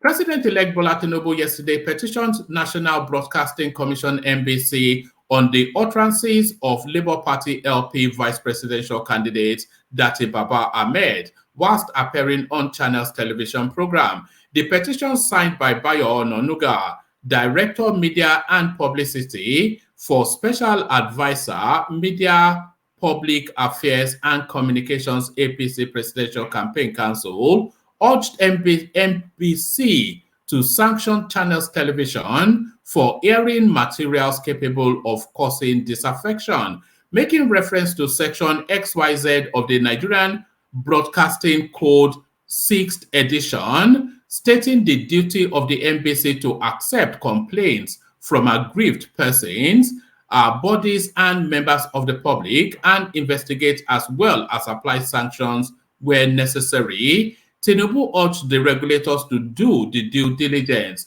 The All Progressive Congress APC hereby petitioned the Commission on what it considers breaches of Channel's television, breaches by Channel's television last week on its program Politics Today. The program was hosted on Channel's TV by Mr. Seun Okinbaloye and had the Labour Party vice presidential candidate Dati Ahmed as guest. During the interview session, the guest made several incendiary comments impinging the integrity of the 25th of February presidential election. He said the Labour Party won the election. This is a fallacy and not correct. According to the code, a broadcaster is liable when his guest is allowed to make a wild statement that is inaccurate and not based on facts. The only factual figures empirically collated as the final result is the one released by the Independent National Electoral Commission, which placed the Labour Party as third. The guest on the program in question, Dati Baba Ahmed, said President Muhammad Buhari should not swear in the president-elect because he did not score 25% of the votes in the FCT, being one of the prerequisites for being declared a winner. This is a subversive statement since the matter is before the tribunal and is amongst the issues submitted in their petition to the courts for adjudication. Therefore, until and unless the court rules otherwise, the status quo is the INEC position as declared in the final result. So on and on it goes. So there it is. There it is. A rational mind. So these now unguarded utterances that we're hearing from especially the Labour Party, but really the wider political space, it looks as though the time is now being called on that. So what says you to the exchanges between the Labour Party and Dati Ahmed? Yeah, one minute. Can you hear me? Yes, perfectly. All right. So you see, I don't understand why APC, Tinubu and APC, why they are starting to act. When I use the word jittery, some people don't like me using that word, but I'm saying, you see, what has happened to those days when people can say certain things, and I mean, it matters. It doesn't matter. I mean, somebody can say, "I won." You stole it from me. I won. But then, what has happened to those days when people are free to say certain things, and then, well, people just look at them like, yeah, if you say that, that's on your own. That's on you. But then the thing is this: you see, now petitioning NBC. You see, I said this some days ago. I said, what I'm seeing with this whole thing with Tinubu narrative around him, starting with this issue of the ethnic thing and all of this, is giving me a vibe of what to expect when this guy becomes the president. That you're going to be stifling, because we're talking about Bubu and Buhari doing this now. I mean, doing what he did, trying to stifle, finding all these media houses for allowing certain people to come and talk. I don't get it. This is the same people in 2015. What didn't they say against this guy? What's his name? Jonathan. Did Jonathan throw any of them into jail? Not even this guy, the current Minister of Information. What did he not even say against Jonathan back then? Every time we're giving press conferences. Did we hear DSS going and ransacking them? You see, I don't get it. I mean, Tinubu is acting, to me, he's acting desperate, or his teams, they are acting desperate. If you people know that you're sure you won this election, I mean, they said a guilty conscience, how did they say it? An innocent conscience fears no whatever. I don't know how to put it. I mean, if you know you're not guilty, you should not fear anything. You should know that yes, your mandate is clear. Do you think that the Dati Baba Ahmed, do you think his language is a bit reckless, especially given the climate that we're in now? Well, it could, yeah, I agree with you that it could be reckless in some ways. Yeah, I agree with you. We need to tone it down and maybe word it better. But yeah, I think I totally agree with you on that. Do you think the broadcasting houses are under the obligation not to allow their platform to be used to make insightful comments? Okay, so you see, this is the same thing we deliberated on some few minutes ago when some people say some people are being stifling other people and other people to feel like, no, it is the other person that is stifling other people. You see, I think we now live at the time, era, I mean, we now live at a time whereby people are so very self-conscious. People are so very, they are very on the edge. A little thing just triggers them. They just feel like somebody is attacking me or is doing this. For me, you see, like I said, what has happened to those times when people are afraid to say certain things? Well, it doesn't do anything. People don't care. Like you get your mouth, anything like you say. So, but now I understand the time we're living in. It's politically charged right now, and we see like we'll talk about some few minutes. I mean, like an hour or two ago about the different people protesting here and there. Maybe he's afraid that could lead to some kind of form of insurrection.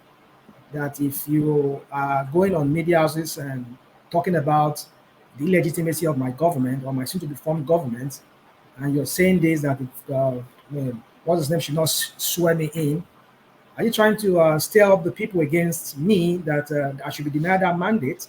Could that be what Tinubu is afraid of? Well, for me, I can understand his concern in that area. But for me, I feel if you know that, yeah, you want that thing fair and squarely, and go take it to anywhere, do whatever forensic anything you want to do, say whatever you want to say on national TV. I know I'll fight it in court and I'll win it. But then, you see, my fear. I only speak to this from the angle of my fear about this whole thing, with the way Tinubu and his people are playing this whole thing. I'm afraid that we're going to see a real clamp down, a real almost total silencing of opposition voice, especially if that opposition is so strong that they have to question Tinubu's government or his legitimacy or whatever, and you're trying to put them down like this. I mean, trying to like silence them by fining them using the instrument of the state, the what's it called, the National Broadcasting Corporation or Commission, to sanction them, and you're going to put them out of business when you continue sanctioning them, and you wonder. I mean, we've been hearing these rhetorics, not even the one we had from Dele Alake. The other time when the Arise guy a lady was asking that question and was like, "Did we shut you down? Like you did you?" But when I heard that, I was taken aback. I was like, "Whoa, you guys are not even already in government. You're already thinking of even talking about even shutting people down." Oh my goodness. So, one man, you see, when I say what I say here, I don't know what people think. There's an argument to say that the sort of language that you're hearing from Dati Ahmed is spiraling onto the streets, and we're seeing it in all of these protests, which is just small pockets of our activities at the moment, but has the potential of escalating to an uncontrollable level. So there's an element, some people will say, of incitement in the way that Dati was posturing. But then, one man, I think if I remember very well, I think there's been protests even before Dati started going to these media houses. I definitely agree that ever since he has been to that media houses, it has increased. Is there any correlation between that, what he said, and those people going out to fight? I mean, to Well, the people going out to protest in Abuja, especially the run on the defense headquarters, it was post the dirty media interaction, which might not necessarily be a consequence of, but certainly he stoked the embers of that.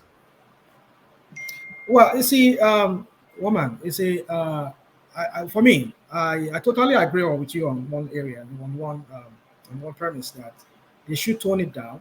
I think that should tone that. Do you think he should be arrested? No, he should not be arrested. I mean, at least as long as he doesn't continue doing this, and then he doesn't. There's no link of him with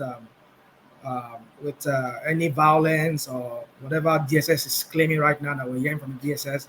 That there's, I mean, how ridiculous does that even sound? That somebody wants to install we had Sam when Sam came here a while ago and was saying that he had some inside information that Obasanjo was the one, but I was like, dude. I mean, I was trying to ask him that question. Maybe it was just avoided that. I said, do you have evidence to this that Obasanjo is black? I mean, for goodness, APC is is the commander in chief of the armed forces right now. Is an APC man. How can if anybody has to install interim government, it will be him. I said maybe they topple him, maybe some military generals they topple him, except that. But if anybody has to install an interim government, then it will be Buhari. Nobody can prevail over Buhari. Not even Atiku. I mean, I said maybe I don't know. Maybe there's some other grand plan between him and Atiku and Obi. I don't know. But it must be Buhari who will install an interim government. So I don't know why APC is just this jittering and all this unfounded. Well, I understand that this whole narrative around this guy, media appearances here, is also stoking that. It's also giving them, giving APC that ground or that basis to allege or to even want to prove that there is a grand conspiracy of wanting to deny Tinubu of his mandate. And possibly, like they are saying with DSS, that there's a grand plot of installing an interim government. But the point is this one, man. Nobody has the power to install an interim government if not Buhari. Buhari is the last time I checked a few hours ago. Buhari was the commander-in-chief of the armed forces of Nigeria. He controls the army. So if he would want to install anybody after he's done with his administration, it will be him that will say, okay, I'm stepping aside. I'm not going to give it to Tinubu. So I don't know why APC is just spinning this whole thing with their DSS and whatever, and then trying to use NBC now, like they're telling us now, to shut down media houses. I mean, woman, you see, I think we're gradually getting into that period or that dark period in Nigerian history. If this is what we're seeing right now, this is what's going to play out under Tinubu. We might as well just kiss that country goodbye then. Just kiss it good. We're going to be a more totalitarian, more like a dictatorial government that we'll be saying. Everybody's going to be everybody think one way. Everybody think one way. Tinubu is the man. Everybody is this. Goodness. God. How did they rise to power? How did APC rise to power in 2015? Is it not through the same propaganda and through the same threat? And what did APC not say to Jonathan post 2015? Pre 2015 election? Did they tell him that if he rigs this election or anything does happen to any one of them? There was a time whereby I remember when this guy was giving a press conference. This president, Minister of Information. In that press conference, he was saying, "Yeah, we have gotten something. They want to come and arrest us because we." He was saying it. This guy from Kwara State. I saw it on was it channels then or channels or AIT then, because I was in Nigeria around that time. I saw it. So my point is this, one man. You see, when you are trying to do something that you yourself you are equally guilty of, I don't know. I don't know what to tell you, one man. I don't know what to tell you. I will tell you that we're gradually getting into a phase whereby it's going to be very, very, very, very dark. It's going to be a dark time in Nigeria if we ever see these kind of things that we're seeing with APC. But really, I agree with you. Let him tone down.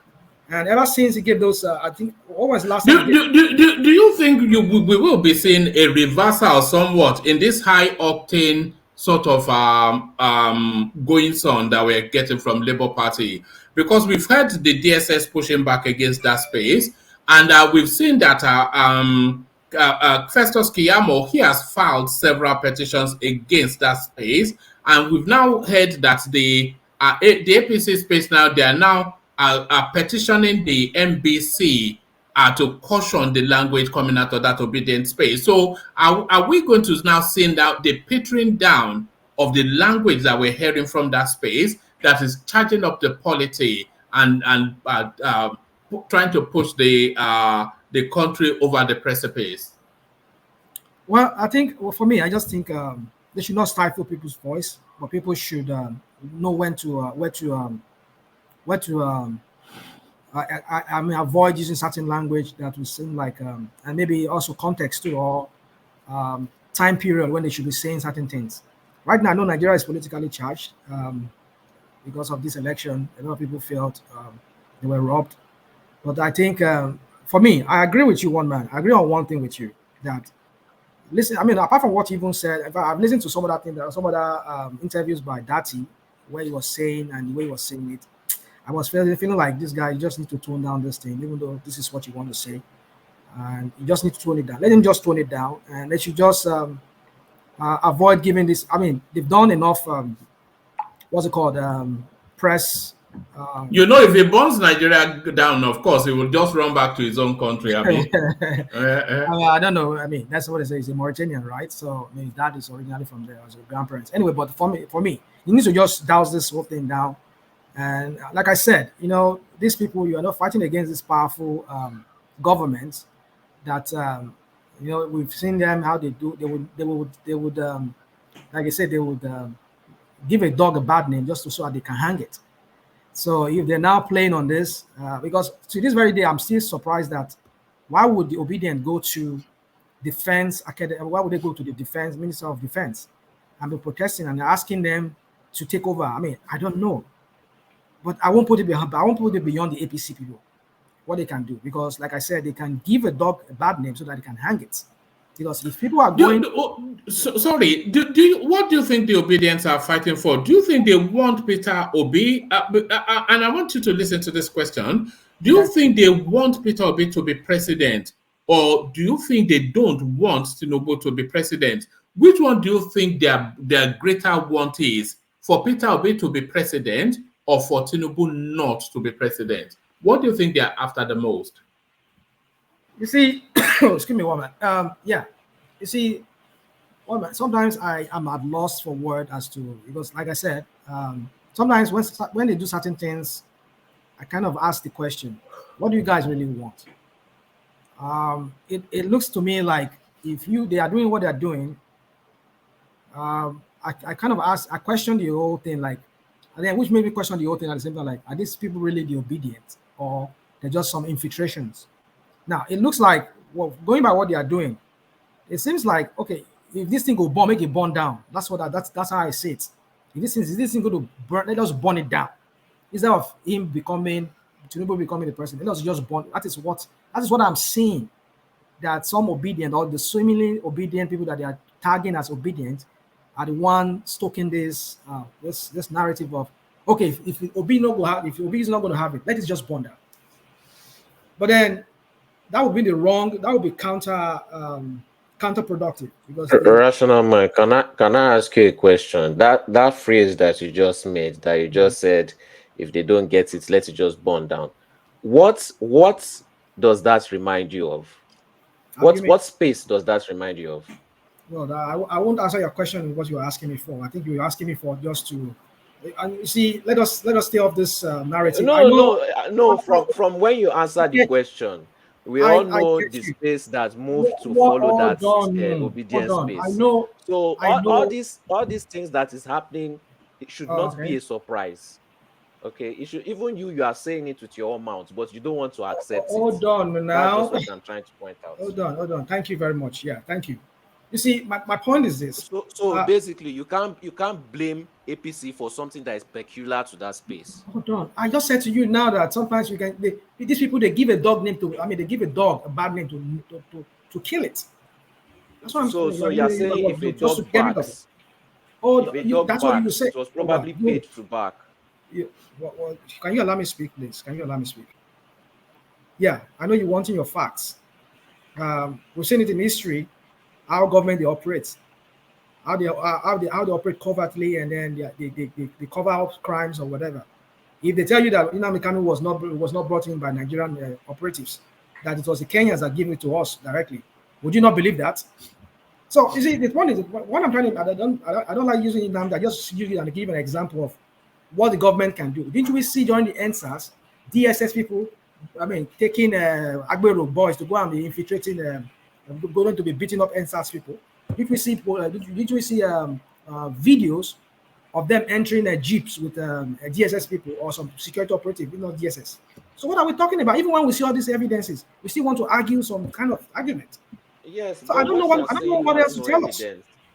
But You say what you're what? saying has no evidence. The examples you gave, Yeah, you can they say have that. So evidence. the one you saw the NSAS, where is the evidence? Did they not ask you that where are the bodies that were killed? But the people not declare their children missing. Rational man, can I ask a question? Come on. Can I ask a question? As if we're just arguing. You ask me a question, but let me just land that point, please, because I don't let people interject me. I just lose my thought. So my point is this: I know where you're driving at. You want to say the IPOB wing of the obedient, right? Because Obi'S is an Igbo person. Okay, I get it. He's an Igbo person. Do I think that IPOB people are also part of the obedient movement? Sure, absolutely. A lot of them who were looking for Biafra before, maybe they saw their own clansmen having a shot at the presidency. Why not? Let's support him. But now that they felt that, did we not see God, don't make me go back to history. Did we not see this play out in 1993, when the Yoruba people not fighting against the government then, that you deny our son? I'm not saying that Obi won the election, don't get me wrong, but what I'm saying, I believe that there were a lot of shenanigans, and that this has to be investigated, and the court will decide on that. But do I believe that violence is the means to it? No. No violence. I won't preach violence. Let's let the court. People can protest. Let them have their protest. As soon as they start bringing violence into it, I will not. That is, if they are the one doing the violence themselves, I will not object to the security forces clamping down on them. But what I'm saying is this: I know the Nigerian security forces or Nigerian government or whoever in the government, how they can give a dog a bad name so that they can name it down. So my point is this: burn it down. I know some people have that tendency. A group of people from one area, from the region of Nigeria, we know they have that tendency. That is their struggle over the years, that if they cannot get their Biafra, let the place burn down. I know. But I tell you that these are just a few of the many of the obedience. I'm not obedient, don't get me wrong. Few of the obedient people who voted for obedient, who will want that. So in conclusion, let me just conclude this. I think I've been talking too much. No, take a question from Ogbeni before you take a question. Yeah. Go on, please. Ogbeni, so my question is, those guys that went to the defense house to be asking for military to take over, as Labour Party, or are you aware whether Labour Party or Obi has disclaimed them that they are not part of their team? More than 24 hours. I'm not aware of that. I don't know. Okay. I don't know of that. Now, if they have not disclaimed, do you think the reasonable insinuation we should make is that they actually belong to the obedient? Of course, that's the optics. That's what we're saying, that they are obedient, right? Because they are saying that Tinubu should not be allowed, and then the only people we can think of that will be obedient, right, or the PDP. But I know there will be every time people think of that or they see people protesting, it is the obedient, right? Yeah. So, but for me, I'm just saying that we should also be open-minded. That we should also look at it from another angle. Could they also have the handprint of the government in the government of the day, trying to give these people a bad name so that they could bring in some kind of clamping down on them, so that they could easily swear in this guy and make him the president, and hence he becomes the president. I don't see that case that Obi has in court really getting anything, because this guy will control everything. He controls the judiciary, he controls the army, even though we know that the judiciary should not be controlled by any executive, but in Nigerian context, that is how it plays out in the Nigerian context. If the president is the one that appoints Chief Justice of the Federation. So what are we talking about? So he controls it. He has a control over him or an influence over him. So I doubt if he's going to get justice in that sense. But let us see how that plays out. But my point is this: that I've said it like Ogbeni, I said it to you that it is seeming to me that what APC wants is that you people keep short, keep quiet, and don't want to hear you anymore. Just go to your court. We'll meet you in court because they know what they know they were going to do in court. But if people can't talk, don't get me wrong, people can talk, but no violence. But if you are trying to shoot, let me land this point. If you're trying to shut me down because I go off on Tinubu, I go off on APC, I go off on all your candidates in APC because I don't like them because of their politics, then you are telling me to shut my mouth. Oh my goodness. Then there's no need of me to leave anymore because my voice is being stifled. So that's the point I'm trying to make. But I'm not for what Dati is doing, trying to stoke tension by some of his pronouncements. He needs to watch it. And I will ask people to tell him to caution himself. He needs to caution himself. I won't deny that fact that some of the utterances that were coming out from Dati is incendiary. It's inciting. You should watch it. You should tone it down. There are other ways you can present your matter, make yourself understandable that, look, Tinubu, we won it. We don't believe Tinubu won this election, but we shall see how the court handles that. But see, for me, sometimes I look at that. Sometimes that guy he needs to get some little bit of training in public speaking. Sometimes the way he speaks, sometimes for me, I even wonder how I will be even find that guy. I mean, how you even make him a vice president, even from the very first day when he made me the vice presidential running mate. I don't like the way he talks. He talks like like somebody who has something is hiding and somebody who doesn't want to even say certain things. I don't know. Yeah, so it's a fundamentalist from the northern part of Africa. Woman. Well, the thing is this: is the vice president, candidate for Labour. But let's see how that plays out. But the thing is this: I'm for fairness, equity. If somebody has violated what is known what is against law and order, that person should not be allowed. He should face the consequence. It should be a punitive. If Tinubu did not win this election, he should not be made a president. If really he wants this election fair and squarely, so be it. Let him be sworn in. And if he gets sworn in, please do not manipulate the judicial system, but which I doubt he will ever do because I know him very well. He's a guy who has held Lagos State for how many years? He's still holding it the very day. So he controls everything, calls the shots. So, woman, let me just conclude on that. All right, brilliant. Can I just say something very quickly? From my point of view, the reason why I get aggressive is that yes, you may say now that you don't support Dati Ahmed and all this violence, but I would say from my observation is most of the other obedience are not going to think like that. They are not going to feel like that. You are a minority in that case. Majority of the following, they are not even waiting for facts. And they are ready to hear any narrative that will push their idea. Whether it's facts, whether it's rumor, whether it's propaganda, anything. And when we understand you don't like Tinubu, but sometimes you are making passive-aggressive comments, which are not really true, which are not based on facts, and you can distinguish that. But most of the obedience cannot. You are feeding meat to a pack of hungry wolves. That is the way I see it. What are the facts? What are you asking? Sometimes it seems like you are intentionally doing it. Because that's what what do you mean? Are you talking about rational mind or the obedience space? Rational mind is feeding meat to the hungry wolves. The hungry wolves is the obedience space. Is it me or that you're talking about? When you are making your passive aggressive comments, which are not based on facts, which are not based. No, I'm confused. He said like they are saying that we will meet in court, which he hopes they will not manipulate. Then he now added this passive aggressive comments, but knowing Tinubu, they are probably going to. So when you make comments like this obedience space, they are eating it because they are hungry wolves, and you are throwing meat to them, and you make this passive aggressive comments every single so by what time. I said, am I telling you to go on the same? No, I think he's talking about that thing, not you. Yeah. No, he's saying me. Saying that. No, he's not talking about that. He's talking about a rational mind. But that's what he's talking about. That's what I'm reading. We should allow him to make his statement.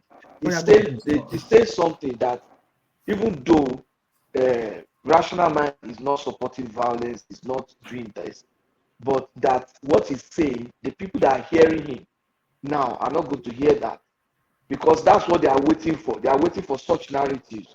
They are waiting for things like, well, I don't even believe in the judiciary anyway because it's going to manipulate. Rational man, you can't speak with such confidence. You are simply in Nigeria. I'm sure you have not heard any government position before. No talk of you so much feel that they will destroy everything. They can't do it. I mean, those claims are unfounded. You said PDP just won the governorship appeal in Osun State. Hold on. Yeah, you're right. You Osun State. You are saying the same thing that he said. Say, I don't believe in judiciary. And you are trying to question that again. I never said that. Hold on. You just said it now. You see, this is one of the things you guys do a lot. You just said it now. That's what I'm saying. You were not listening to yourself. I don't mean to be rude. No, it's not about it. This is not Agboya. This is not Agboya. This is not Agboya. I know what I said. And maybe you want to read beyond what I said. I said the judiciary should be separate. You have the executive, we have the legislature, we have the judiciary. They should be separate. But in the Nigerian case, we've seen that pattern over the years. In fact, a case upon the current APC government that is there, how they remove a chief justice of the federation in an illegal way. And they make it legal in some ways. They look for some kind of things and then they just remove the guy.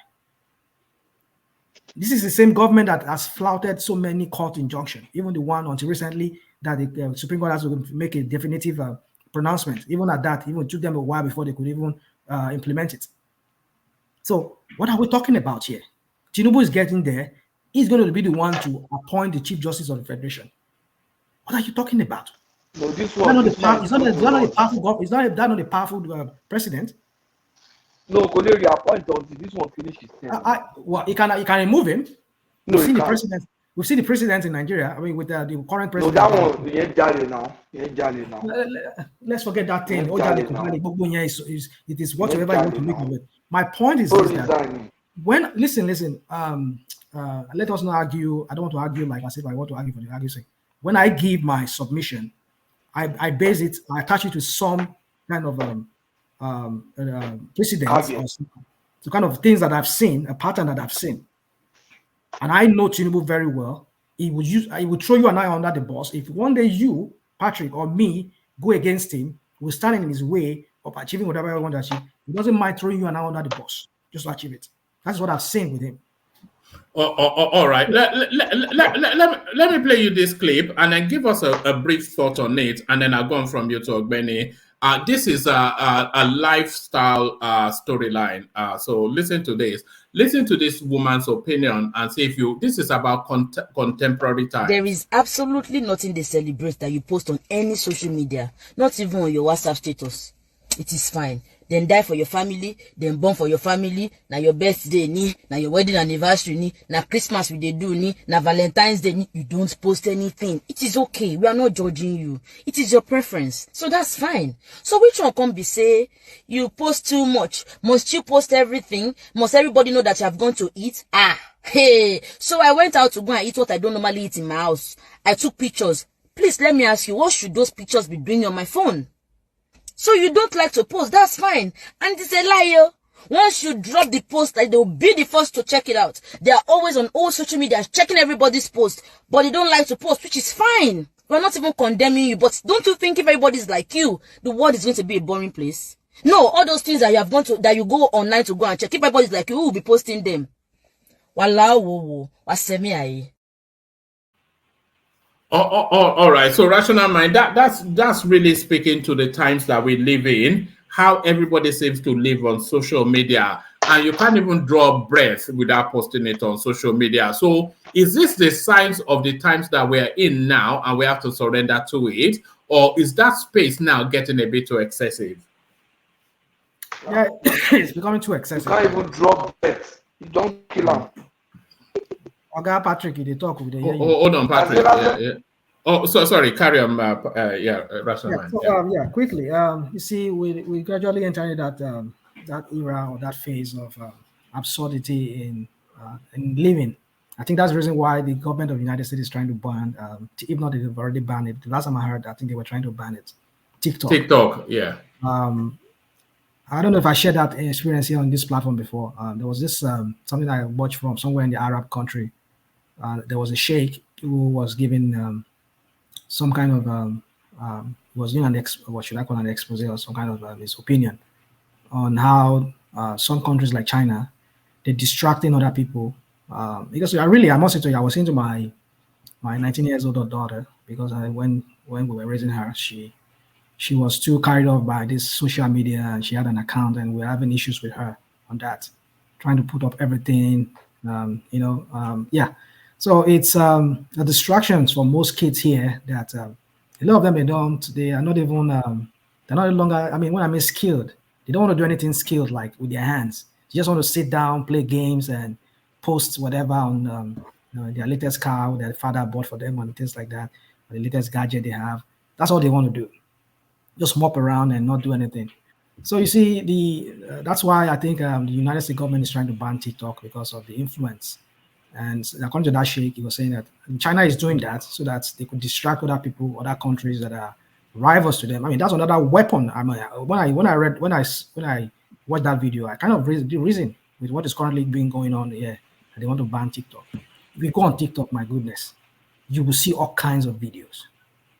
I mean, some people are creative there, don't get me wrong, but the distraction is just too much that some people just live on there. They just literally they live on TikTok. They don't do anything. Sorry, when you wake up, what's the first thing you check? Well, that's the same thing with me too. I do that, but usually I check my text messages just to see if I get any messages from work and all that related issues.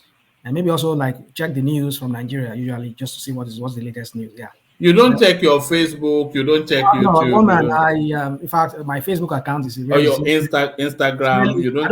I don't have Instagram. The only I don't need to be saying it.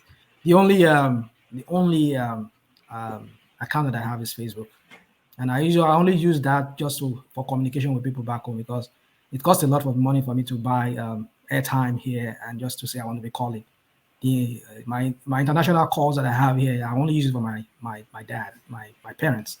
I don't use it for maybe some of my family members and some friends, but exclusively use it for my dad because he doesn't know how to operate phones to be doing Facebook and all of that. But Facebook, I use it Messenger to message people, friends, and other people that I don't want to call. Or I don't want to give them my number. So anyway, it's I mean, social media is it has its good side, but the negative side is in recent years is becoming alarming because our kids these days, a lot of them are not. I mean, when I mean productive, I saw a clip once. There's this girl in Nigeria. She went to this newly built mansion, and then she bribed her way in by the gate man. And then she was doing all this video. She dressed up and she was doing all this video about the God's blessing and whatnot. And then very quickly, the owner of that house turned up and then had her arrested. And she was, of course, posting all this. She had posted, I think, 1 or 2 clips on that house previously on her Instagram, wherever. And that got traction. And then she went back again. We're talking about fake life. And with the countless instances, people will go and rent a Lamborghini, or they may even, so where does it stop? Some people have lost it, one man. Some of them, I mean, it took me, this is very new. I'm still struggling with my 19 years old daughter here. I'm still struggling with her with this issue of social media. You just want to post this, post that, this and this. I mean, like, mean, literally, they live on this platform. So I think going by that video you showed us, I don't know, people like this. I know if I understand what that lady is talking about, I think she's kind of promoting that. Well, you should not find fault. You should not find fault with other people if they decide to post their life on. Yeah, everybody's free to do whatever. But the question is, what is the impact on those people? Because listen, woman, if I post something I post everything about my life on, you have my account or you have, maybe we're friends connected on one of the social media, and you know me, and you are like, I post my new Lamborghini, my new $5 million home that I just bought, my trip with my wife and my kids abroad. I mean, every time I give you, I'm feeding you something to be distracted with, right? And then you need this time for you to be doing other things more productive. But then you're taking people's time off what they should be doing because people feed on this thing. So, I mean, you know that this social media, it psychologically impacts on it does. Even this platform. You'll be surprised how it's impacting on some people. Because I've been hearing some feedbacks. People telling me how it affects them. Well, I'm one of those too. I mean, basically, this is just the only thing I do. This beside my Facebook. I should say that again. YouTube is another thing I do. I just basically when I do on YouTube, I listen to news and all of that, and that's it. And maybe watch history channels and all of that, and animal stuff, and that's it. But then you see the age when I really turn on my TV now. I won't lie to you. I said my kids are watching TV here. I really turn it on. My grandchild comes here and he wants to watch. When was the last time you listened? I cannot recall the last time I listened to the news on television. Wow, all my news is either radio or internet. Exactly, same thing with me too. So, and because I'm always working on my laptop here and everything, working from home. So yeah, we're gradually. I don't know. I see we're already in that phase, and it's getting extreme now that. We need to cut back on this. Like I was saying to you, one man too. I think if I be when my work goes back to normal now, I start going back to office full time. I might not have the time. It's not because I'm home here. I'm working from home sometimes. That's why I'm able to come online and talk. But when I start going back to office, and I might not have the time anymore because I can't be talking to you guys from the office. So maybe when I come home at this time, and then I'll be able to talk. So I think you see, social media is really affecting our way of living. Like I'm talking to you right now, I should be somewhere with my grandkid, and because the mom has to go somewhere, I have to say the dad should come and pick her up and all of that, and my wife and all of that. So these are the quality time we should be spending with family. I mean, I don't blame anything enigmatic if he says he wants to take a cutback, if that's one of the reasons. I mean, you see, this social media is something else. So that girl talking about, I can post whatever on, you can post, it's your life. But do you think of this thing I want to post? What is the impact on people? For example, I don't know if you heard about some kids were, let me not use some word here. They were S-ing themselves. I know you know what I mean, SUI, whatever. They were just because of, I don't know, the algorithm. There was a way the algorithm was working, and they weren't getting that likes. That's why some social media, I think there was a time, YouTube had to stop that like button so that people don't click on it. So as soon as they start getting thumbs down, some kids they were just getting rid of them. I mean, snuffing their own life out of themselves because. Do you think we spend an unhealthy amount of time? It is unhealthy. Even us. It is unhealthy. It is unhealthy. I like what I'm saying. I've been thinking about it lately too because there's a lot of distraction for me. I need to do something besides. Not like this. It's just because I love talking politics, and so it's up to all of us to make whatever sense we want to make with this. There's still life outside this thing.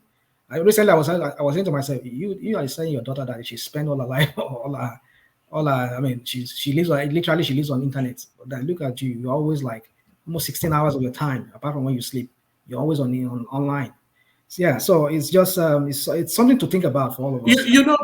Because when I wake up, I pick up my phone and I have to say I check my Instagrams and whatnot.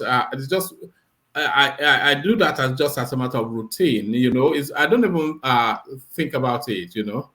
Yeah, you see, besides people that are doing it for professional, some people do advertise their things on their channels and all of that. Besides that, and maybe some other You know, it's just, you see, we're already in that phase of social media, internet thing, whereby our life literally just revolves around it. So some people who have had that, who have drawn that line from the beginning that, nope, I will never be drawn into this social media or internet thing. I know I have people, I have friends, they don't even use internet. They don't even use internet. They don't even, besides hello on the phone, and that's it. Come on Messenger, let me know. Talk to me on the phone. Do you think do you think real life is the anomaly now? I'm sure you know what I mean by that. Do you think real life, people having a real life, do you think that is anomalous to the times that we live in? Because the whole world lives a fake life. So you with the real life, you are somewhat the odd one. Yeah, I mean, some people like at some point, my daughter was telling me that, look, you guys should understand that it's the new thing now, blah blah blah. I mean, for myself, before I started, I think my being active online was almost towards that when we went on that lockdown, when there was this lockdown, you know, everybody could go see other people. So a lot of us were using internet heavily to communicate and all of that. I think that's why I got hooked so much. I won't lie to you. Besides that, usually I only do work online, and after my work, I just go see nature around me here, go, you know, on hiking, go run, ride my bike. I won't lie to you. It's been a while I rode my bike. I just ordered one new bike recently, and what's it called? Electric bike, which I'm expecting to land.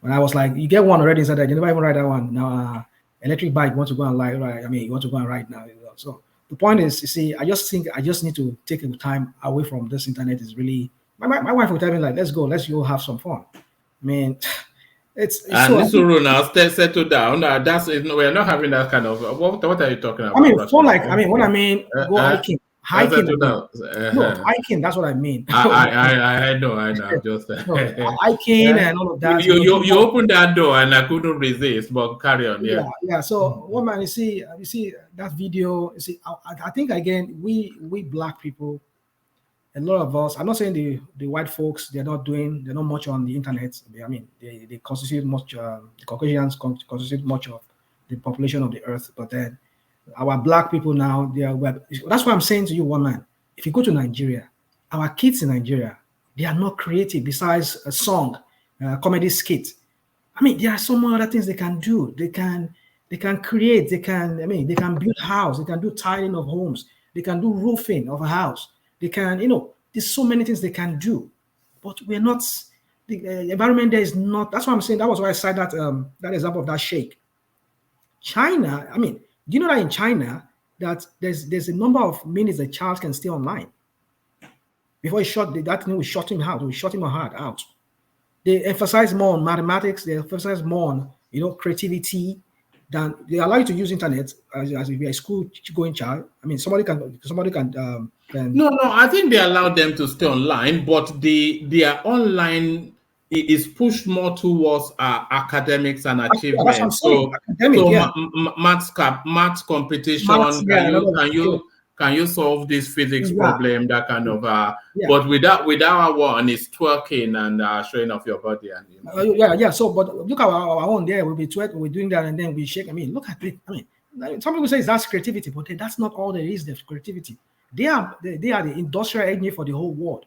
Look at how the trillions of dollars that China is making from every country that is coming there to buy their goods, because they cannot produce those things in their own country because they don't have the skilled laborers in that country, because those laborers that should be skilled, they are distracted on watching TikTok, you doing YouTube, doing this, doing comedy skits, and going to talk about politics. So, we see there's still much. I see. I want to create a channel for myself, but I say I don't have the time. Whereby I want to be telling people that, look, we need to start, because I won't lie to you. Here in America, it's a problem. Most of the kids they don't want to work anymore. I was talking to a friend yesterday. He was telling me that they had a high turnover rate at their. He was working with Pepsi Cola. It was like they had a high turnover rate. Said all those Gen Zs don't want to work. I mean, like here in where I'm living here. The West is just importing labor now. All of this suddenly opening up of visa spaces to Nigerians is because their people don't want to work anymore. Exactly. They all want to be. I mean, I wish our people could come from Nigeria like that, or from other parts of Africa, just like that come and work here. They are in need of people to work, even just to work in warehouse. These kids don't want to work. They just want to sit down and play video games. So I see, and then gradually in Nigeria too, it's happening there in Nigeria, because when you have a population that's not skilled. Yeah, you know that the skill set, especially in labor and construction, you know, they get it from Benin Republic, Exactly, Togo, because our Yeah. people, everybody wants to be an Instagram star. Exactly. So you see, it's going to be a real big problem. I don't know how Tinubu is going to face this if he ever becomes the president, because oh yeah, you know me now. Well, I'll take it. We landed it back from Tinubu. It's Tinubu's fault, isn't it? So I mean, if Buhari that is there could not do anything about it, I mean, he's going to have a lot on his plate when he gets there. But I don't know, because if he has not even done anything in Lagos that he has hired by jugular for how many years? I mean, I wonder what he's going to replicate on the national scale. But let's just see how he's going to do that. I just hope he's able to do that. So, woman, let me just allow other people, and we just need to watch it, all of us. We're overusing internet too much. There is life out there. We can have personal, one-on-one interaction. It's better than this, this internet thing. We need to have one-on-one interaction. A lot of us are becoming antisocial. We don't even know how to behave around people anymore. We saw that with this what's it called, with this coronavirus. After immediately the restriction was lifted, a lot of people, even some of our kids, they could not even interact in public. They were having this social phobia. Is it what they call it, phobia, to talk to people? So we need to understand that there's much life than this internet thing, and people should stop, or they should just cut down on this. They are posting online so that people don't get too entangled and enmeshed in all of these things. Woman, thank you. All right, brilliant, well put. So do we still have Ogbeni, or because I could hear sleep in your voice when you interjected Rational Mind just then? Ogbeni, and there it is. Onotimulo, truly, or is it Madam? So who have we got? Have we got you, Patrick? I'm still here. All right, let's go. Sleeps first. Look at that. So let's come to you then, Solly, and that space then that Rational Mind just left off. I wanted to ask this question, so let me put it to you then. What are you most likely to do as a form of communication? Do you phone people or do you text them? Me, I prefer to talk. I prefer to hear people's voices. I don't like texting. I'm actually very bad at texting. A lot of girls complain about it, but I don't like texting. I want to hear your voice because I want to hear your emotion in your voice, basically. All right. It's just that social phobia that Rational Mind was speaking to. So let me take you to the politics then, Solly. So we reject any bid to stop President-elect's inauguration, the National Association of Nigerian Students. So this, of course, comes as a surprise because it is the youths that were meant to be against Tinubu's win. So what are you making then of the stance of the Nigerian students? Well, you see, that shows that because every time this obedience say, we the Nigerian people, I'm always like, they don't even care about any other person's opinion. They don't, if you are not part of them, you probably don't exist from their statement. When you try to correct the we, they say you can exclude yourself, but it's not we. This shows it. People are protesting because people are tired. It's becoming annoying. It's becoming very irritating. They are doing a counter protest because people are tired. They just want this thing to be done with and move over. The country has too much things to deal with than people complaining and not going with their facts, but going with their emotions to protest. Even going up to the point that they just want the whole country to just scatter. They don't care about any other person except their own opinion. That's all that matters. That the country should just be overtaken by military. They don't even know what a military era is like. Their minds are not even clear enough to even understand what it means. They are just ruled by their emotions. Thank God these people did not become they did not win this presidency, because this is what we can see. So opposition has to come out there to face them. So even on this platform, when we wanted to celebrate that Tinubu won, they say, no, don't celebrate. What do you mean we? Speak for yourself. What do you mean we? You mean when you wanted to say? Yes, when I wanted to celebrate, okay, let me just say only myself. When I wanted to we're celebrate, non-aligned platform, as you know. We'll carry on. So they say, don't celebrate, be the bigger person. And the worst part is that when you now become the bigger person, later on you will regret it, because when it's their turn, they will trample on you, they will step on you, they will run over you, and they will insult you, and they will do everything to you.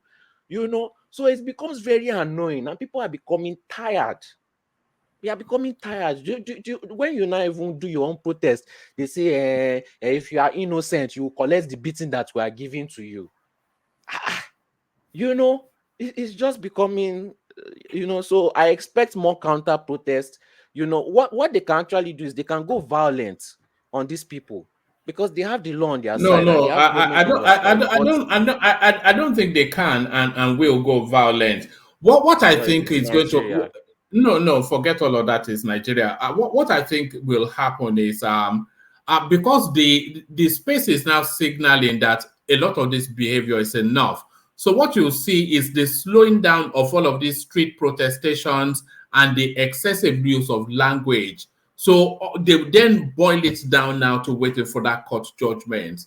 But I think it has reached this crescendo, and things are that Tinubu is going to be sworn in about approximately a month's time. So it gets to it gets to a point where it has to cap off, and I think it's reached that capping off point. Well, every time we say that, they always surprise us with something brand new. The people at the head, the people at the top that should be telling them to stop are keeping mute. They are not saying anything. And what are these supporters going to do? They are not just going to sit down in their house. They've carried all their hope, faith, and belief. Okay, so what are you looking for as the natural evolution for the space? Because you seem to be pushing it in a direction. So where are you wanting this thing to land? Because you seem to have some intention. So what are they? Should just relax and wait till court judgment. Yeah, but that's what is being encouraged now. But you seem to be propelling that you want it to end violently or something. Who is encouraging it? They are obviously not listening to the people that are encouraging it. They know who they want to hear it from, which is Obi and Dati. But we can see that they are still, this Dati guy is still going on TV, still inciting them, still feeding, throwing meat to hungry wolves. He hasn't said anything to back them down. Not one thing. Every time he comes, he throws a bigger portion of meat towards them. So they know what they are doing. They are trying to create a crisis which can force an interim government. They are saying, "Oh, it's Buhari that has to." But if you force a bad enough crisis, they might have to force an interim government. These people are being brainwashed, and they don't even know the result of what they are being brainwashed to do. It's achievable. We see it as something. They still carry the anger of NSAS. You've given them facts. They don't want to listen. They still carry the anger that they believe that INEC promised them the presidency, even though INEC never said anything like that. They still carry the anger of they hate Tinubu so much. They are being fueled by anger, and they are brainwashing them and using their emotions, which is a strategy that Nnamdi Kanu used to direct them on what to do for their own personal gain. Speak against these people. Nothing is stopping them from speaking against them. Nothing is stopping them from telling them to back down. They come and they do speech all the time, but they refuse to speak on that case. They come and they make inciting statements. They will pretend like they don't know what they are doing, but they refuse to tell their supporters to back down. Sorry. Somebody actually corrected me in the comment section, so let me acknowledge it. I think it's actually to Nigeria. It's actually about 2 months to the swearing in, not 4 weeks, as I said. So yes, carry on. And someone is also saying a little protest is a crisis. If it's APC supporters and MC Oluomo that went to that military barracks, you won't be saying the same thing. So and that's another thing they do also. They complain about what others are doing when they most likely have done it also, just that nobody spoke, because everybody wants to be the bigger person when it comes to the obedience. Everybody wants to be the bigger person, but you let them trample on you all the time. And when you try to defend yourself, they will say, hey, why are you trying to defend yourself if you are innocent? You can't even do anything. It's just accusation upon accusation, never really backed by facts. Maybe if they are lucky one time, facts will favor them, but majority of the time is feelings and emotions, like little girls. I just can't believe it. But this is what works for them, and this has been the way they've played their politics from the beginning. I expected it to die down, but apparently they don't have enough people with enough reasoning in their team in that sector. They just have nothing else to come up with. That's why they're still pushing with all the right. same narrative. All right. So that will be the last launch at the obedient space. So you've had a good go now. So for the future, I want you to speak into the topics and just leave the obedience alone. Tinubu petitions MBC over. Actually, don't let me even bring you that. Let me take your commentary. Let me take your commentary on that clip that I played to Rational Mind. So what are your thoughts on that? The excessive use of social media by the modern people? You can't fight it. That's the honest truth. If you try to fight it, you're wasting your time. That's one thing I realized. The moment you stop using the latest in technology or the latest in social media or anything that is brand new, that is when you will be stuck in that timeline, and you probably will not be able to catch up again. Even me, when I started using TikTok, I felt so old, because it was just something so simple to use, but yet it seems so complicated to me. You use TikTok? Do you use TikTok? Yes, I use TikTok. I used to condemn it too before, but then I realized, I've refused to acknowledge it at all. I don't want to know that it's there even. No, see, you can't be left behind. Either you have two choices. Either you get left behind or you stay in front of the line, because after TikTok, another thing will come and another thing will come. So where does it? Well, there it is. So after TikTok, another thing will come, and then another thing will come. So where does it stop? It's just It's just like fashion. It never ends. It's just like your cell phone, your computer. It will just keep on getting better and better, because nothing is ever finished. So if it benefits you, ride on. Okay. The point is to make it benefit you. But if it's not benefiting you, you are not gaining information, you are not learning anything, you are just using it to waste your time, then that is on you. You will suffer the consequences of that. But if social media is benefiting you, 80-90% of the usage of our social media is just for consumption now. It doesn't benefit you. Well, maybe it benefits you for reasons of entertainment and social interaction, but I'm not sure that anybody actually gets anything. Yeah, but one man, that's just like pointing out the bad side of it. Because if these people were not on social media wasting their time, they would be watching their TV wasting their time. So they just directed them from TV to TikTok. Nothing would change. If TikTok was not there, these people would still be wasting their time. So it's not TikTok's fault. There are educational things, a lot of things that you can learn on TikTok. If you decide to go there to waste your time, then it's your choice. Is that what you use it for? What educational thing have you No, learned on I use TikTok? I use it to go there to learn, because people on TikTok are very creative. If they actually work for companies that focus on advertising, these people will do a lot of good works. So I go there to learn a lot of things for advertising, because what they create is what advertisers work on for months to create, and these little children just do it for fun. So you can learn a lot of things from there. There are a lot of pages that they give out a lot of information. They do a lot of fact checking. They come with the facts, and just like this platform. And the reason why I don't go to all this other platform is because they focus on facts here. I come to learn. So I usually get very irritated when someone is talking about something without facts, but a lot of fact checking is done here. On TikTok too, there are so many things I've learned about so many other countries that would have never even come to my mind. Because me, when I usually want to learn about a country, I like to travel there. But I've seen that on TikTok, without traveling there, you can learn a lot of things. I learned a lot of things about Uganda, Kenya, so many other countries, Japan, Korea, some things that are not, that even YouTube restricts. And this is why US is trying to ban TikTok, because a lot of the freedom of speech that they claim to allow, These people have blocked everything. If you go against them, they block you. They want to remove your platform. They start to ask you silly questions that don't even make sense because they just want to. So a lot of people are exposing what US really does, how America really is, all the things that they are using to deceive their people. If you go to TikTok, you start to see everything, and you can check these things and check it with proof and facts. So TikTok and US does not like the fact that their own citizens are becoming aware of how evil they are and some of the evil things they've done in the past and some of the things that they are still doing now, which makes them question the government.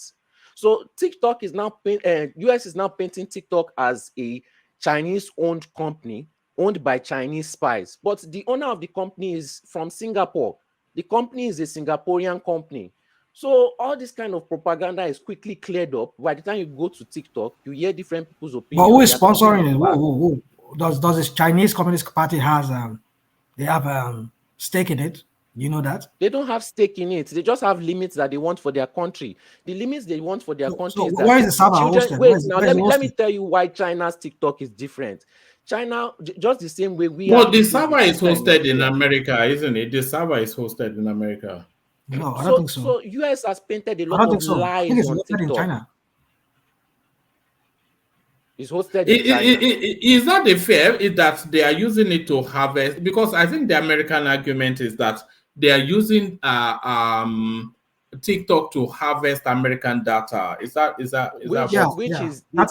not? They have no proof on that. It's just an allegation. Facebook has been known. You know that China has a firewall. Facebook has been known to spy on you. Even if you tell them that they should not spy on you, they will go into all your systems in your house. Even if you are not using Facebook, if somebody that has Facebook application on their phone enters your house, uses your Wi-Fi, now they can check on every single device that you have in your house. They are not talking about that one. So how are they doing that? So how are they doing that? How does somebody? They have one. There's an allegation called Cambridge Academia or something like that. They built it into the system. There are court cases. Everybody knows built what into the system. So sorry. That sounds like you are conspiracy theorizing. No, it's not conspiracy. One man said it now. This is a real court cases. These are real court cases. That Mark Zuckerberg is aware of this, and is the one that worked with them to create this thing. So that one is that if you log on to, if somebody comes into your house and logs on to Facebook. Yes. Then they can tell anybody here your iron. It sounds so crazy. Wait, we can hear you. Yeah, we can hear you all, please. We can hear you. Okay, sorry. Let's solid and then come in. Yeah. Okay. I think it's you there. Go on. Search for the court case. Some of these things that Facebook are doing, it just sounds so crazy and unbelievable. But when you watch this court case, do you know why it sounds crazy and unbelievable? Because it is crazy and unbelievable. Hold on. Somebody comes into your house, they log on to Facebook on their phone, and then Facebook is able to tell the brand of your iron and refrigerator. What's that? Man, see, if somebody has a Facebook account, right? You don't even need to have a Facebook account. All they need to do is just use the same internet as you. And immediately they have access to almost everything in your house that is connected to that Wi-Fi. You might not believe me, and I'm not asking you to believe me now. I'm just telling you that you should just search for it too yourself, and you will see. Can I interject? Yeah. Is that according to Alex Jones? No, one hold on, this wild Alex Jones theory. Let me interject. If you want to know one man, take your phone to your friend's house, log in with his Wi-Fi, or even your own Wi-Fi. Then start scrolling. Just go to marketplace, start scrolling.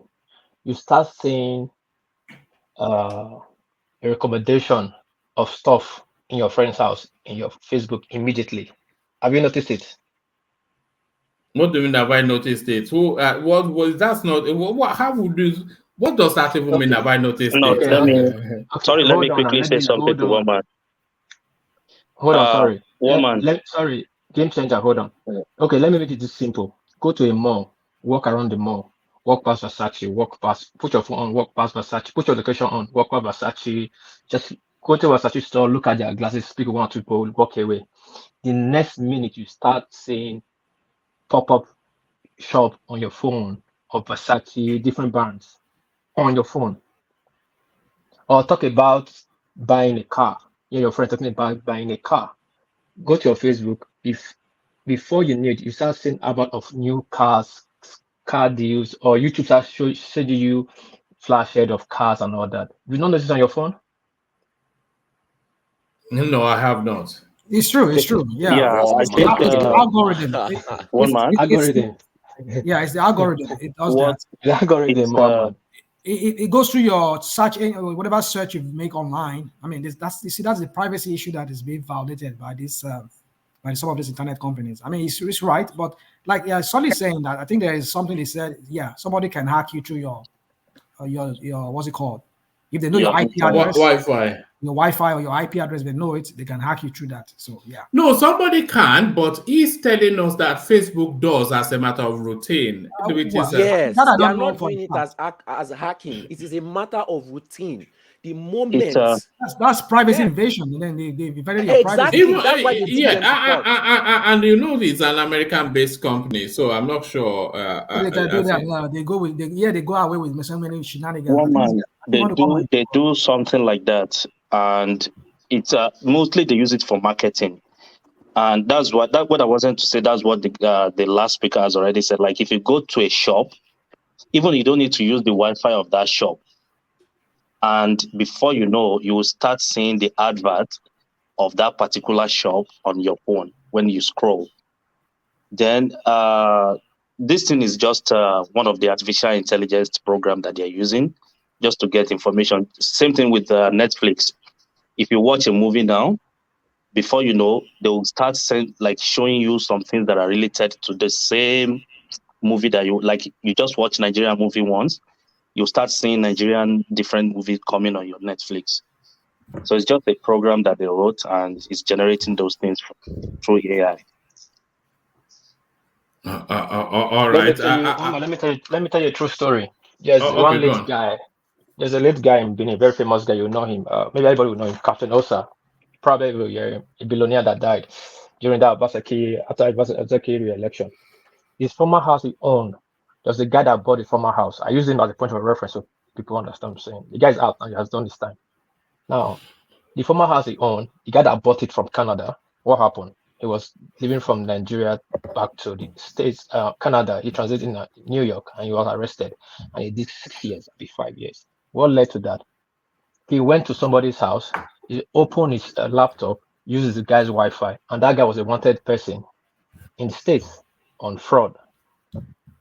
Because he uses Wi-Fi, the guy Wi-Fi, they penetrate the guy's laptop, his picture, his Facebook, and everything was read that his location all to Nigeria was with American FBI. He was on a no-flight list. Leaving from Canada, he has no problem. Coming back, they had him there. The guy did 5 years before he was discharged and acquitted. That he was not really the person they were looking for, but he used the house they were looking for, the house and the people they were looking for. He was in that house and used the Wi-Fi, and that Wi-Fi was a blacklisted Wi-Fi. One man, the guy did 5 years in prison. So it happens. All right. Whilst you're there, I want to play you a clip and then have you explain what is going on here. When in fact, I saved this especially for you. I uploaded this especially for you. So here it is.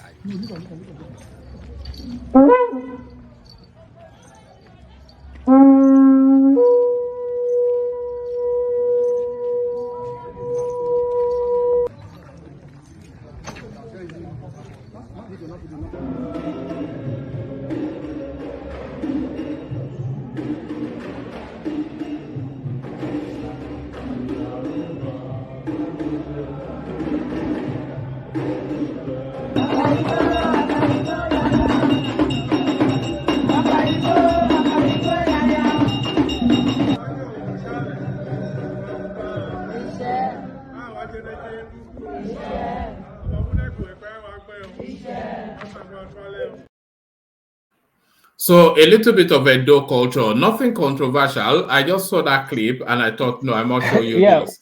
Yeah, thanks, Roman. That is the Olu of Ogiamesu. Yeah. It's funny, you know. I cannot call his name anymore, but is the now the ground.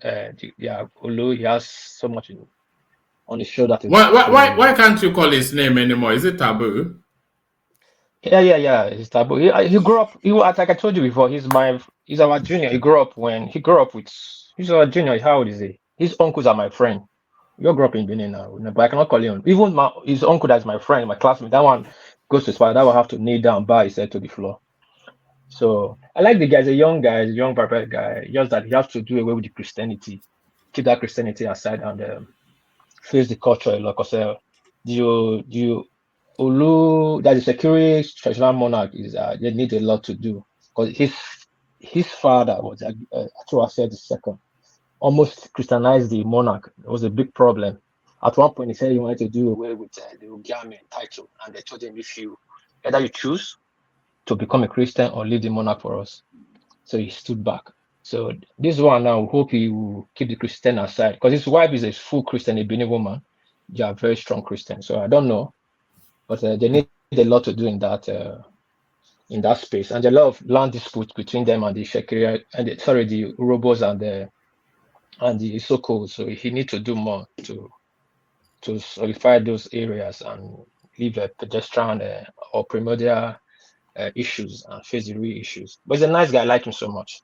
I wish him long life and prosperity. All right, brilliant.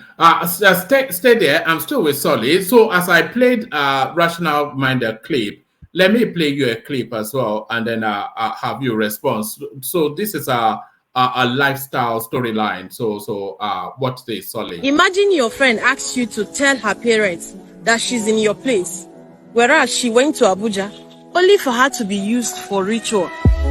My dear, you guys should stop covering your girlfriends up. It's risky.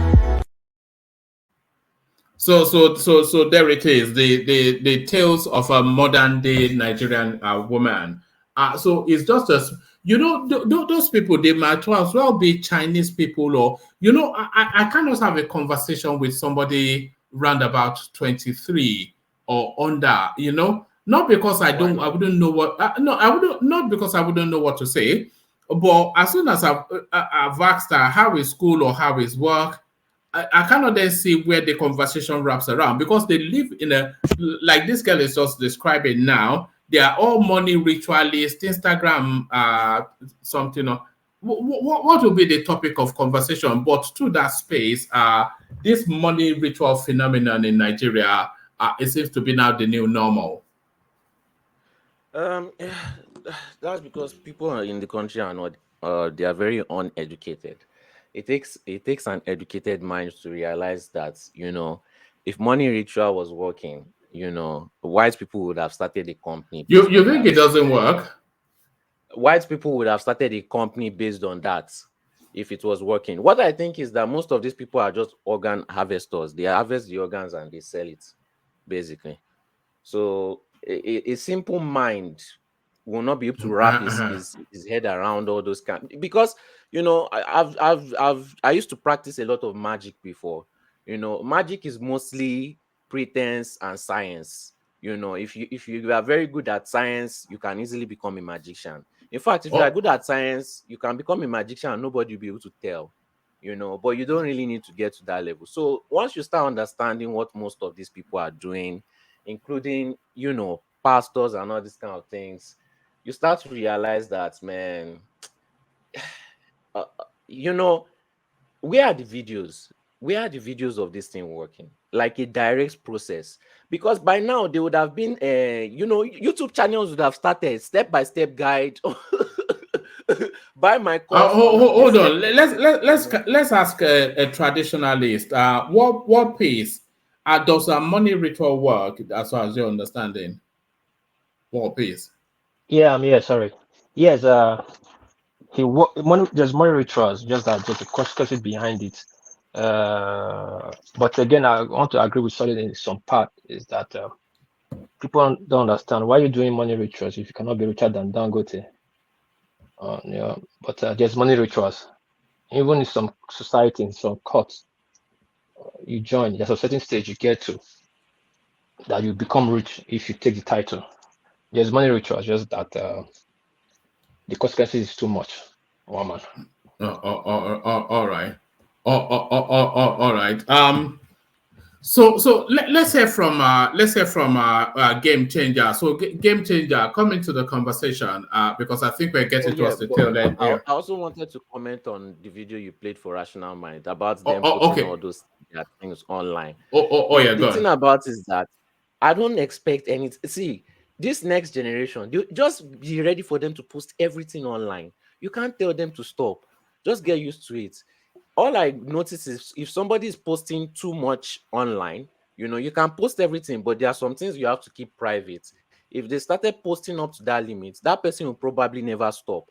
No matter how bad you tell the person that it is, the person will just continue to do it, and you'll just be putting you in danger. How much do you post online?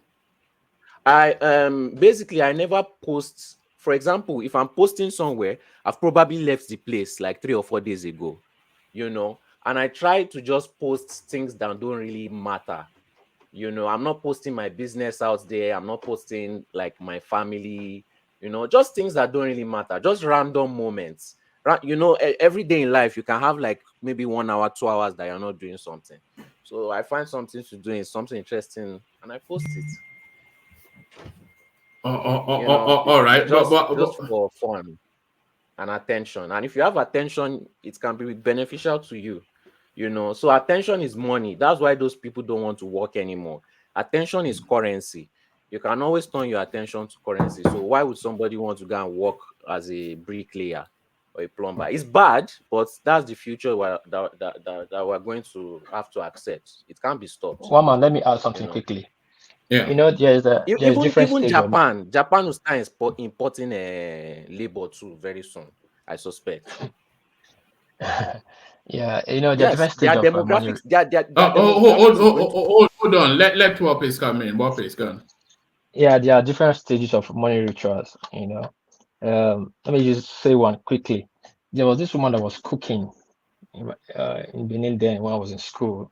Just remember that he used rituals to make his food. People to come and buy his food, and suddenly students, people started avoiding the place.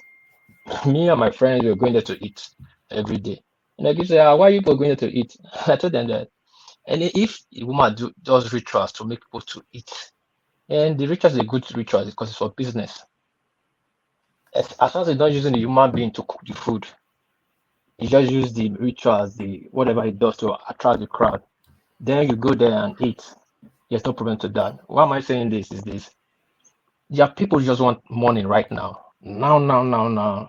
Invoke the money will come. Yes, there are rituals. They do that, and the money will come. And some of those money, they'll tell you, that money will not see the next day. You must spend that money all today.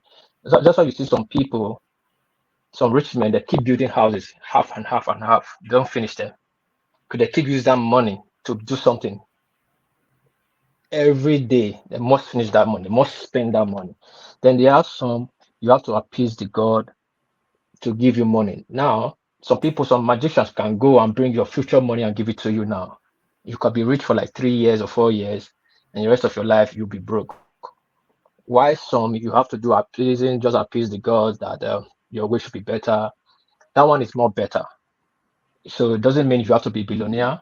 Doesn't mean you have to be a poor man. It depends how you use your hand to work.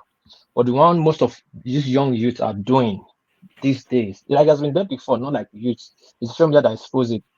People that also need money now, just want to invoke money, cut somebody head or open a coffee, there's money inside. Because people don't want to work anymore. That's one that is common now. They want to drive GLK. And he's there. And it has side effects too. All right. Does anyone want to speak to anything else? Because I think we are reaching a natural crescendo. What was the topic of today? I think I heard you guys arguing about Tinubu taking people to court and or should I say the East team, APC team, right? And no, it's not actually taking people to court. What they've actually done is they filed a petition with the NBC over Dati Baba Ahmed's utterances on television. So the language is getting increasingly charged up rather than starting to simmer down. So now they are now asking that the relevant authorities take action. Yeah, I think that Dati Ahmed is doing too much and going about saying whatever he likes. But again, how did APC come to power? This is the same thing they did to Jonathan now for 6 years. They mock, say all kind of nonsense.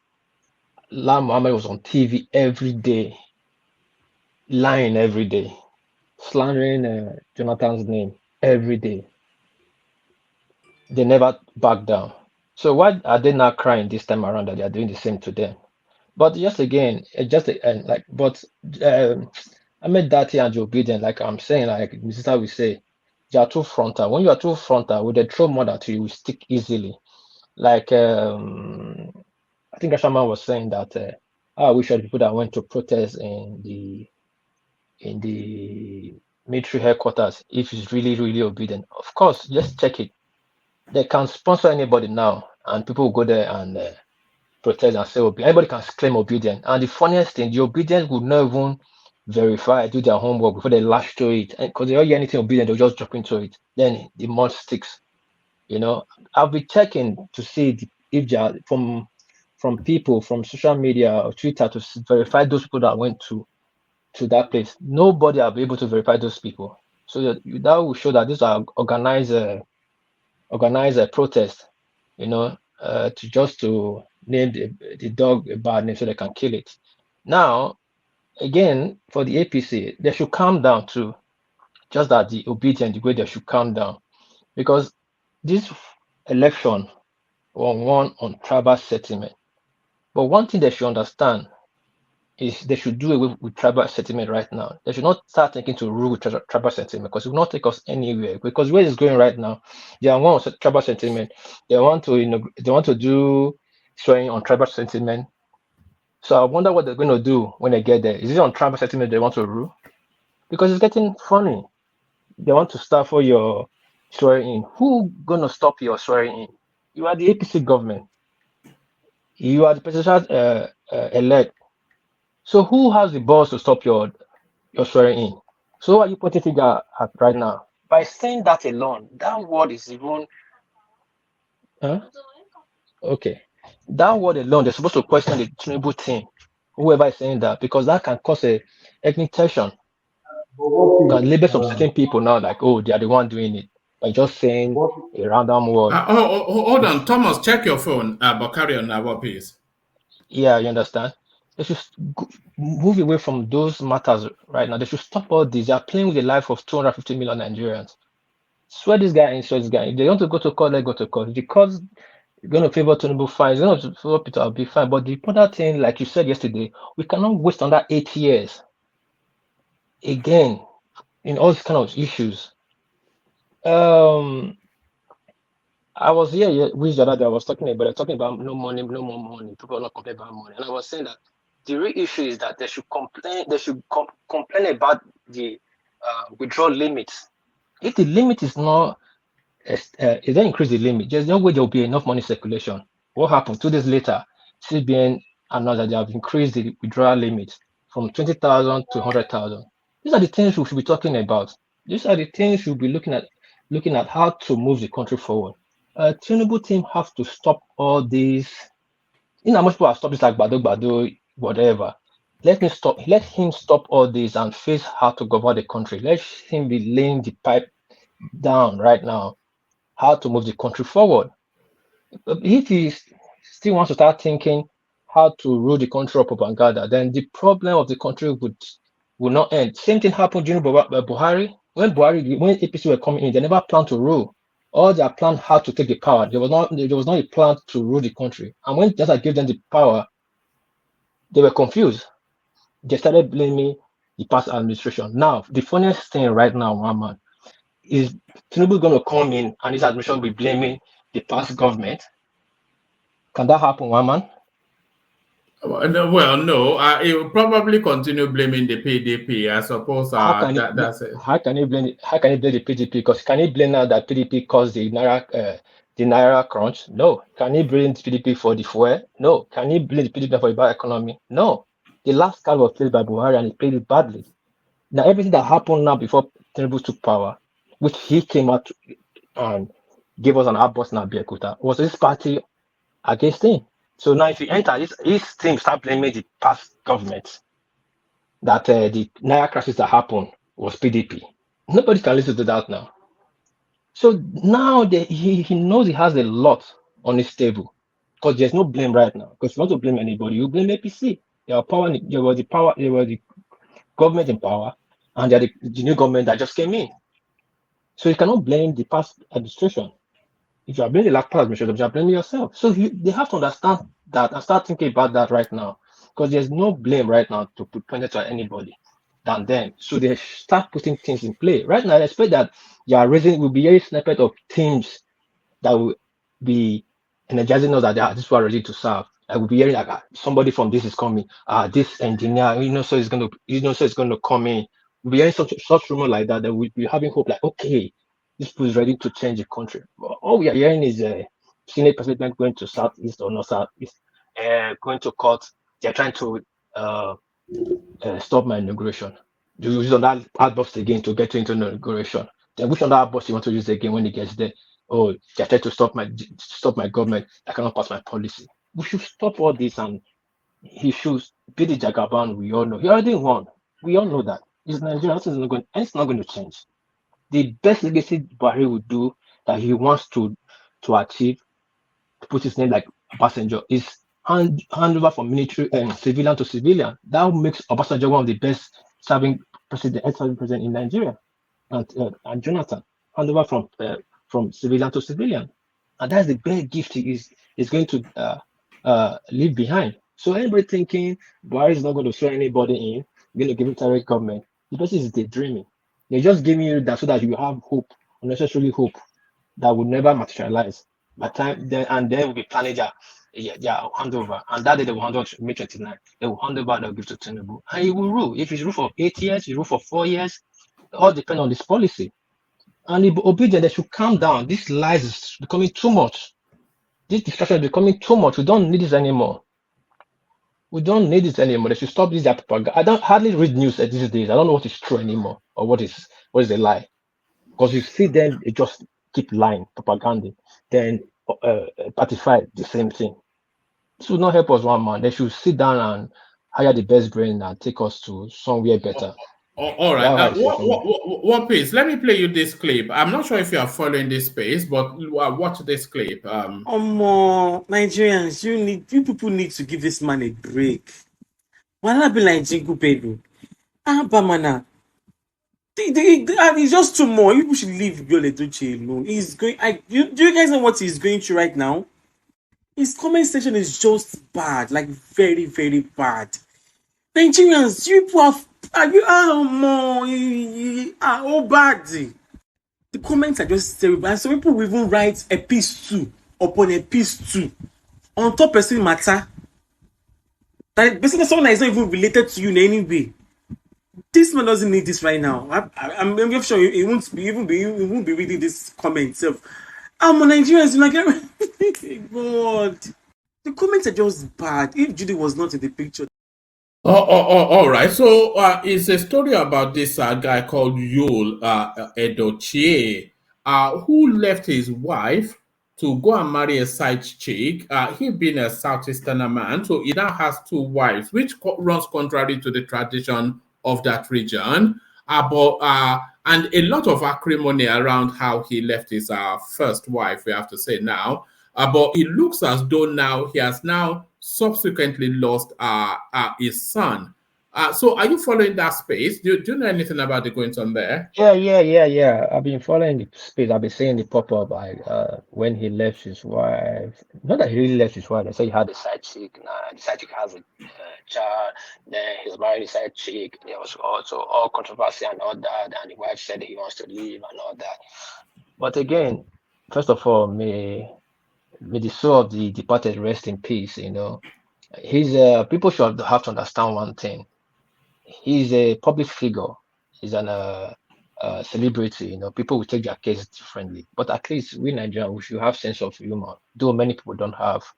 It's not everything you link to spiritual or you cast it.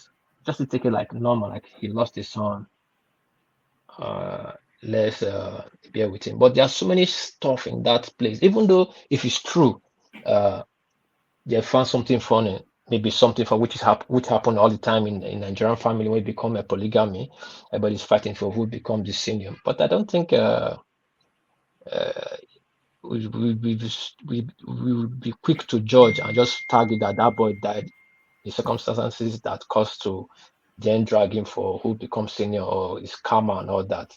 Why people are not dying in Dangote's house? Why people are not dying in all those billionaires that have 3 or 4 children? Or Tinubu's son that died then is we just target is Which son of his died? I didn't know that any of his children died. One of his sons died in London way back, I think during Fashola time. You know, so all right. yeah. And what were people reading into that? Is that part of the? Is it? No. Are you suggesting that? No. The time it happened, he was not in the spot limelight. I wish there was this time that boy died. Oh, Tinubu, he would wish to open the ground that he would just go into the burying him. You know, because that time he died, there was news media people sympathizing with him and all that. He died in London. What is his name? DG. I think it was DG Tinubu or something. No, not DG. Something. No, so but that was his first son from the first wife, not Wale's mother. His daughter. This is the daughter, younger brother. This is first daughter that Iyaloja, the younger brother, which is the first son. So, but if it is now, people will say it's karma. Oh, is a Muslim ticket. Is Yoruba people he went against. Or is this or is that? People always read meanings. People will die. I lost my elder brother in 2014. Now much my mother has all the Orisha and everything. I lost my elder brother, which I never believed. Your mother is an Orisha priest, isn't she? Priestess. Yeah, but she don't do for people. But came with her. Big one, big house. But I lost my elder brother. He died. When I got the call, I was shocked. I never believed I lost any of my siblings that I would not get inside. But you have to understand, death is inevitable. It will happen to anybody. It will happen to everybody. Sometimes you just take it like as a natural cause. You know, people are they speculating that it's because he's got 2 wives? Is that what they are saying, or 2 partners? Yeah, I've read some part like that. There's some people say that his second wife is one that you want to start dominating right now. This is the bad thing about polygamy. You don't do this, you don't do that. You have caused problem to yourself. When you have your first wife, you're having peace. Come on, guys. You know how many of these men, pastors that have children outside? Many. They have a lot of kids outside. It's one that come outside and cry out that you hear. Do you know how many of these rich men that don't talk? These rich women, they don't talk when their husband have kids outside. They keep quiet. We read meanings to things, and of course, there's a saying in my town: when you go and cast a spell on person, and you narrate the person around the town, the narration will work faster than the spell. You know, when people start narrating people. Actually, those people that's narrating that person is actually the killer, not whatever they think that happened. Because human beings have different stomach. You don't even know who you are telling. Then when it happened, they'll say, "Hey, I told you." You know, and look at this people that is talking, and look at when I was reading about them. Some are Christian, some are this, some are that, and people have this kind of wicked mind, and you're expecting Nigeria to be better. So I don't play politicians or our politicians treat our citizens. Because we have a very bitter mind, bitter heart. Davido happened the other day, said he wants to climb. I'm yet to see when he will explode. The band happened, they said he used his own to climb. The band now is struggling to make a new album. You know, of course, I understand that certain things happen, but it's not everything we read minutes to. just let us just be calming down. One man. I don't really understand Nigerians or where we are going, one man. All right, brilliant. Is that does anyone else wants to speak to anything before we start to round off? I think Prince Daddy joins us maybe for the Thomas session. Thomas is about 5 minutes away from taking over. Thomas has a life to run before he joins us. Let me play you another clip then. World Peace. See what you are making of this. Have I deleted it even? It was a madman speaking sense, I suspect, or is he speaking So can you sense? get my son when 70? Oh no, that's actually a moral maze. Let me play you this one. Bring say now 1,000 naira counter. No be Igbo man wait there for CBN government. Where they make us suffer. Our papa and mama go stay for bank. Many of our papa and mama don't die. Where they look for their money to take go hospital, pension and all that. No be Igbo man dey there for CBN government. Jagaban don't say that counter where they bring come. I see enter government. Nothing like new note. They spent $21 billion to print that counter. Jagaban say nothing like that. That old currency now we go use.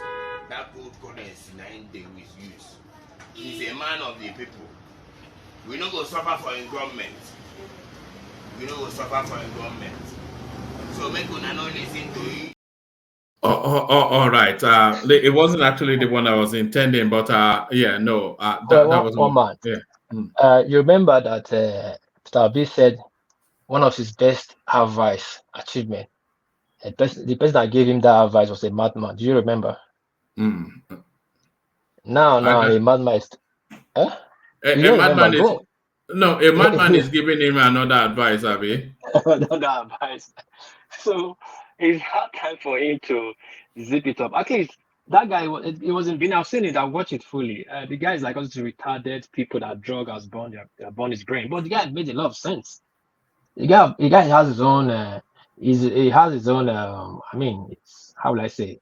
On his right to say whatever you want. But if a madman like this can notice the situation, the way the politics is being played in Nigeria, and he call it out the way he sees it, man, at least our good friend Peter Obi that take lessons from mad people. This is one of the things you have to sit down and listen to and say, okay, it's time to calm down and let's build this country. I'm not saying he should withdraw his case from court. Let court decide. But all these things he's going about, running about, doing it's not going to help. But the guy spoke his mind, man. One man. The guy said things that make sense. I watched it. I'm like, wow, this madman can talk like this. Though I'm not making sense with the madman, but what really makes sense in Nigeria? But the guy is making sense out of it. So Tinubu will do something good. Without that, I know. Like I said before, he's the star boy that he likes to be. And now he's on his element. He likes to come fix something where everything is bad. He will bring policy. He cannot do all, but I thought you were against him. I thought you were against that. Like I've told you before, I've never been against Tinubu. I criticize topic, how it comes, When a topic comes and people are making sense and the sense don't add up, I'll criticize. If people are making sense, I don't talk. Now, when people try to embellish it too much, then I'll say, hold on, dear, calm down. Just like you see me in a day, if I come, you don't know who I'm going to support. Either Tinubu or Obi or Kwakwazo or Atiku. I speak to the subject and try to be objective about it. Just that people come and embellish some certain things. Say the man did not do plus one he did. That's how I say. But I know he will do things. Of course, he will enrich himself. He will enrich his cronies. But he will do things. Those things he's doing is not going to be free. Those things he's doing will come at a cost. But at least the things we need infrastructures. He might build that infrastructures and selling to himself, but at least it's there, it's serving, but maybe not to the capacity we want, but at least it's there. Look at our airport. Our airport is dead. Our seaport is struggling. We don't have healthcare. We don't have any good institution when it comes to security. So all those things, he would do it, maybe can prioritize it to himself, but it's there. At least they are functioning. So he will do things, but to which extent that I doubt. No, this is Okay, Nigeria. so This is somebody is not. confirming the news. It says Jide Tinubu. I never knew he lost a son. How many sons Yeah, he does he lost have? his son. How many children does he have? Do we even know? How much do we even know about this guy? We don't know anything about Tinubu. I don't even Tinubu know has anything about him. I don't know anything about this guy. I'm just making noise along with yeah. everybody else. Eh? Tinubu had kids, not even, but one we know officially is one that he wrote out, but he still have other kids. One of his side chick was in Ajah State that time. Like, once his son used to come to Ajah before I traveled then in the early 2000s, he used to come and meet come quiet guy. He would come, there's an escort that come. That time he was a governor, not this one that's been. He's younger than this guy that's everywhere. Quiet guy will just come. There's only Because there's I only thought I thought he had three children, two girls, one boy. That's what I'd always no. thought. Yeah. No, Tinubu had more than the one I think he has official. three. Like, He had three girls. There are two of them here in America, if I'm not mistaken. yeah, those one are the younger ones. How many sons? How many sons? From I think from this lady, what's her name? The one that is with her, Remy. Remy has three. I think one boy, two girls. That's what I think I heard.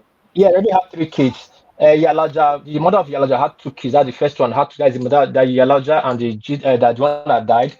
Then she mother. There's one that is going now, around with him. She mother. That one. They say that one is very strong woman.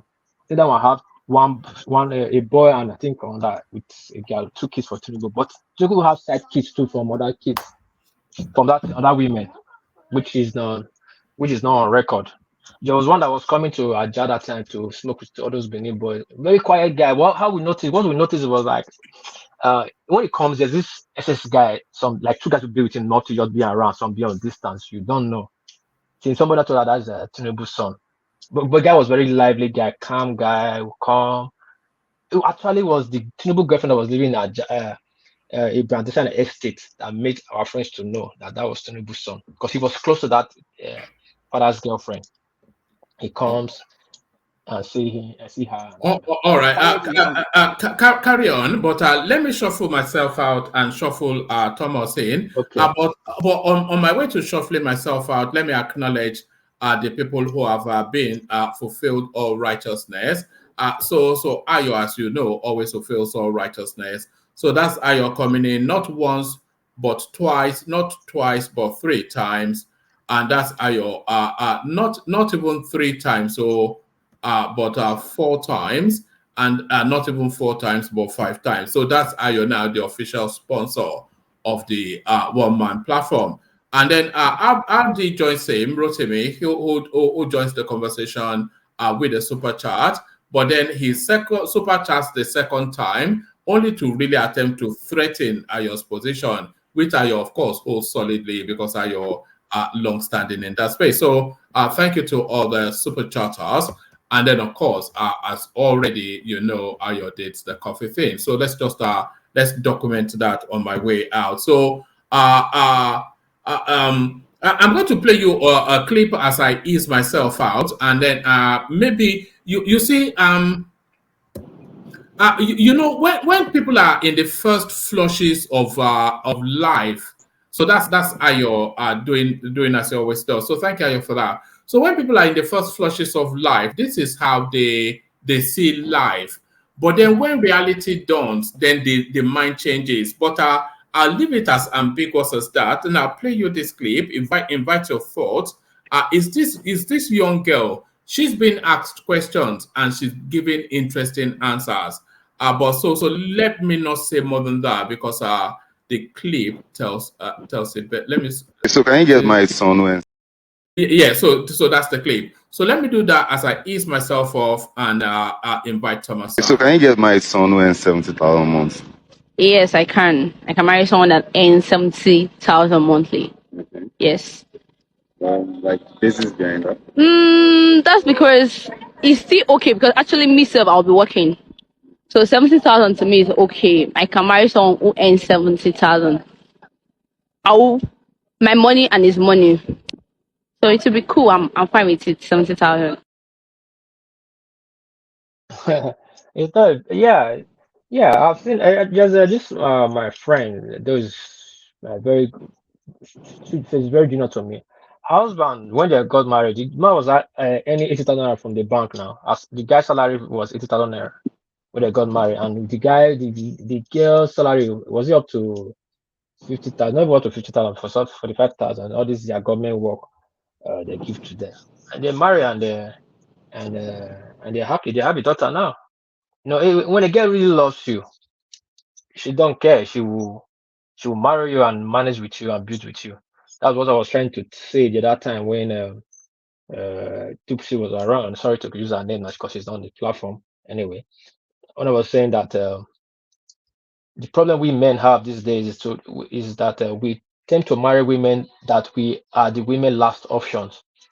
You know, so when we tend to be their last option, the things we did to ensure them to be with us, we keep doing it when we are with them. The day we stop doing it, the very day we stop doing it, that day you will say she will recount her love her for the guy and move on.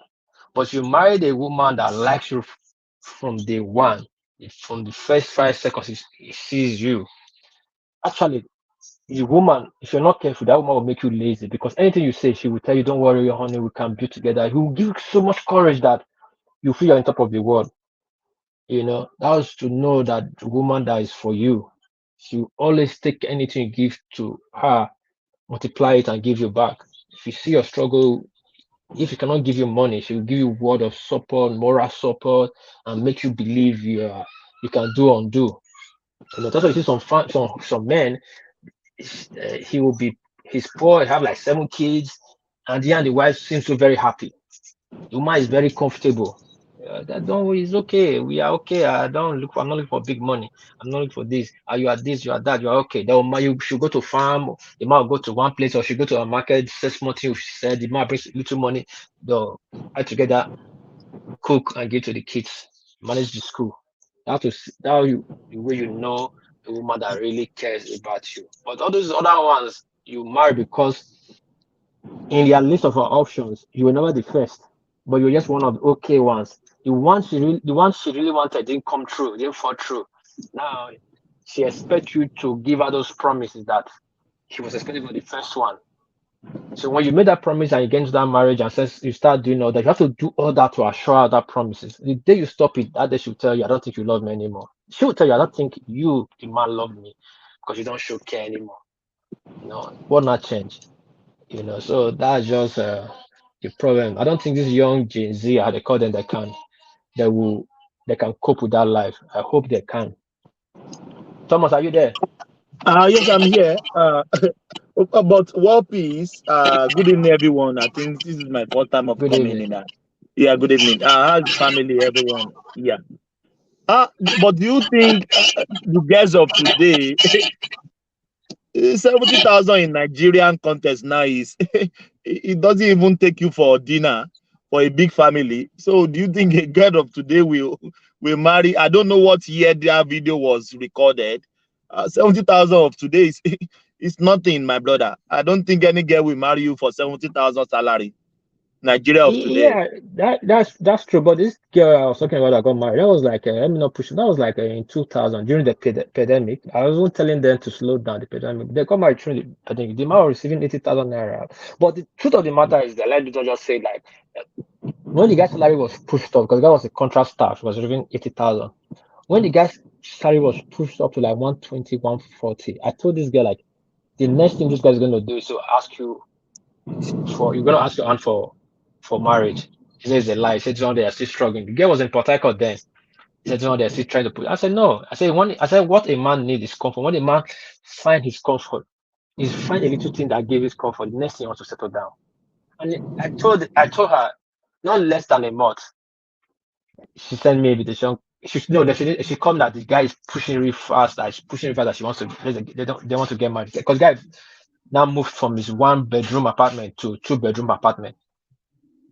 I told her like now your boyfriend moved from a bedroom apartment to 2 bedroom apartment, AC, salary is like 140, but the position he was in the bank was a bit comfortable. There was he cannot I think he was in charge of some I don't know, but where he gets in the banking section, but he gets deals like he can get some kobos as a profit. He was doing think we're handling portfolio for some big men in the bank. So he was getting little money apart from the salary. So I told her, like, as soon as this guy is getting comfortable, the next thing is going to ask you out for a marriage, because they have come a long way. And truly, that was the guy did. And they got married. So the guests these days, I still disagree with you, my brother. Hello. No, yeah, please, yeah. Oh yeah, I was just gonna make a comment. So kind of it goes both ways, right? So the guys, the example you're talking about, so the guys had like a fairly decent percentage increase in salary, right? 70 to Yes. 120. Okay, but let's say if the guy blow, as we say, if the guy had blow, right, making like big time money, right? My point is that sometimes some girls or some women, they want to settle with somebody that has that's very comfortable. They don't want to manage because the guys are equally guilty. If the guy blows from 70,000 to making like I don't know $2 to $5 million a month, he's more likely to not be looking elsewhere or having side chicks or this other stuff on the side. So sometimes we don't blame the ladies or the girls for wanting a guy that's well established. Yeah, Prince, I agree with you. In life, it's stage by stage. Have you ever heard of this say that the money you get in your youth age, you most likely lose it in your youth age? Have you ever heard about that adage? I think I have, and I totally believe that from experience. Yeah. So what you just said now is that totally was the point I'm trying to make. Now, you imagine a young boy of 20 years old just found out his bank account, he has like 100 million naira. Let's use naira now. This is a guy that barely have 5,000 naira. What do you think? What kind of guy do you think he will go for? He will go for those Instagram model he'll be saying like his idol, right? Of course, now, yeah. Now he has a G class. He has clothes. He rents an apartment, maybe a 5 million naira apartment a year. He will want to go for the Instagram model that he doesn't have to do so much. All he needs to tell them, send me your bank account. That's the first thing you will tell the girl. Send me your bank details and let me take you shopping. But if he have like 1 million naira or 2 million naira, the first money he makes in his life when he was 20, his level and the level he will be and the kind of girls that he would date will be at the same level. His age level is the bracket between that 18, 20, that kind of level that he can actually date, grow with. But when he has more than he bargained for, he will lose control. And that's where I agree with you. That's where people get it wrong. And that's where this corruption, Yahoo is bad for us, because small boy just lay hand on bigger money. It has nothing to do with it. He just wants to enjoy. He's a kid. It does not have anything in front of him. He just want to enjoy. He just want to see the world. But if he grows like he finished university, he did his NYC. He's serving his first bank. When he's serving his first bank, his salary is 45,000 naira. Then after 3 years, he's working with Mobi. His salary is 250,000 naira. He will know the value of money. He will know how to save money, and he will know his place and his class of women he can talk to, or he can chase or ask out. But when he just jumped from stage 1 to stage 20, that boy is bound to fall on his ass in a few days or in a few years.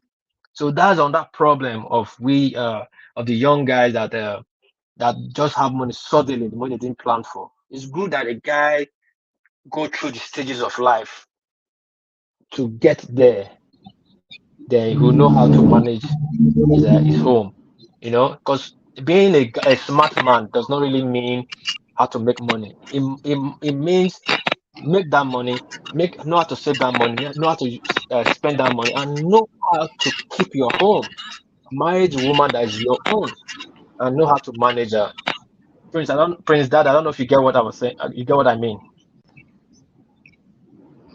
Prince, are you there? Yes, yes, yes. Prince, there's Yeah. a noise coming from you. Oh, Can really? you go out and come back? Yes, Okay, very sure. well. Yeah. All right. Go back and come back. Yes, I will brought you back in. The link is on the chat. Yeah. One piece. It's sometimes do you know this word Olonshogo? We It's call Yoruba something word. in yes, Yoruba word Olonshogo. Olonshogo means the ladies don't want to stay in God will bless you. They you know, I don't know Okay, how to Surulere put it mọ in Ọlọ́run English. ṣògo Surulere. Yes, yes. Surulere means let's still be it's going to get better. It's going to get, but Olonshogo means I don't want to suffer with any man. I just want to, I want my man to be spot on. If he can shower me with 1 million, any money, it's 70,000. It's just it depends on your level as well. But there's no level in Nigeria. If I'm a lady, I can't marry you if you are earning 70,000. I'm very sorry. Thomas, you have to understand, women are born not to struggle. Women they like shiny things. They are attracted to good things. That's the nature of a woman. So whatever a woman found is good in you, that's what she's attracted to. If you are earning 5,000, that's what she's attracted to. That's what she'll be with. That's what you have to understand about women first and first. Women anywhere in the world. Hold on. Sorry, Wapi. Sorry to interrupt you. It's okay. In the Asian culture, especially in the Japanese culture, is that the case? Yeah, same thing. Just that because you're all comfortable, the government provides for all of them. Now you have to really be the man. You understand? Those money factors is no longer there anymore. So you have to really play the game the way our father did it way back. They still be attracted. In Japan here, a woman can be attracted because of your mustache. It can be attracted because you look like Sean Kingston. It can be attracted to the way you wear your clothes. It can be attracted to the way you are quiet. This time around, the money factor is no longer there. Where some still like money. Just see some girls. Before I got married, just some of my girlfriend they just love me to take them shopping. That's what they like. I buy them Birkin bag, buy them this, buy them that. That's what they like. Why some don't even like to go anywhere? They just want us to be at home. So, can you guys hear Yeah, I me? can hear you. Am I low or is it okay? No, you're okay. It's okay, Babati. How are you? Doing good. Wapis, how are you doing, man? I'm good, man. Yeah, for this, I think there's this cultural shift that people are discounting. The dynamics of relationship, in this case, long-term relationship, has shifted a little bit in terms of who is the provider. That dynamics has shifted. Women now make more money now. They are more educated now. And by nature's design, of course, they want someone that makes more. So if you're making more as a man, the bracket of men that you can find becomes it becomes smaller. So and I also think the pressure from the society as well. People want to live a certain way, and that also contributes as well. But like what people were saying, there is more than money. I mean, that's the reason why you see a guy that has money and still can't find a date. So sometimes it's not really about money. It's about you being a man as well. So it's like everybody wants the ultimate package in like the same way a man wants it as well. Babati, are you Yeah. talking in general sense or you are talking in Nigerian sense? Can No. we just divide it? No. Women are women anywhere in the world. Don't let anybody fool you. All this it just No. I disagree, Babati. Hold on. No. Let me explain what I mean. Like, yeah. The natural instinct of a woman is what? Like what people were saying in there. The shoulders are built for work. The hips are not built for labor. Women are naturally not going to I mean for long term now, not girlfriend, whatever, but for marriage, long term prospect. They want comfort, they want stability, they want strength. So there are elements in you, there are things in a man that they look for. Money, of course, is a huge factor. A man with confidence, a man with vision, a man with goals, a man that can correct them. You are almost like a small daddy. I'm sorry, some women might be listening, but that's the harsh reality. You must be able to manage your woman. Don't let me use the word control. You must be able to manage a woman. She needs that in you. She needs you to be in charge, because when she starts becoming emotional, she needs you to be the solid rock. So if you're a man and you meet a woman, for instance, now she's complaining, you are complaining, she will lose interest. So when she's complaining, she needs you to be steady. That is the kind of man they respect. So you can have, so if you have all the money, all the resources, but you're lacking that manly qualities, those alpha dominant qualities, they might take your money for a while, but they'll go fuck anybody, somebody else. So it's just you just there's more to Babati money. now, Babati, that language Oh, is I'm sorry. I'm sorry. I'm sorry. But that's all I'm right. That's all right. That's all right. but I'm saying that being a simp is being marketed as the ultimate prize, which is wrong. But I have a vision as a man. Of course, there's always going to be levels to it. That's just the reality. Some women, if they're making $100,000 a year, they're fine with that. If you can make them believe in your vision of Prince, hold on. Babati, hold on. Prince, Yeah. your audio is bad, man. Very Wow. bad, please. I'm very sorry. I'm very sorry. Yeah, Babati, go.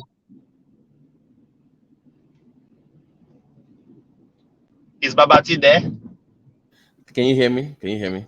Yes, Yes, I can sorry. hear you. Yes. So bringing it back to modern times now, what we have right now, I think what happens is the investment in your partner. People are not willing to invest anymore. They are just looking for like a ready-made, like you called it, your lunch go mentality. Nobody wants a surulere anymore. But because even that surulere, people don't see potential anymore. People want what is guaranteed.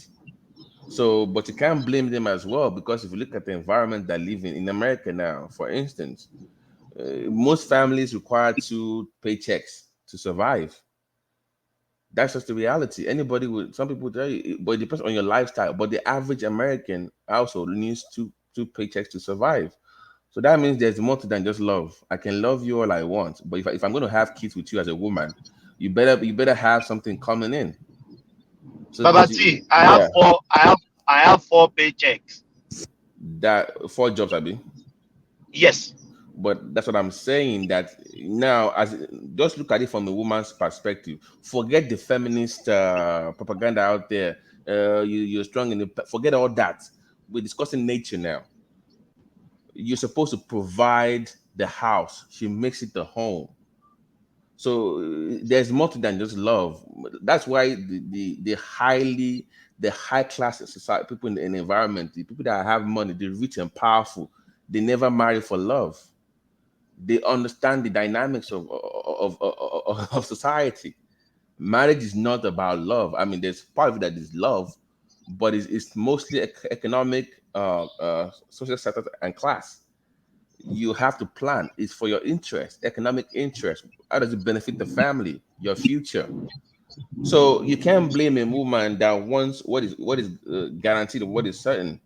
She can have sex with the fine boy, the tall, dark, handsome guy, but when she's ready to marry, there are things that some men are lacking, unfortunately, that they have the money, but they are missing the other parts. So as a man, you have to be rock steady. So I don't blame the woman, or I don't blame them. I don't blame them. You can't blame them for wanting what's guaranteed. It's just that sometimes they need guidance in picking the right partner. That But was not. Yeah, we were talking about something earlier on. Is yeah. there a crime for your spouse, as a female spouse, to Mhm. be earning more than the guy, the Um, husband? I feel like based on what I've seen around me, it's better sometimes. That is okay if she was earning more before you got married. Let's say the man was earning more. This is what I've seen from friends around me that have gotten divorced or people I've known. When the woman is making more before they get married, before they got married, there's usually no issue. But when the man is making more, and let's say the woman then gets better, goes back to school, or gets promotion and is now making money, when there's a shift in that power dynamics and it's not properly managed by the man's ego or by the woman, it becomes very dangerous. And also it depends on how wide the margin is. And secondly, how they were paying the bills before she started making more money. So let's say you were making 100K, she was making 50, right? And you are paying most of the bills and she was paying some part of the bill. Now she's making more money, then you want her to pick up some slack. You might have some issues there. So it depends on the kind of arrangement they had before she had the money or before they came into the marriage. But in the Nigerian case, let me use the popular one. She's a nurse, right? Let's say Thomas is earning 50K a year, right? And Thomas goes to Nigeria to go and bring one woman and sends her to nursing school.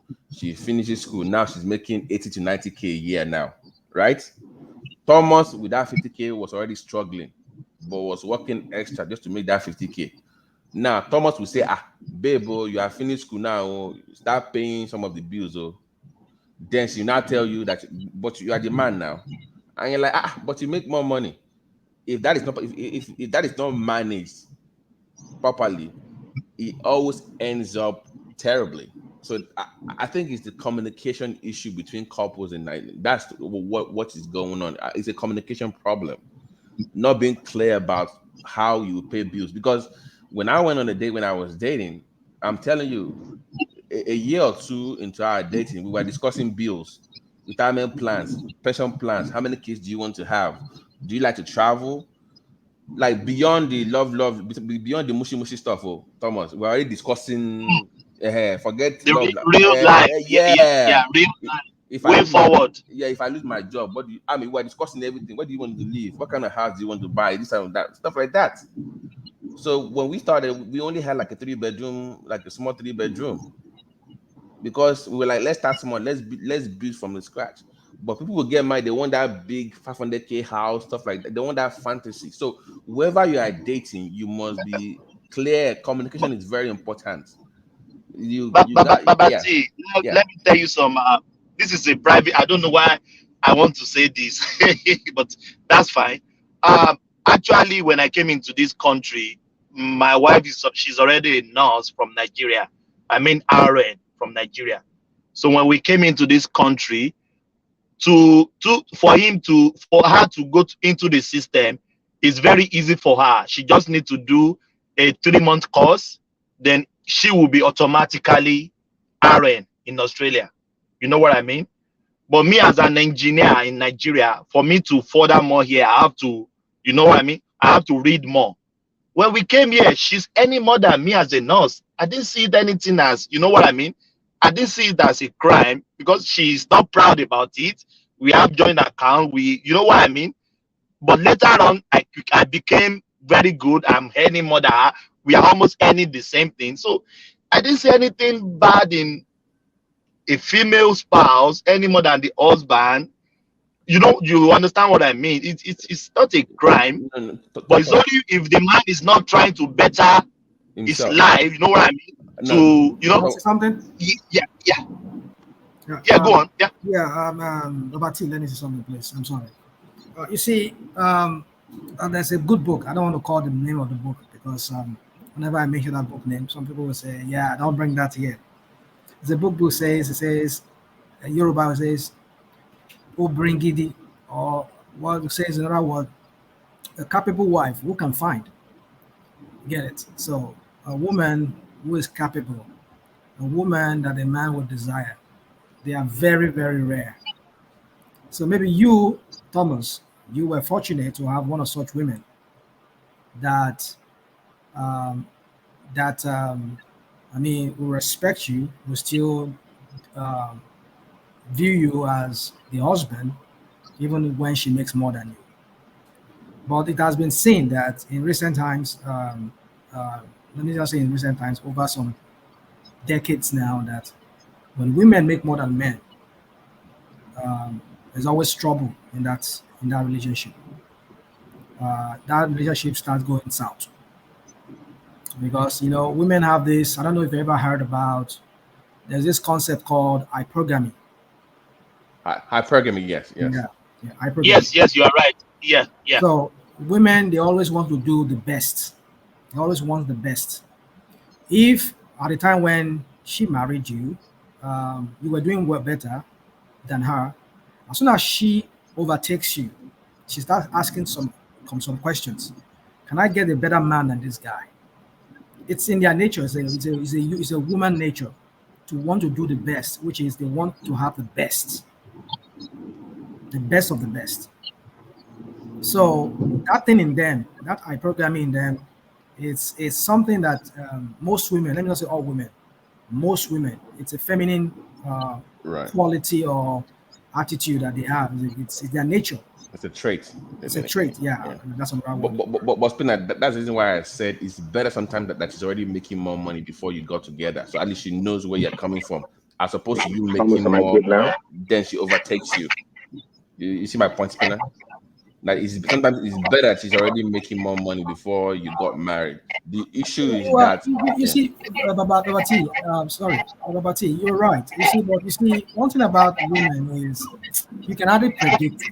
I've seen couples. National Mind, hold on, please. Prince, we love to hear from you. Your audio is bad, man. Maybe you should use hands-free, or I don't know. We barely can hear you. Anytime you come in, the audio is so bad. I don't know. Yeah, Rational Mind, continue. I know. Sorry, Babati. Prince, can you come in for a moment? Let's see. I think it's Prince, unmute and say something. Let's see. Okay. Hello, guys. Yeah, so we can hear you. I think we have two devices on, and one is conflicting against the other. So if you have us on YouTube as well as on the studio, then either mute YouTube or something. I have two lines. I just actually shut down my other phone. I thought it was interfering, but now I think the same problem still persists. All right. Yes, I can still hear it. So really? if you have YouTube and the studio on both at the same time, then it will conflict against you. Okay. Yeah. Yes, Rational Mind, continue, please. Prince, okay, good. So, thank you for that. So anyway, so you see, I've seen, you see, one thing about but Rational Mind, let me say this. Okay. Don't you think if you really find a good woman, that any more than me won't be any issue? So far, the guy is trying to better his life. You know what I mean? It's not that my wife is now ending, because let me just set an example. I have a family here.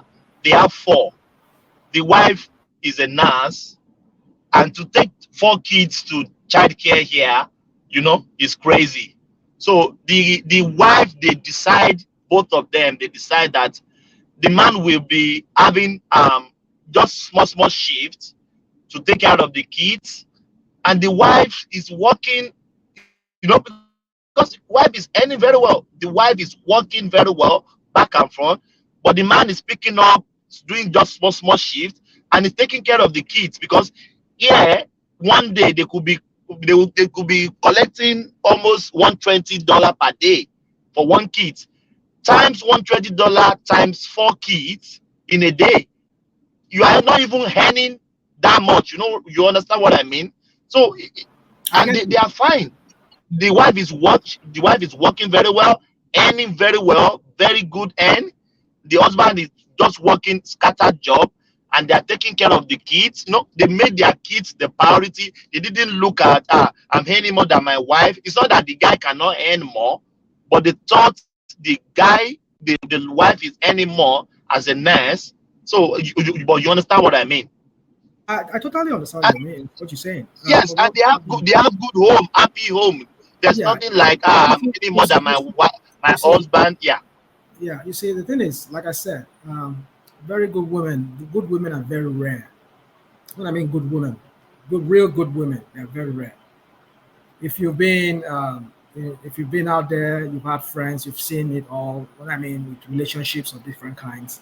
I mean, I have friends, I've seen it through, all like that. So what I'm trying to say is this, Thomas, is that maybe you are one of those few guys who are so fortunate to have such a supportive woman. who doesn't, whether you have, you don't have, still she's there, which for you, she'll always be there. But one thing is, women, let me not say all women, but most women are like that. It's in their nature to want to do the best. When I mean the best, they want the best. So, I mean, there are couples who started well. The guy was having, I mean, you must have had stories of guys who were doing fine. He had businesses, but as soon as his business goes down, he wasn't doing well anymore. He's trying to come back again. He's not able to do that. I mean, you might just walk away, just like she gave up on the guy. There's been stories like that. That's the hypergamy there, because they feel like, well, this guy is not. I can do better. I can look for better guys out there. But then the thing is, for most of them, they find out in the hard way. They learn in the hard way that the dating scene out there, the dating situation out there is very worse now. And most guys, they just F bodies. I mean, F boy now. They just don't want to commit to any guy. I mean, to any woman. So you see, it's time that some women just need to understand that uh, that thing in them, that tendency in them, they need to tame it. Most men too, they have their own struggles too. Many men, they have their own struggles within themselves. The society has taught men that you should just keep quiet, and whatever emotion you have, don't display it. Don't. That's why a lot of guys. I don't know if you listen to what Patoski was telling us some few days ago, and I've seen examples of that too. When, because of the society tells that men should be strong, men does not have to. They need to be stoic. They don't need to express their emotion and all of that. But some of them are dying.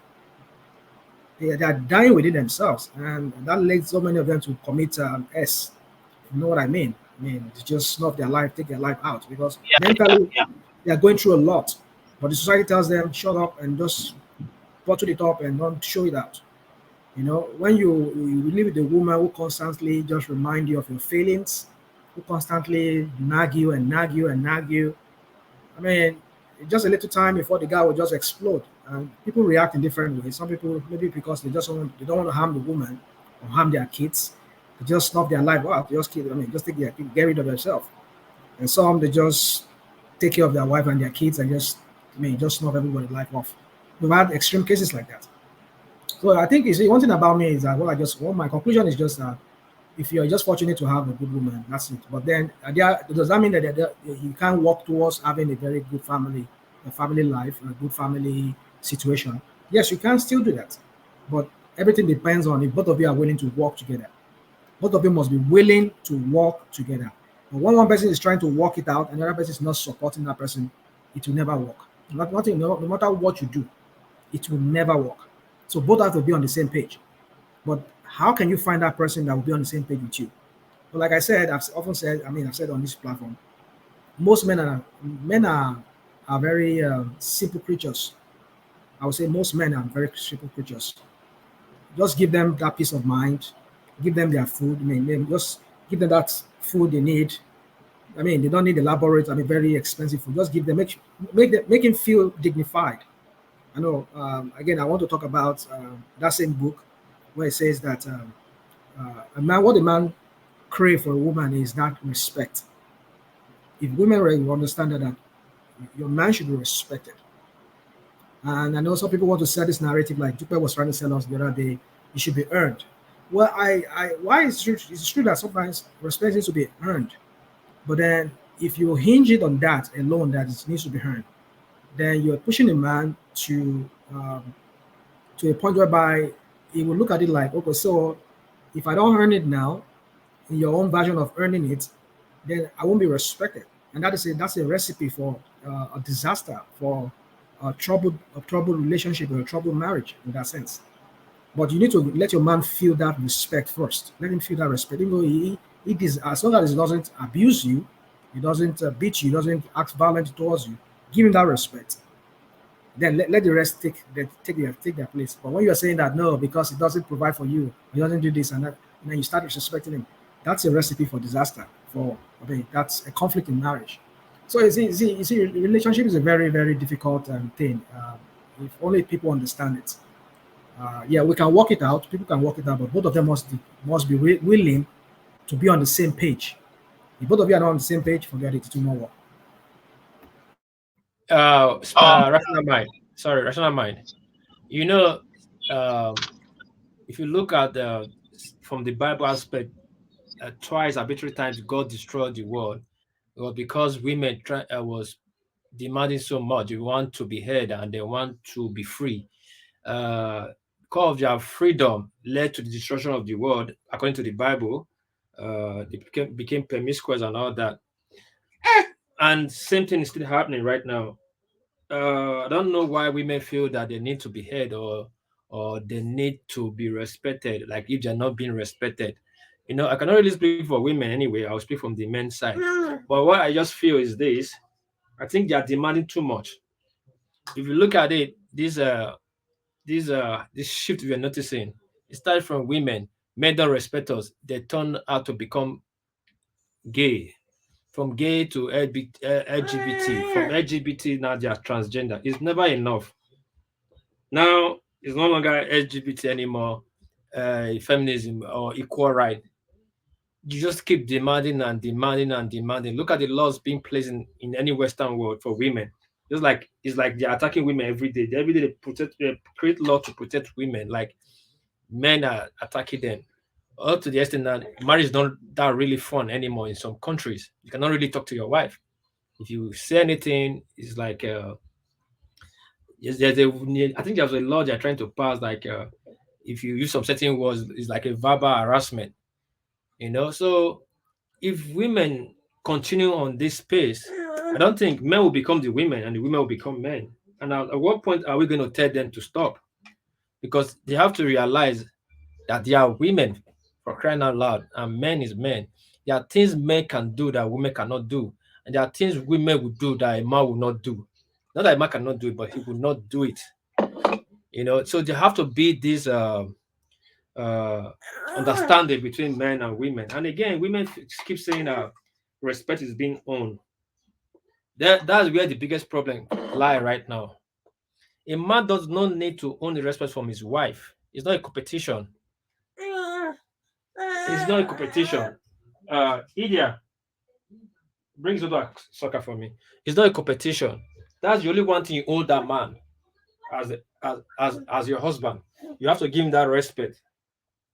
That's what carries the man on to go out there and work, struggle, and come back. And he's coming to a peaceful home. He's coming to a home that somebody will respect him. Even though they disrespect him outside, that there's somebody at home that will give him that respect. But if he comes home and has to prove his respect, then what is it not? Is it not like a challenge? I don't get it. I think our mothers need to do a lot to talk to our daughter, our sisters, to make them understand it's not a challenge between the men and the women. And there are only two people created in this world, on this earth. There are two creatures alone, or human race created, is man and a woman. A man will marry a woman will get married to a man. There's no way they rule that a man will go and marry a gorilla, a woman will marry an elephant. It's man to a woman. So why are we fighting ourselves? Why are we creating law that is not there? There's a universal law, there's a moral law, and there's a basic instinct on your concept that you have to, on your consciousness, you have to know that when you marry a man, for the good and the bad and the ugly, that carried marriage. A marriage cannot be every day happy. A marriage cannot be every day fighting. If you fight every day in your marriage, it will not last. If you're happy every day of your marriage, it will not last. There needs to be a balance. But these days, some women see fighting in a marriage like it's not supposed to be there. Some people think the happiness should have to be there every day. It's not like that. The fighting and the happiness, that would balance the marriage. Hold on, this boy is giving me last year, I a friend of mine, he just finalized his divorce in February this year. That thing is a long process, over a year plus. And what that woman and the court system put, I don't know the law system in Australia or Nigeria, but in America, what they put this guy through, I would not wish it on my worst enemy. I mean, he lost his house, he lost his two kids, he's not paying child support, and it's also going to be paying spousal support as well. And it just so so don't blame some people that don't want to get married at all, that they're scared of the system. I feel for him. So if you've seen people going through that, you will always be knowing your wife. Nobody ever knows. There's no perfect relationship. You might meet somebody, date for 5 years, then you marry them and like, what the hell? Who did I marry? You never. It's by the grace of whoever. If you believe in God or whoever you believe in, I'm telling no because you can bring Thomas, I'm in healthcare, and I know what some of these women got on do. If I tell you what they do as married Nigerian women, you want to get married, you will stay single. I'm telling you. So sometimes people think even the people that they are suffering. Some people are suffering in their marriage. They're suffering, and because I remember I was listening last week to the program, and Ozzy Hondi was talking about, the only way you can keep a marriage is perhaps if you involve if she's very religious. Let me tell you, in America, for the first time in 74 years, 75 years in America, so-called religious people, they're even getting divorced at a higher rate than non-religious people in America for the first time in 74 years. That is to say, church-going people that say that I'm going to church, they are not divorcing faster than non-religious people. So even the church itself doesn't guarantee that you're going to keep your family intact. And in our American system here, it promotes female independence. It's like a men 18 kind of environment. So that's the kind of thing that they promote. So if your wife to be does not love or value marriage as an institution, then don't even do it. That is why I wonder sometimes, how do you know they valued marriage institution? But during the dating stage, sometimes you should forget the boobs, forget onion, forget ED, forget the breast, forget the boobs. I'm telling you, because people don't ask questions. I'm telling you, you don't research, you don't try to understand what is going on. Look at now, I was dating somebody in college now. She's beautiful lady, everything, farmer, she was educated, everything. Man, I love money. My friends say I love money. I like to go out. Me, I go out, but it's not my nature. That's not my kind of style. You get my point? I fit. I'm already seeing some signs. You see my point? Red flag. But I can't say because she plays volleyball. I was playing football. She was playing volleyball. And she was a model in college. Beautiful girl, educated, smart. I can't say because of that. I started paying attention to some things. It's about details. Details. The same way a woman would test a man. Women test men and they would test men. Most men don't test women. They don't test. They don't do their own investigation. They are too caught up in what that visual, the optics. They don't look at what is behind near how do you bad people say it? Yes. Yeah, so if you want to have fun, don't worry about it. But if you are looking to get married to somebody, I'm telling you, do you know the funny story, Thomas? I actually met my wife in secondary school. I didn't even know it was how. I didn't know until she told. I didn't even know. So you know how you have prefects now. When people come late to school now. So we were she was in JSS 3. I was in SS3 now. So they came late, right? And our friends, they came late. So we tested, they should kneel down, the typical senior boy, whatever. Yeah. So let's come out. The seniority. Yeah. So one of my friends was now trying to toast a junior. Tried to toast one of them. So she now led those girls to start abusing us. We say our senior pangolo. I mean senior pangolo. My deep school. That's and years went by, and that we kind of, I didn't even know that it was her. She was just I remember you. I'm like, that was you, one, blah blah blah. But sometimes I'm not saying that you can't meet somebody later in life. If you meet early, it's better. You come up together, you know. You struggle together, you make it. But if that does not work, you need to also date, get courtship, Abby. We have British, British folk. But Yeah. sorry for cutting you. Sorry for cutting you. You mentioned something about people divorcing, taking their houses. Yeah, But America, easy. Easy. here in Australia is a pandemic now.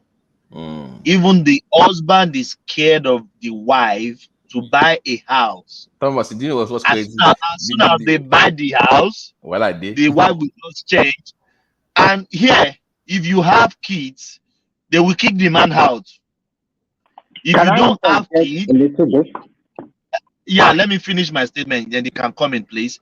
If you have kids, they will kick the man house. If you don't have kids, they will sell the house and share it in between you. They don't care. So it's a big pandemic here. Single mother everywhere. Marriage zero. Thomas, there's no incentive to keep the man in the house. There's no incentive for women. That's the way the country is designed. And crazy part is, Remy, you will still be paying for the mortgage, even though you're not there. They will kick you out, but you will still be paying for the house, even though you're not living there. Go ahead, friend. Let me quickly interject. First, before I talk about what the topic I've been talking about, because I lived in China for 12 years before moving to Europe. The law favor women in most parts of the world. Even in China at that time, there are women, they are always fixated on what do you have before I marry you. Do you have a house? Do you have a fat account? Do you have a car? Do you have everything? In fact, having a son in China is a cost for most parents because they have to save money for at least 20 or 25 years before their son gets married.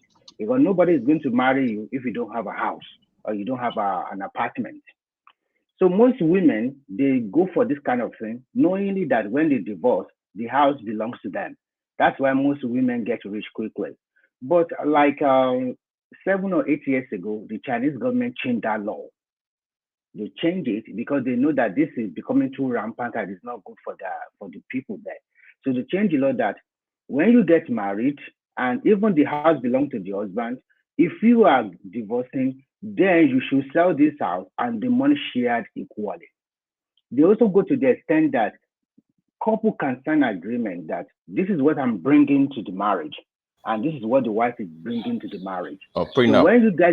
when you get divorced, everybody go with whatever they bring into the marriage. Remy, So do you mean a prenup? It's called a prenup here, right? So that way you don't maybe something like that. Okay. But maybe something like that. But when you look at the trajectory, this thing is interwoven into three. When you look at the trajectory of in the last 30 years, you can see that most of the law favors women in developed world. You can see the handwriting on the wall for a long time. So then come globalization. With globalization, everybody do business with one another. Sometimes we also share culture. And then come what we call the rave of the moment, social media. With social media, every woman wants to marry a rich man, somebody that is already made. Sometimes you have some women, because I see some women, their priority is very high. And I look at you, I'm sorry to say this. You are not, because if you want to marry a rich man, the rich man will know, what do you have? To me, I think a rich man will think, you are extremely beautiful, so I can show you off in front of everybody. But some people, they are not even beautiful. They are nothing. They are nobody, and they still want this high standard. For working women, I respect working women, because if you are working and putting money on the table, contributing, I think there must be a fair share between you and your husband, and your husband must also give you that respect. So when you also look at generation shift, you can see things have changed totally. Maybe during the 60s or 70s, women born at that range, maybe they can still think, okay, I have to struggle with my husband. But when you think about those one born maybe 90s upward, everybody just wants a made man. And because of that, it's not easy. There is inflation, that even in developed country now, there's so many unemployment issues and so many stuff. And some women, they don't want to have that patience. And for Nigerian women, the problem we are having is that before they come out, when they are in Nigeria, they can pretend. They say, okay, I will respect my husband, I will do this, I will do that. But when they get to developed country, some of them make bad friends, or maybe they just think, oh, this is a law that gives me a lot of freedom. So no man can treat me anyhow. And sorry for my language, most women now want men to provide for everything. They also want you to do very well in the other room. They want everything. It's not easy for a man. Remy, from what piece? So it's not easy for a man. And so that's why some men will think, instead of getting married, I just have somebody. That is why you see a lot of baby mama. Okay, you can have the kid. I don't care. If I have money, I will give money. I'm talking about Nigerian context. But if you do something like that in America or these are developed nations, then you are in trouble. Because like what you said before, you will pay child support, spousal support, they take the house from him. But let's transverse it to Nigeria. If you divorce a woman, do you think they will give her the house or the apartment? Or just take all the kids away? It won't happen in Nigeria. But once they touch that country, if you go to UK now, oh my God, it's totally terrible there. I'm telling you the truth. I have a friend that married a wife. The guy first went to London. After about 2 or 3 years, he brought his wife with his 2 daughters. And I don't know what, but sometimes for men to make ends meet, because the guy does not have paper, and then there's an arrangement between him and his wife that we have to get paper, and the only way is for me to go and marry a white woman or something like that so that he can get the paper. The woman accepted that, okay, fine, because of our children and everything. Okay, the man has not even started marrying the woman. Then this wife brought his just report. I don't know, maybe they have an argument at house. I mean, the woman just went there and called the police. I'm telling you, they deported that guy. Since that time, that guy never went back to London. And this woman has stayed in London with the 2 kids, does not bother to contact the man again. So many terrible bad stories. So be careful. That is when we talked the other time that one man went to Nigeria to go and bring a wife or brought a wife. To me, I think it's wrong. Because the moment they step in that developed country and they see a lot of rules, a lot of regulation that favors them, to be fine. Remy, sorry. Can I ask you, what do you think about men that chose not to marry where they are, like in the UK, US, and Australia, and they decide to go back home to go and bring a woman? Why not marry where you are? Why do you advise against all for people going so to this is a dilemma, because when, to me, going to marriage, it involves a lot of risk also, because sometimes everybody just pretends. You don't really know the actual character unless you dated this woman for a long time. Sometimes you can also check the parents or maybe the people around your wife, I mean your so-called girlfriend, before you even go to say, okay, let me marry this woman. So the problem, you go home, you bring the woman to Australia or to Canada, give the woman 1 or 2 years, she also changed. So what can you do? So you can see, it's a man. That is the problem with men now. We're in a dilemma. I'm not sure the person I'm bringing in from Nigeria will give me the joy I want, and I'm not sure if marrying the person in America also would kick me out at the end of the day. So I think, although we know we are to be frank, we are in women's world. To be frank with you, they just want to control everything. And I listened to Dupsy the other day talking about some men don't know how to care or how to show love to women. Tell me, a man that go for 8 hours job, a hard job, and bringing all the money to his wife to support his children, everybody, and you still want this man that works 6 days in 7 days in a week, you still want him to perform ultimately in the other room at night. Is he a Superman? It's not easy. So every woman now want to compare and contrast. The first thing about marriage is that don't marry any woman that compare and contrast with other men. That is failure. I learned that one from day one from my mom. If you have a girlfriend, the moment that girl is trying to compare you with other boys or whatever, just let her be, let her go. I have a free mind. If you're also married and the marriage is not doing fine, I think you can just, because all this house or car or whatever, sometimes I think it's material things of life. When you die, you're not going to take it. Just let it be and walk away. It's better for you to walk away a happy man that continue to be depressed and probably take your own life or maybe die young. Because sometimes some women push a lot of men to die young. Because in the essence, you want to satisfy your woman, you want to make her happy, you want to buy her a car, you want to give good education to our children or something like that. So, and you will be overworked, and this can also lead to health implications. I mean, so this is a very tough issue for men nowadays. You just have to find the right balance. If you think you are not getting the right happiness or joy, you can walk away, but be careful.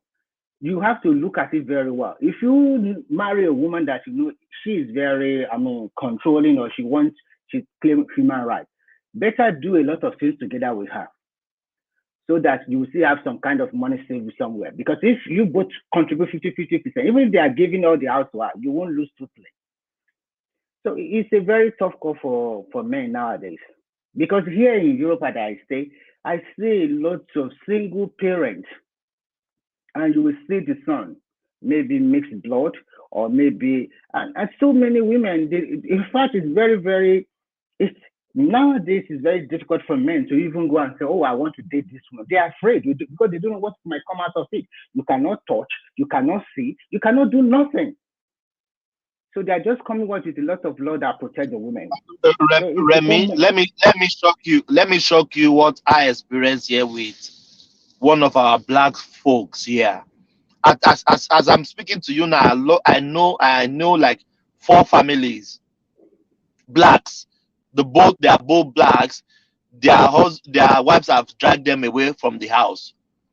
Do you know the law here in Australia? They will not let you take a pin. A pin. Thomas,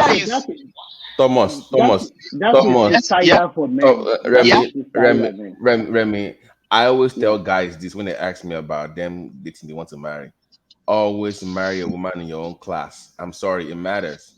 Financial compatibility is, if you have a master's degree, find somebody in that same class. Marry your own class is very important. You have to be compatible financially. It's not about love. There's more to mind than just loving people. Supported you 100% with that. Because if you are making the same money in the same class, as a woman, because you are like in that same ballpark, you know what it takes. Yeah, if you are making 200K in America, you gotta bring somebody from Nigeria to make Okoko. Now she's not making 100K. To her, it's oh my God, oh my God, gone. So find somebody in your class that you can understand how the things work in the same environment, that grew up in that same culture. If you want in Nigeria, there are Nigerian girls that grew up in Australia now, that grew up in Canada, that grew up in the UK, that grew up in the US. Do your own, ask around, let people help you find somebody. But that whole Babati, the society, I mean the government and the Western world, they are not helping issues. No. Let me start. Let me finish, please. Let me finish, please. Then you can counter me. Here in Australia, if my wife walk to the police now that I assault her, they will not do any investigation. Yeah, they take it cook like and thinker. They will call something here intervention or something. If he say he wants you to out of the house tonight, they will give it straightforward. They don't even investigate.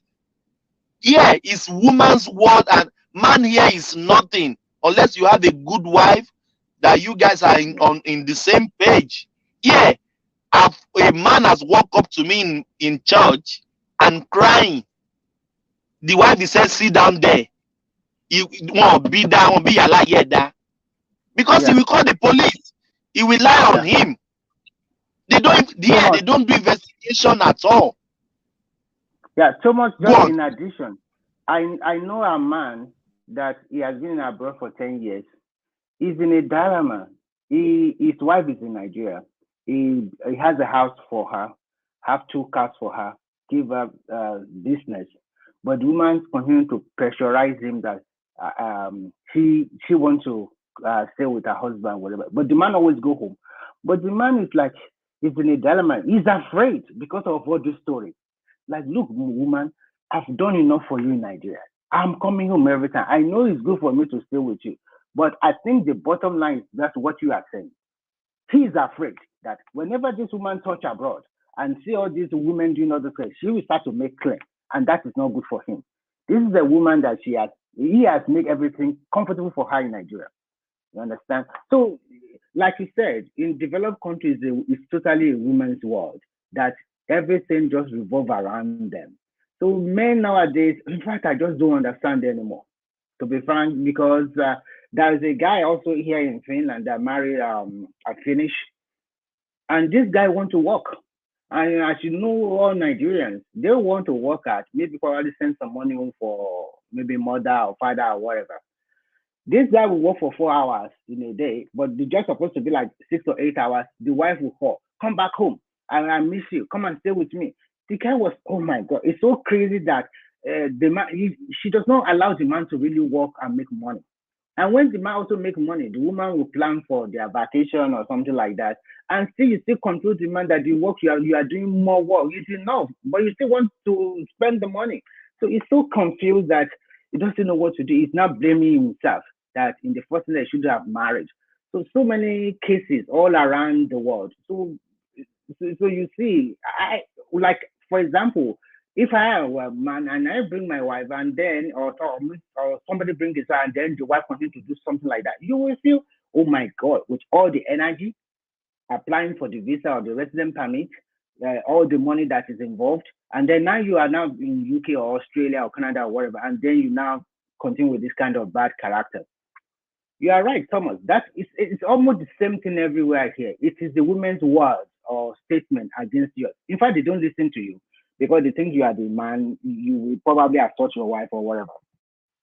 Since women started having their opinion, they want their opinion to be heard.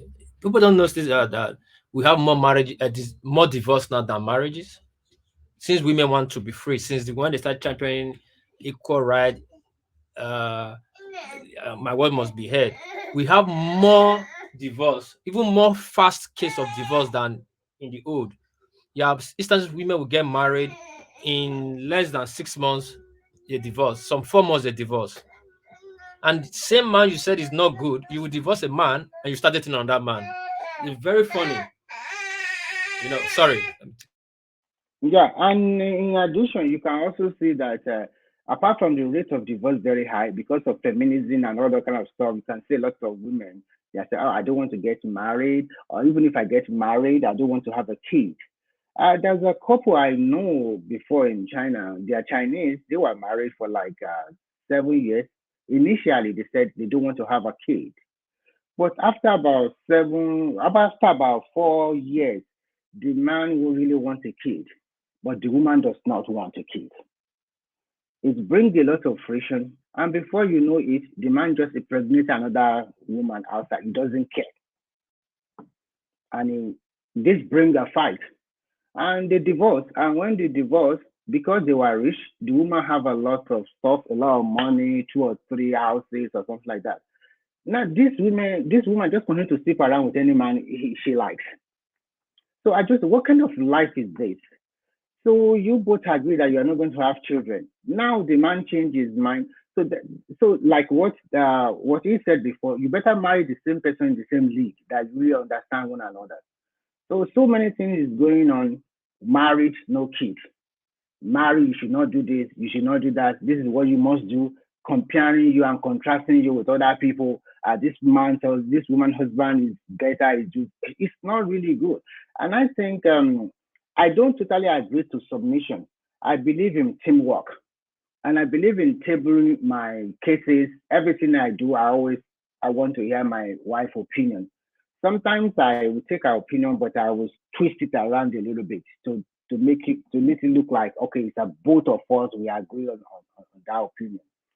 But maybe I'm lucky that my wife seeing the old generation type. They are those ones that they don't want to leave their husband, they don't want to get divorced. No matter what happens, they stick to their man.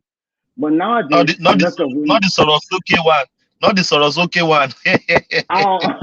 If it is, let me say I cannot marry Sorosuke, why? Because I will know that this one will finish me. It's glaring from the beginning. You will know, unless you are just deceiving yourself.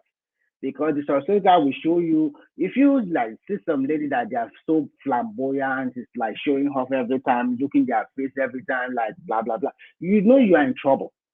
If you are the one providing the financial resources for her to look flamboyant, the moment that resource is no more there, she's gone, man.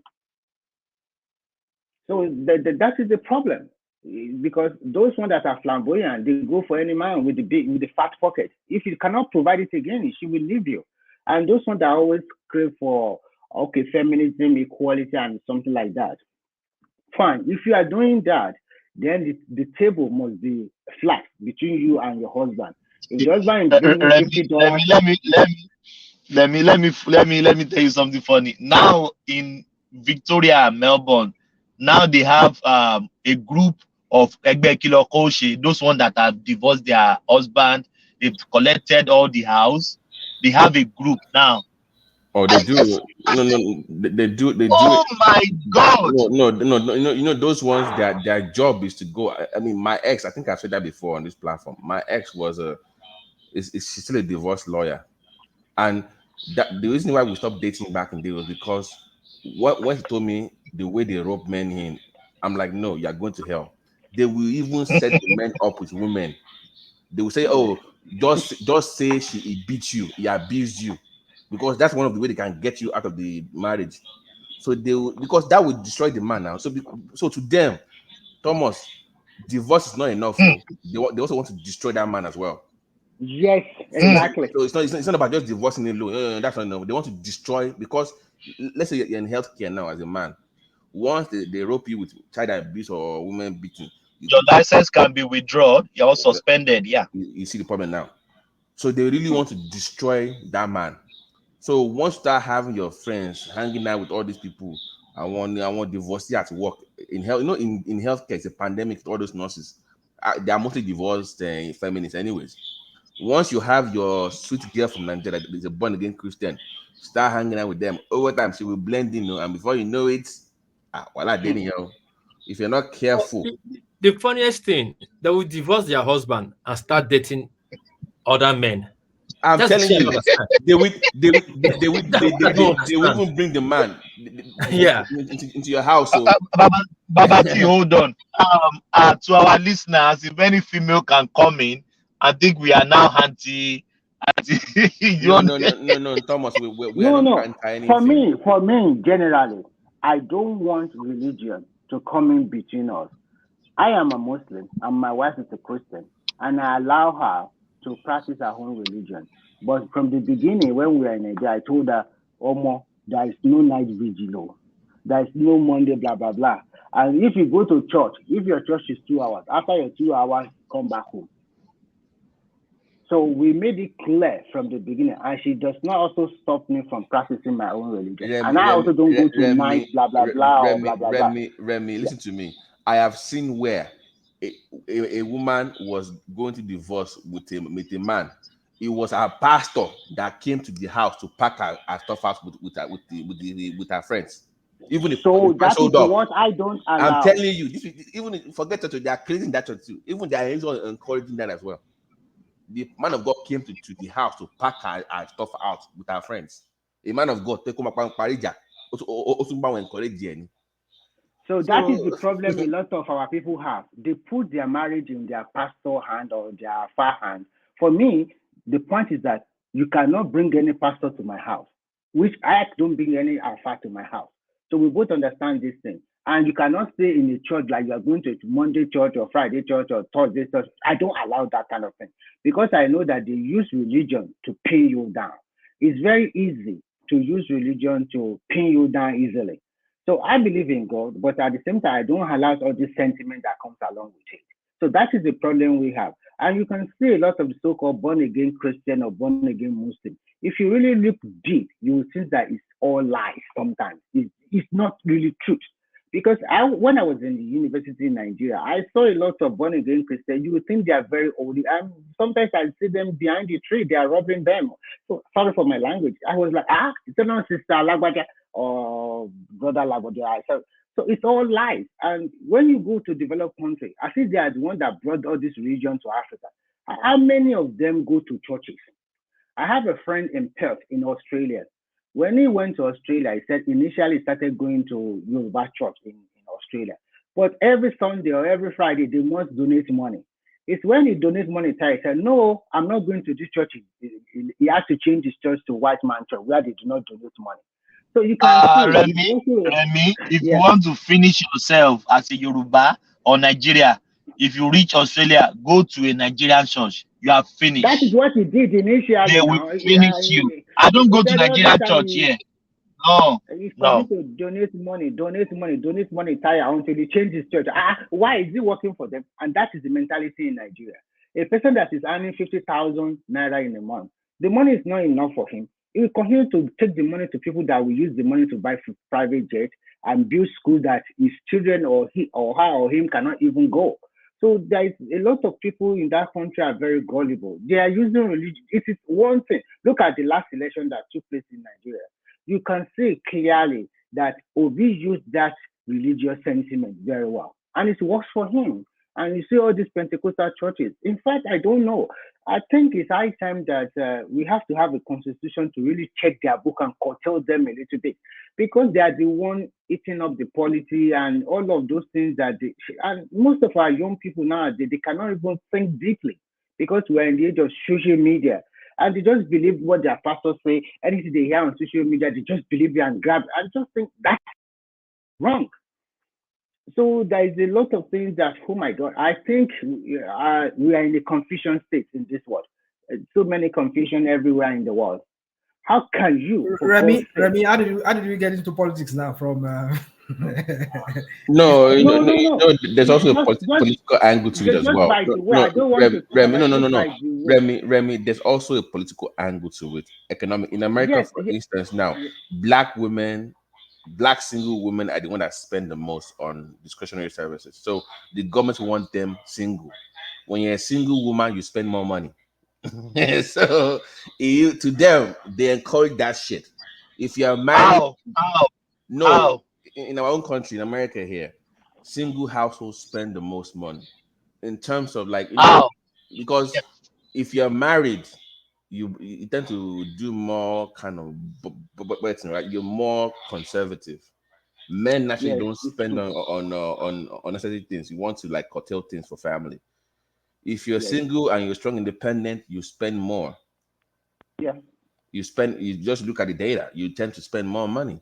So when you flip it a little bit and you look at the disadvantage part of it, then they are making the world more promiscuous. Because if a lot of people remain single, they can do whatever they want with their body. So that is it. And if you remain single, then you buy more perfume or cologne, you buy more clothes, you buy more shoes, you go out to bars and cars, and you are right. But when you flip it to the other hand, if you are married, you're not going to be spending money on anything now. You're more when you flip it, more from don't procrastinate anymore. They don't have children.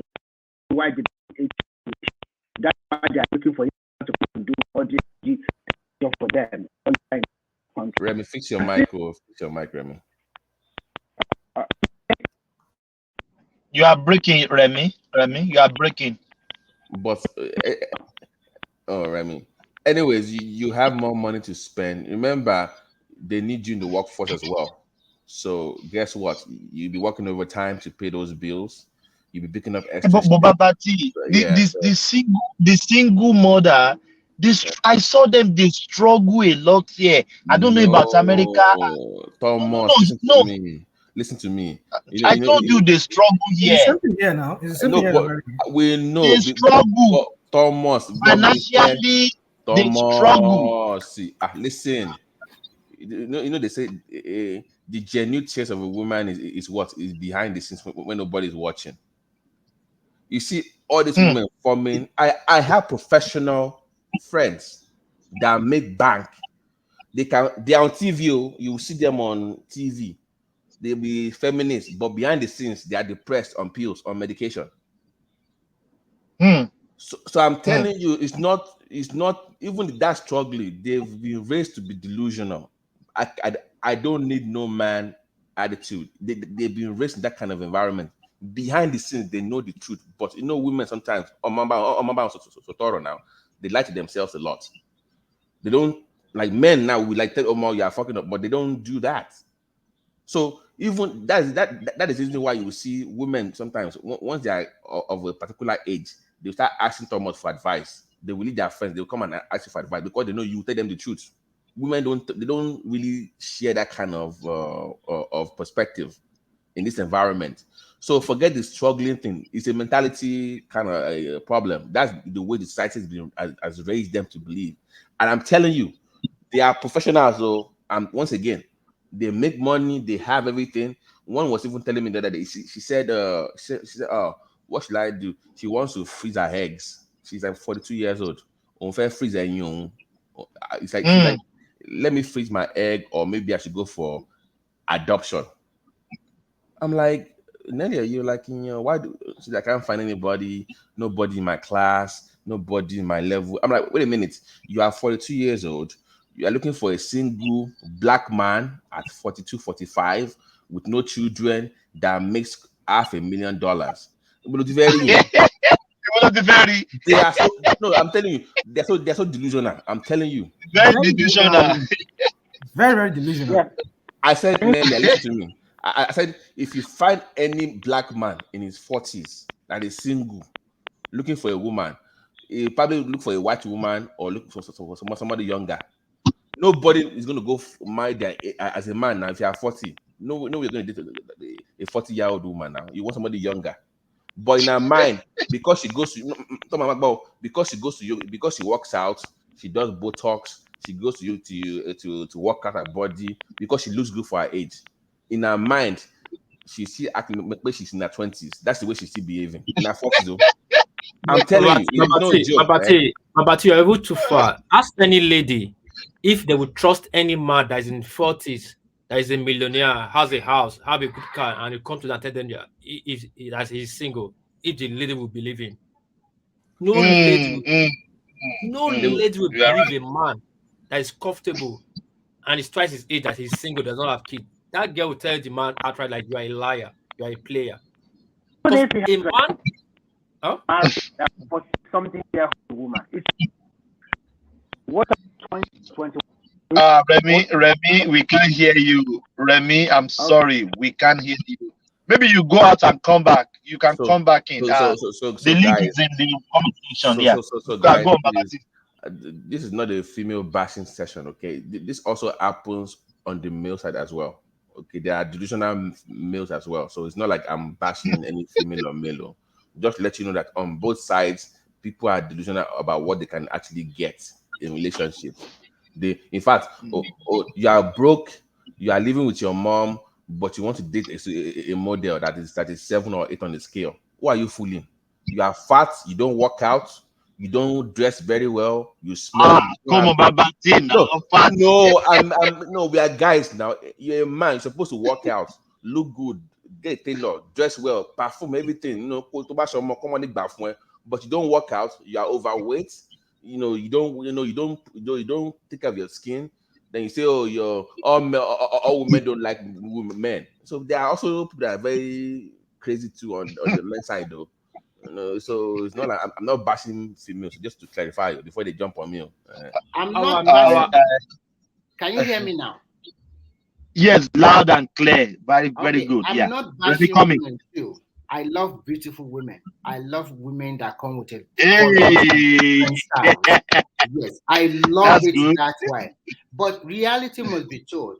Even any man, even if you are 60, you're supposed to also look nice. Smells nice. Do you know, when you ask a lot of African women, they will tell you why they prefer Nigerian men. Nigerian men, most time, they take care of themselves. They want to look nice, wear good clothes, smells nice, shave. If they want to leave beard, that is why they like Nigerian men. But reality, like Babati have like 100 perfumes, 100 perfumes. But reality must be told. You can be 40 and look like 30s. But there are some things that you know that it's not easy to get. So if you are looking for a man that is 40 or 45 years that is still single, that means that guy is a player. He's a player. If he's not married by 45, that means he's a player and probably he has played a lot of women or a lot of women has played him or whatever. So, and freezing your head, adopting a child, yeah, I respect that. If that's what you want, fine. But don't complain at the end of it that you don't have a husband. You cannot have both at the same time. If you want to adopt, go for your adoption, fine, and be happy with it. If you want a man to be the father of your kid, there must be give and take. The problem we are having already, well, females, the ladies has a mentality now that everybody will not get married. That is the rhetorics we normally hear from them. That is it important? I think it's important to get married. It's because of the environment they find themselves. If you go to Nigeria now, there are so many women looking for husband they could not find. Even if they find one, they stick to him, whatever he has a job or he does not have a job.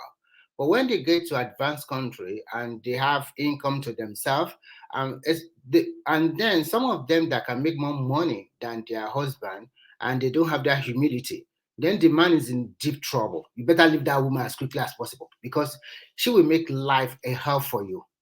So Remy, let me ask you, that attitude, don't tell me the man did not see it during the dating phase. You will have so something that will tell you. If you listen to me carefully, and I also support your assertion that married with the same league, because when you are dating, you will see that kind of something from that woman in the beginning, no matter how he hide. Because I see a lot of young ladies or women nowadays, they have a lot of attitude. Someone was telling me that she has a boyfriend and the boyfriend have to send food to her, do the grocery, do so many things for her. But by the man also took her to his country. But when they got to the country, she found out that the man already have another wife in that country. And because of that, she has to she break it up with the man. But I asked her, you dated this man because this man was the one financing you. I said, yeah, it's true. The man has a lot of money. He has everything. So is that money that you are really dating, not love? Now you don't want to be second wife, but you enjoy the life. The luxury things this guy bought for you, you like it. But now you don't want to be second wife. So you can say a lot of people want the luxury life, but at the same time, they cannot accept the aftermath of it. So if you want to have this luxury life, then be prepared that your husband will have several wives or several baby mama. It's just like some people that are dating all these superstars. So you should be ready that you are not going to be the only woman in his life. So I don't understand. So sometimes so some of the men should also have to be blamed. Let's tell ourselves the truth. Some men too, they don't want to work hard. They are lazy and they want to live a good life. They are delusional too. I have a friend that is already more than 40. He has never married. He only believes that one day he's going to eat it big. When are you going to eat it big? We have been working together for like 2 years. So it's not only women alone. And they continue to think, I will eat it one day. And when are you going to eat it? You have to, a lot of we guys who we don't want to build from the scratch. My father told me that you have to build whatever you have from the scratch. And when you build, there will be a lot of sacrifices on your part. And before you know, you'll be fine. But nowadays, most of our young guys, they don't want to build nothing. They just want to look at what is happening in Yoruba land. It's so disgusting that you can see a lot of our guys are into money rituals. For what reason? How can a boy of 17 or 18 years old have millions in his account and the parent will be supporting him? And then you will be a kind of flamboyant lifestyle. So you see a lot of trouble, and I think that's I call orientation. The orientation in that country is totally yanked off. And for a woman coming down from that orientation, that no parental guidance, nothing. When she gets to abroad, she can do whatever she likes. She can decide, okay, fine, I can change husband every year. She doesn't care. The law protect her. So look at where she's coming from first. There is no orientation, nothing, no guidance, nothing. and you go and pick that kind of girl from Nigeria to marry you in America, you are toast. Toast. Like bread. It's true. Wow. Because the other day they were telling about a story about a man that went to Nigeria to bring the wife, and what happened? Already. That is the problem. You see this going to Nigeria to go and bring wife. To me, I don't see something bad in that, because what happens to those one that you go and get from Nigeria, it can happen again to the one you marry in America or in Europe, in Australia. Same can happen. I think it's fine. yeah. At least the one you brought from you married us in Canada or Australia, you did not pay ticket. You did not do wala for resident permit or visa. You do not have to pay money to parent or whatever, or whatever. You don't need to do all those kind of stuff. But now you do all those wala for 1 year for her to come down here, and after 2 years she dumped you. It's more painful than you meet each other in Canada. Okay, fine, we can go our separate with no wala. It's something like that. Now you labor hard to do something like that, and you expect that, okay, when she comes back, she's going to be different from those ones that are in Canada, America, or Australia. And before you know it, she's But Remy, is the man not guilty in this? Can we push everything on the lady? No, I'm going to blame. Hang on, wait. You know, it takes two to tango. It could be at the man. Yeah, it could be the man doing the wrong thing. You are right. The lady wants to alt out. You know what I mean? You are right. But another thing I find about men is that men should also be careful. Look at men that surround that guy also. Show me your friend, and I will tell you who you are. Because in abroad, they are in developed country. If you meet the right person, they will channel you through how the system really works. But a lot of our people, sometimes they want, because of ego, or because they want to show that we are here before you, or they want to control your life. And unfortunately, like you know, we live in women's world. If you are too close to your mom, or you are too close to a lot of family, there is tendency for you to also behave that way. Most men nowadays, some people don't think critically before they venture into whatever they want to do. Some men are very smart, they can read in between the lines, but most men, they cannot read in between the lines. They just believe that, fine, like you said, just like any other man, if you see a beautiful woman in the street, or your head is already like, oh my God, she's so pretty. You are not thinking.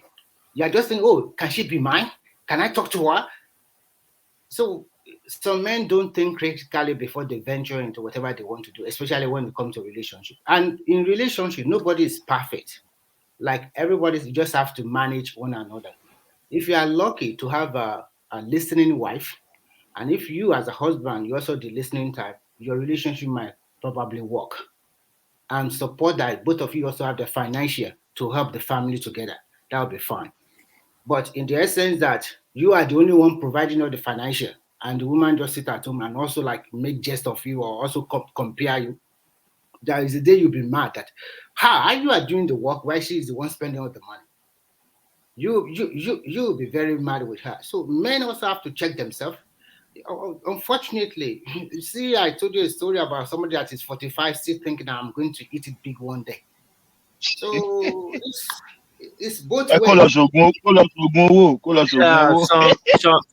Some of our men do not understand when you are married, you have to change your cycle of friend, or change the way you think. For example, when you are single, you always go out on weekends. When you are married, you have to reduce your hanging out with your friends on weekend, because you can go out one day, your woman will take it, but going out the next 2 weekend, you might not like it. You have a wife, so you at least you spend time with her. So some men don't know when to distinguish that, know when to like stop. Now I'm married, you have to like I have a friend. When I was doing my club business, I'm always out. My wife can't tell me anything. But when I stopped my club business, I started doing all that, do my container, buying solar, doing all this stuff. I hardly go out on weekend. I don't go out. And so my American friend will call me, let's hang out this weekend. It's left for me to decide yes or no. And I'll look at it as bigger picture. If I hang out this week, in next 4 months, I'm not going out. When they call me, I'll tell them, what will I tell my mother where I'm going to? There are things I cannot do anymore. You have to give up Yes. those things. Marriage is a sacrifice you have to make. Yes. People just think marriage is just when you come together, you are happy. Marriage does not bring happiness. That's what people don't even get. It's a union you come together and do the needful for the mother nature, for yourself, and for the lady. Yes. For the continuation of existence. It not necessarily means it has to be sweet or bitter. It's how you live in it that determine your sweetness or your bitterness. I tell a lot of people, don't think if you get married you become more happier or you get married you become more richer. No. It's your duty to be happy, and that is the duty for the lady to be happy. You people come together and stay happy. If one of you is not happy, there's no way it's gonna work. Some women just think if I marry you, my life will be better. I'll be happy. Now I'm lonely and nobody's making me happy. When I marry, my husband will make me happy. That's the problem. They now give the man double load to carry. But you just forget to do the most common thing, most simplest thing is this: just make yourself happy and let this man be happy. Sorry, but the problem we are having nowadays is because a lot of men or women, they want to claim independence, they want to claim personality. This is my personality, and I want to maintain it. I want this is the way I want it. You cannot change me. You know me before you marry me. This is the kind of life I live, and I still want to continue to live that kind of life. Thank you. That's another thing we need to talk about. So that is the issue now. Yeah. How do you control a big personality? Who is more bigger? Who is more egoistic among the two of you? Yeah, true. Let quickly say this. There's this problem between parenting. Some of these kids, both men or women, they have this problem of bad parenting. Now they understand or they understood they have bad parenting. I know it's difficult for them to change, but at least try to make how will I say, amendment to it. At least you are trying. Rather telling people to accept you for your own bad behavior. Nobody will accept you for your bad behavior, lack of character, lack of attitude. Then you say is your personality. That's not personality. Same with for men too. I'll tell my friends, try and put things in process. Anything that have a working process has a headway. You might not hit 100%, but at least have a working process. Like a guy that always go out and drink. Now you are married, your wife is complaining. Try and reduce it. Your wife will understand. I know you cannot stop it, but at least you're making an effort. You're not reducing, you're behaving well. I don't understand if you understand what I'm trying to say. Yeah, but some people don't just accept. They don't try. 6 o'clock, woke up 6 o'clock, started drinking. Then when you want to complain, no, it's my personality. In addition, when you get married, you already know you already lose a lot of freedom. Yeah, freedom is gone. It's a prison. It has to go away. You have to be there for your kids. You have to be there for your wife. You also have to be there for so many other people that are attached as in family side. Yeah. They will need your suggestion, your advice, your guidance. So that is the problem. But if you are lucky to marry a woman that understands this, then you have a happy home. Let me tell you. Marry a man or a woman that is too egoistic, always want to say, this is how I want it to be run in my house. Nobody changed my law. I'm the man in the house every time. It's a big issue also. Well, let me tell you guys this. Let me tell you guys this. For 1 year now, I've not been to work, but I still because my job I can do it through online. I have my yard, I have 2 yards, and I have my uncle that's supporting me. I have my auction license. I can go on auction, buy what I want, and I already have contact that people call me and bring supplies. Because of that, when I have this my fourth child, my son, my wife has a bit of complication, pregnancy complication, falling into depression, nervousness, and all that. And I did not think from that day, like a month before delivering date, I stopped going to work, going out to buy my stuff, traveling, because I always travel. I'll be home for 1 year. Nobody told me to do that. I just have to give her that sacrifice. When she gave birth, my son only sucked her mom's breast for only 1 week because she started being on strong medication, so it's not good for the child. She went back to the hospital after 1 week. She was in the hospital for 2 weeks again. Then when she came back, we went to circumcision. First time she saw how they cut, because these white people, they don't say, they have not really seen blood. She was saying how they were circumcising my son. Since that day, she could not even hold my son. I started giving my son a bath from 3 weeks old till date now. Now, all these things I'm doing, I took the decision to do it for this lady. right? She's young. My wife is just 29 years old. When I met her, she was bearing 19, 20 when she bear my first child. Now she between 80 years, she has bear me 4 children. Now bearing the fifth one. The fifth one is coming by July. I have to take that critical decision that I have to support this woman. It's not easy for her. She's young. She don't have that experience. I did not go to work. She know I can do my business from home. I'm home. But me home, I still give her $3,000 every month. On the 25th, I'll put the money on top of the table. It's there. I don't buy clothes. I bought her a new car. She go to she work with Japan visa support. Put her do visas for people to come in, check your visa and support your visa. I said you can go sometimes, so you have this change of environment because of her condition. Go out, come back. I'm home taking care of these kids, and she was telling me since last week now that I'll be home because my son is starting school next week Monday, so now I have freedom. But I sacrificed for 1 year. How many people can do that? So that works for you very well and it's come out fine. But what I don't subscribe to is that everybody knows the kind of personality they have. Because I listened to the other time, they were talking about that woman told about her reality, about her experience. Deep inside her heart, she knows the kind of personality she is. And that she must know that this is what is good for me or this is not what is good for me. If she's looking for a man to complement her, she must look for a man in the same league with her.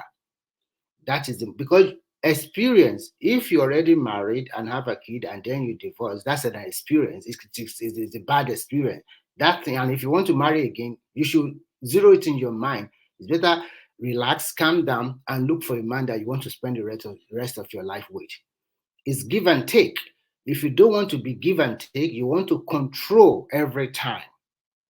That will be a problem. And some people will come here, they will tell us that, oh, their marriage was rosy, this is my big personality. But I don't totally believe that because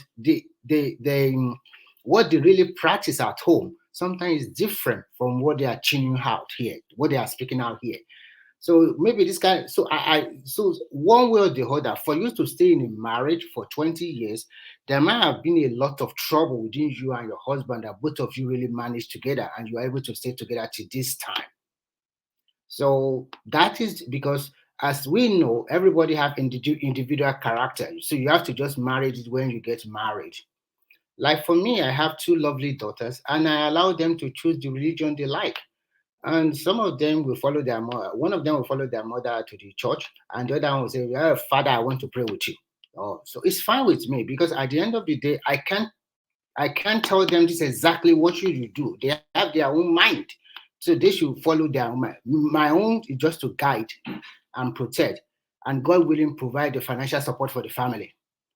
My wife also works very well. She makes a lot of money, but still, she will also spend my money, no matter what I do. Of course, so I know she's also making a lot of money, but she will spend mine every time. Wait, I just told you I give my wife $3,000 and I'm at home. She doesn't worry that I don't go to work. But if I shut a day, it's war. But what she recognizes, she always say, you are a good father. I don't think any man can do this. You are home for 1 year. Yeah, I'm home for 1 year. When you tell me it's enough, let me go back to your work. Rather, she still want to extend it. Women, my wife, I don't even know how much she receives, though she spend her money. But what is? Isn't it a requirement in Japan that the guy has to pay the woman?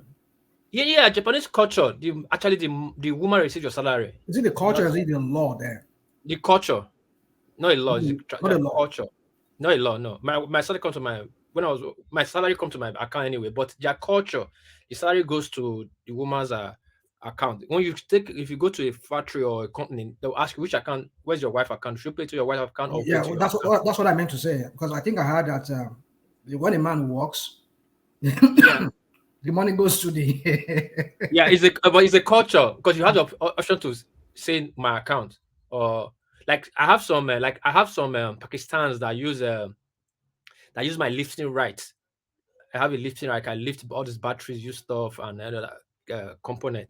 So just some Pakistanis that don't have a resident here, so they cannot get that license. So they apply for it. They use my lifting right now. Paying the company there's a intermediate company. The intermediate company they call me or they call my wife. Sometimes I prefer to call my wife because Japanese is deep. I'm not really too good at Japanese like that. If they ask my wife, which account is it your account will pay to my husband account? He will laugh at me. He will tell them my husband is Nigeria. He wants his money. Or if they ask for that, I tell them no, my account. But it's not a law. It's a culture. Russian man, I don't know if you're hearing me. Yeah, I can hear you. I can hear you. Yeah, it's a culture. You have the option to say no or yes. But if you're working for a company or a factory, you give them your wife account. They'll put that money in your wife account. But there are things you benefit. Your bonus, they'll put your bonus in your account. Your wife don't know about that, so you can spend for yourself. But salary goes to your salary will be going to your wife account. Your wife will move the rent. And so our own money is our own money, but your own money. Yes, our own money is our own money. Yes, our own but money your own money is both of his money. Your own money. They'll plan your own money. Then he will take your rent. They will give you a bus pass. Money you use for your bus. I know. Hold on now. I know. You as a man, you will go work. You go carry money, go put inside your wife or your wife account. Yes, but our own money, go into your own account. Our own account will go. What piece? So when you get the job, you put your wife account number down for the company to pay to your wife account. Yeah. The company will ask you first. Not you. They'll ask you your wife account. Who does that? Who does that? Japanese culture. Really? Japanese culture. So really, what if both of you are signatory to that account? Well, that's the account you provide. You'll put there. First thing to ask your wife account. If you say no, I need my account, then they'll bring you. What about people that are not married or divorced? No, if you're not married, no. If you're not married, no, they don't ask you. But once you are married, because when you are married, your salary is different. Once you are married, your salary structure is different. Really? Yeah, in Japan. Like now, if I want to work, like my wife now, she's going to have the 5th child now. Like she's pushing, like she's just saying that I should stop my company, let me go to Japanese government.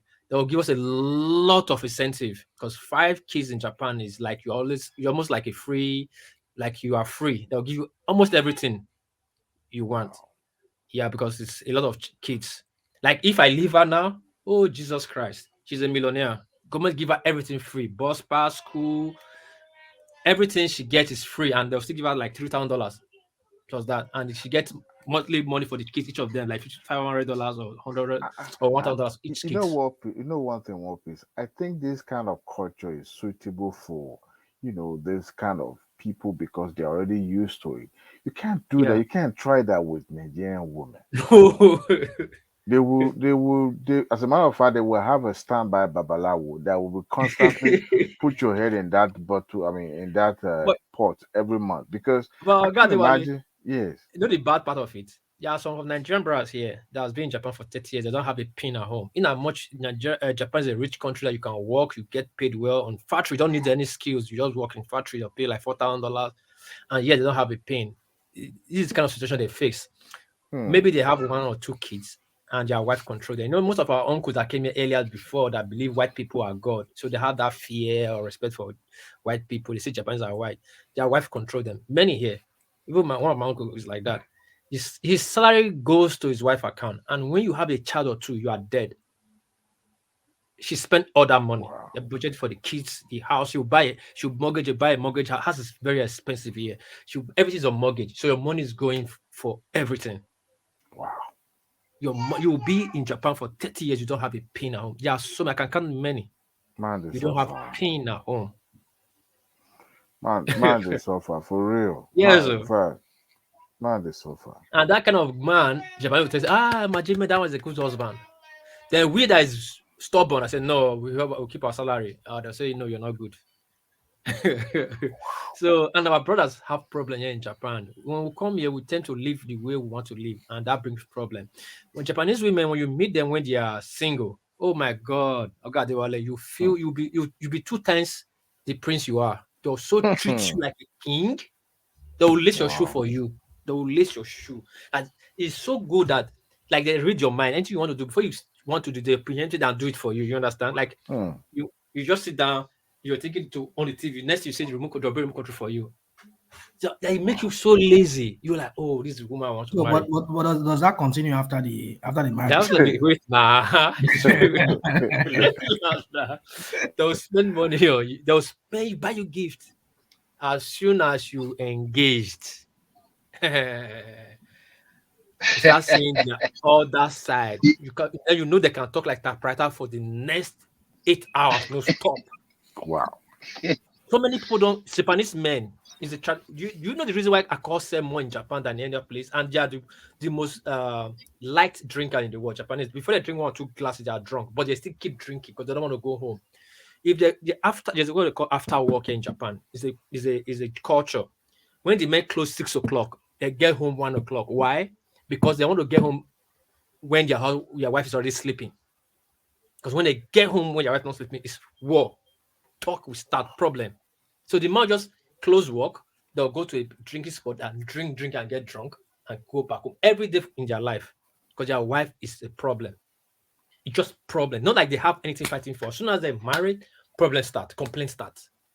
Then as soon as you have 1 child, you are dead. Not only not that he complained, he turned that child against you. We leave it here. Everybody sees here. Japan. It's their culture.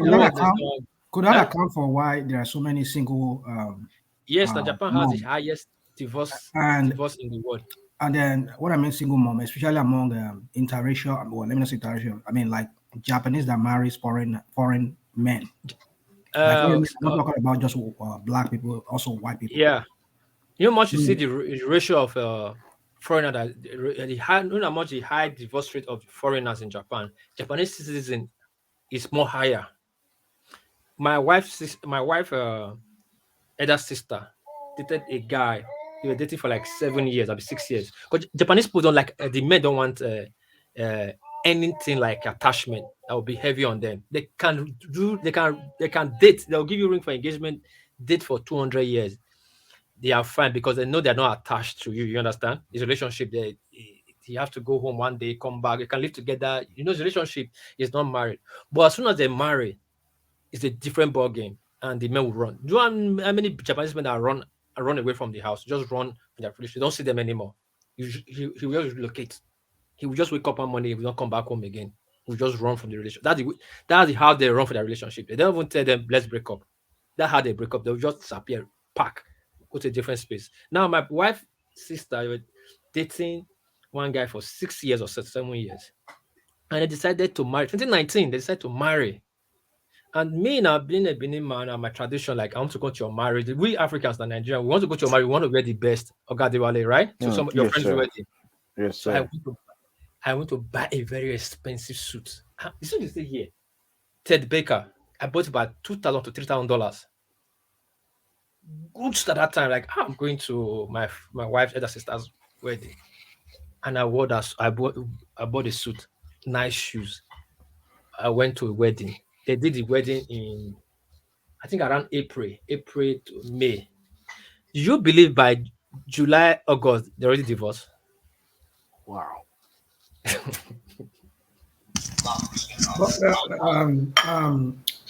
What piece could be I think the problem with that thing national night is it? You know good now. Is that what? So you know I'm meeting here. I mean I'm having late dinner here actually because I've been busy reading. Anyway, yeah. So well, I mean, could it be that I think one problem is I think why it doesn't work between foreigners apart from even Japanese between Japanese and Japanese is that I think there's a level of insincerity in Japanese women, or should we say they do not. You are right. No, you are right. You are right. You are right. They do not understand. I mean, I don't know. I think what I say is I think it's insincerity. They try to maybe I think it's the cultural thing whereby a woman has to please a man, all those kind of things. Right. Yeah. But as soon as they come into the marriage, the perspective changes. They come to they're faced with reality, and they're not really prepared for that reality. They live in this their MAGA or what was it called? This their MAGA life, anime stuff. Yeah, anime, something like that. Yeah. So I mean, it's a real pandemic, I'll call it. I mean, right now in Japan, the ratio of people not getting married and unborn child is a serious pandemic here. It's not too far yet. I think 2030 or 2030, yeah, by 2030, Japan will lose almost half of the population because they have more older people than younger people. There's a big vacuum between 60 and 30. Now, most people in Japan, now they hire like 75 years old to look after 85 and 95 years old. You can imagine. There is no workforce. There's people so old, people don't die like that. Now, the younger ones don't marry, they don't bear kids. So there's a big vacuum.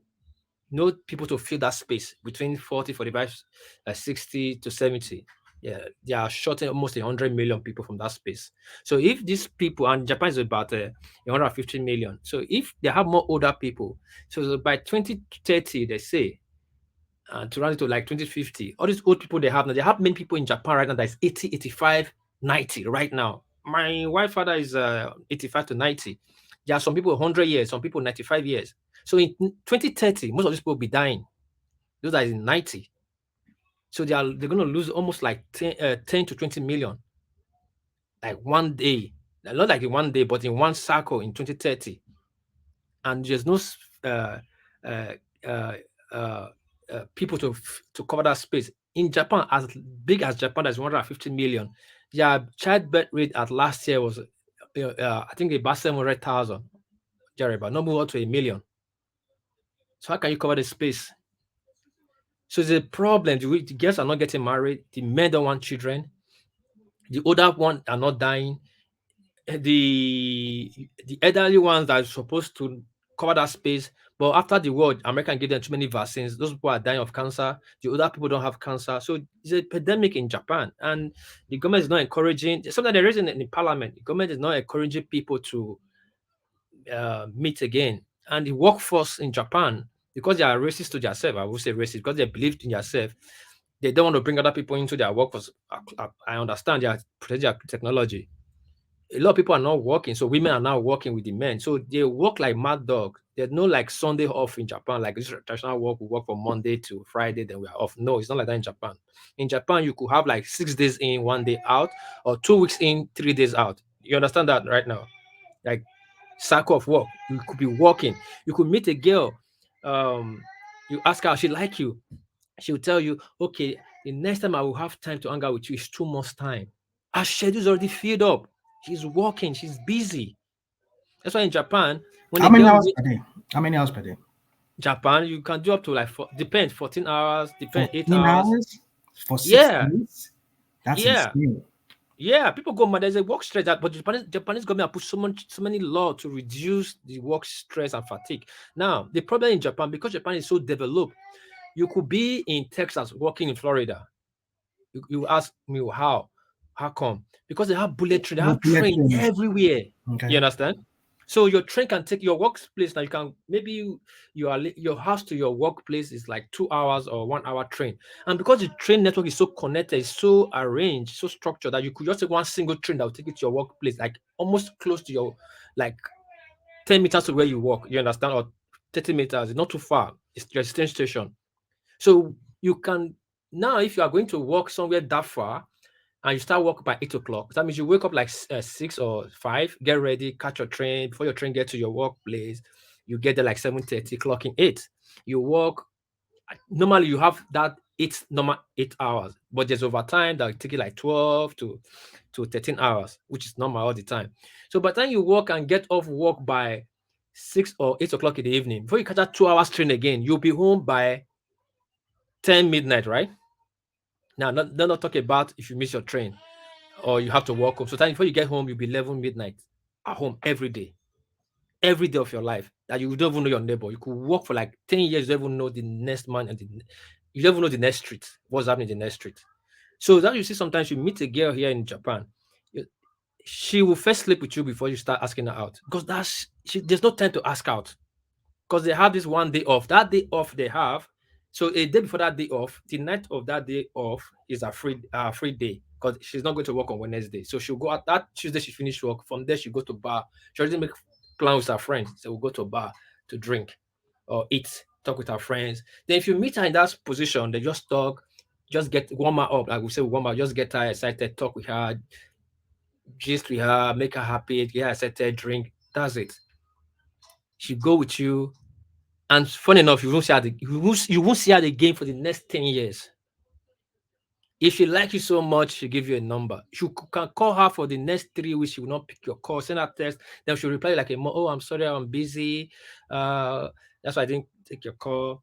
How are you and the rest? Before she reply you again, will be under 1 month. So the work ethics here, the work here is so hectic that is a problem again for the Japanese. I think the only country in Asia that is, I mean, very developed country in Asia is, I think it's Korea.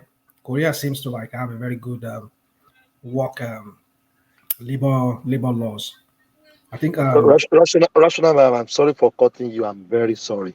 Okay. We have to shut down at 8 hours prompt. Yeah. So if everybody can have 1 minute, then we shut down at 8 hours. It's almost 10 minutes. They're about to 8 hours. I'm very sorry for cutting you. It's okay, it's okay. I mean, yeah. I mean, we had a long session today. Yeah. Yes. Yeah. And then we've had what piece coming to it, and then tell us his own, give us his own, because it's there right there in Japan. Yeah, we talk crazy. about It's crazy. It is really crazy, like what you're saying. Yeah, you can come here, you have fun. You want to have sex every day, you can 10 times a day. Goodness. Here we go again. Sorry. Yes, so for Come real. on. In Japan. Yeah, rational mind. If you come to Japan, I cannot give you woman. You will give me. Oh, yeah, you. No, for real. See, because here money is not a factor here. Money is not a factor. It's just the fun, right? It's the fun. Like now, I'm out of that league, that game. I cannot. Like last time the life. No, for real. Last time I went out with my. Sometimes my old friends, Japanese girls, send me message, let's go hang out. So I hang out with them. Sometimes my American friends say, let's go hang out.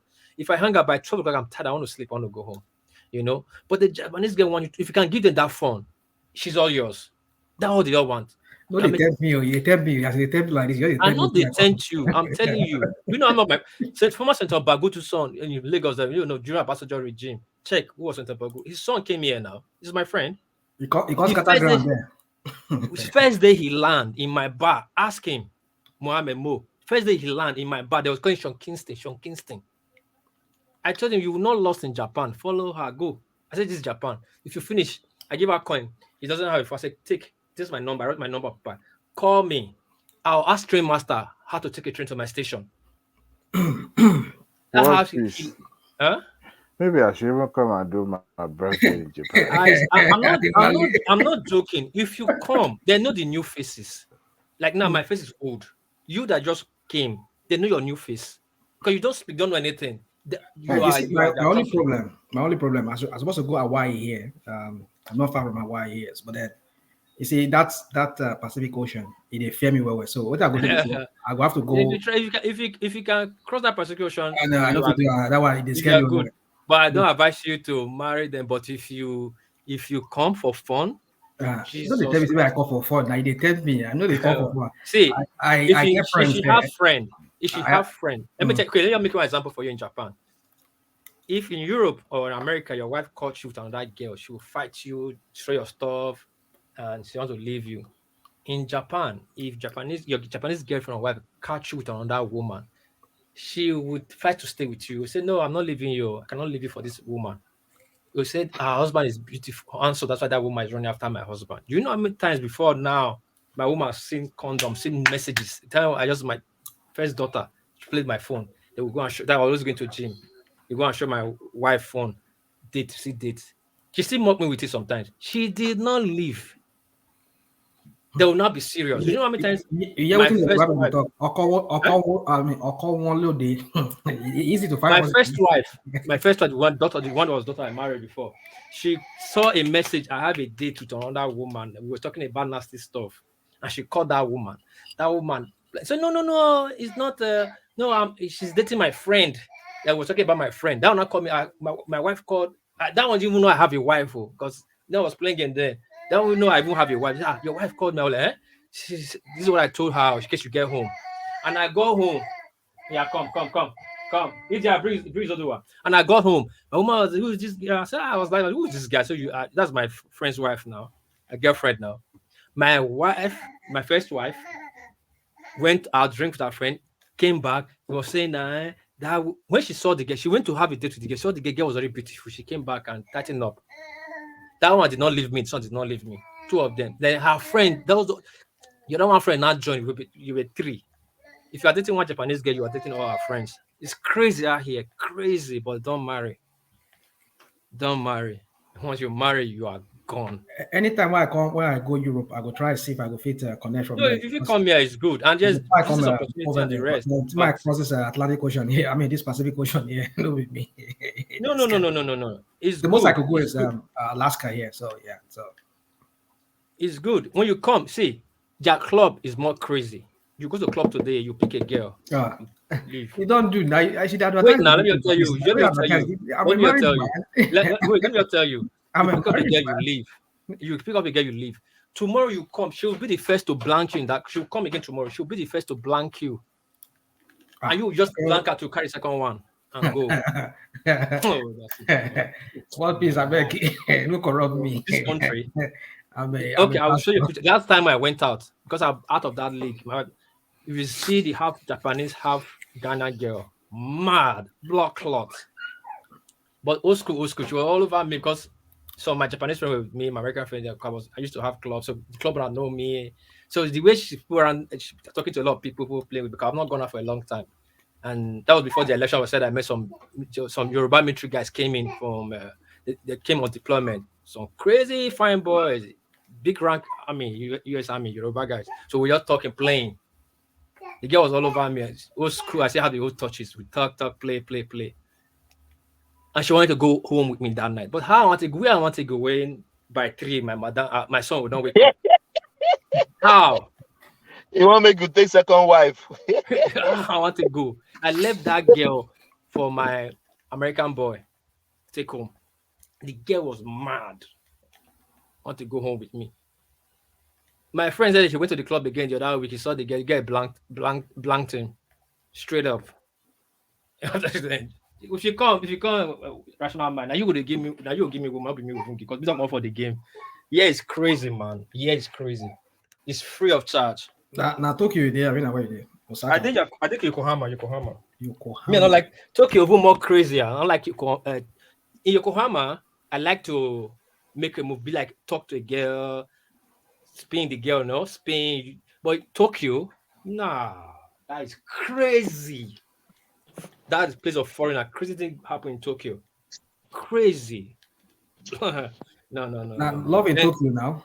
Then if you go to the countryside, like Nagoya, oh Jesus Christ. That one, they don't really see black people like that. If you go to those areas, they don't see black people like that. You are the champion. You are the king amongst few. Thomas, I beg. This guy will I live the life. See, I live the life now. I've said it on this platform. Live now. Somebody when they run club. No, I said it on the platform. Do you know how I met my second wife? Is it that I was shutting down my club? I met my second wife now.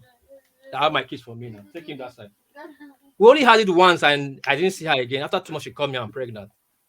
You know, it's a mad life. You know how many people have lost, how many Nigerians that love their savings in Japanese life? It's fun, like crazy. You could be in the club for 1 week, you're not going home. That's different day, different club. There's morning club, there's afternoon club, there's evening club, there's the night club. So you can be in the club for 1 week, like you have not gone home. There's this area they call Roppongi. Look it up. It's like a shopping district. At night, that place turn club. In the morning, there's morning club. There's clubs that start 6 a.m. that shut like 12 or 1 p.m. Don't they work? That's what I'm telling you. Japan, your work system is different. It's 6 days in, 1 day out. So there are people that have off day on Sundays or Sundays, so they can go to club on Saturdays. There are people that have off days on Mondays, they can go club on Sunday night. There are people that have off days on Tuesdays, they can go to club on Monday night. Night. Yeah, so in short, those that I used to play around. So Monday night was the best night for us to pick up a girl because it's like a reggae night for people that work, that have off days on Monday, like all those girls that do aesthetics, how they call them, all these beauticians, they have money. Also, they have cosmetics, they do hair, they make their cream, they do these things. Because they work Saturday and Sunday is very busy day for them. So Monday is a free day for them. Tuesday, I mean. So Monday night they'll go to club. You look at them, they'll come to a bad drive, bad girls, man. It will be in the club. Do they still have this mafia stuff there? This they are so-called. Yeah, Japan is the only country they have yakuza that have offices. Japan yakuza have office. They are licensed. They have office around everywhere. The government, they work with the government, so it's a part of their tradition. These are constant fighting, and I mean, no, they don't fight. They don't fight like that. They don't fight. They don't really fight because government engage them really good because they have areas that collect their own money. They have areas they control. You see all this the Toyota Honda, they pay yakuza. If you're in their district, you pay. They don't mind we black people. We don't have money now. So if you get like if you get like club now, you know they come and collect their own. If you have club in your district, you will pay. But what will not make you pay? If you're a black man, how you respect them, they will leave you because say they'll ask you marry Japan, you say yes. It's okay, leave him. This one is suffering now. He just came to look for life. That one I coded Agbero. Japan get coded Agbero. They'll leave you. But you want to share. Thank you, guys. I have to shut down. Okay, all right, man. Yeah, 7 hours, 4:50. Thomas, you discriminated against me today. You didn't let me join the show. You always know how you would do now. You just come in now. And one man section is the section you have to do it according to you know what I mean. You know my section is everybody come in. No worry, all of us in this show, we will sue you, Thomas. You are discriminating against us. No, I can't do that. Do I have the power? No, I can't do that. I can't do that now. Class action lawsuits. What piece? You still want to sue some people? Maybe you will join the suit.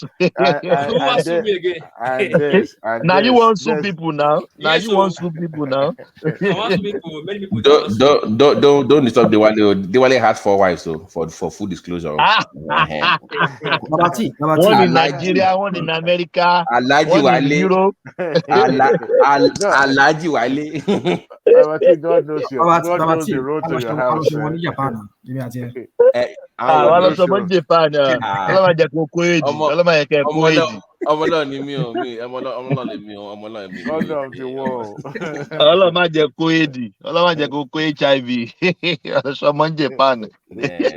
That's what peace now.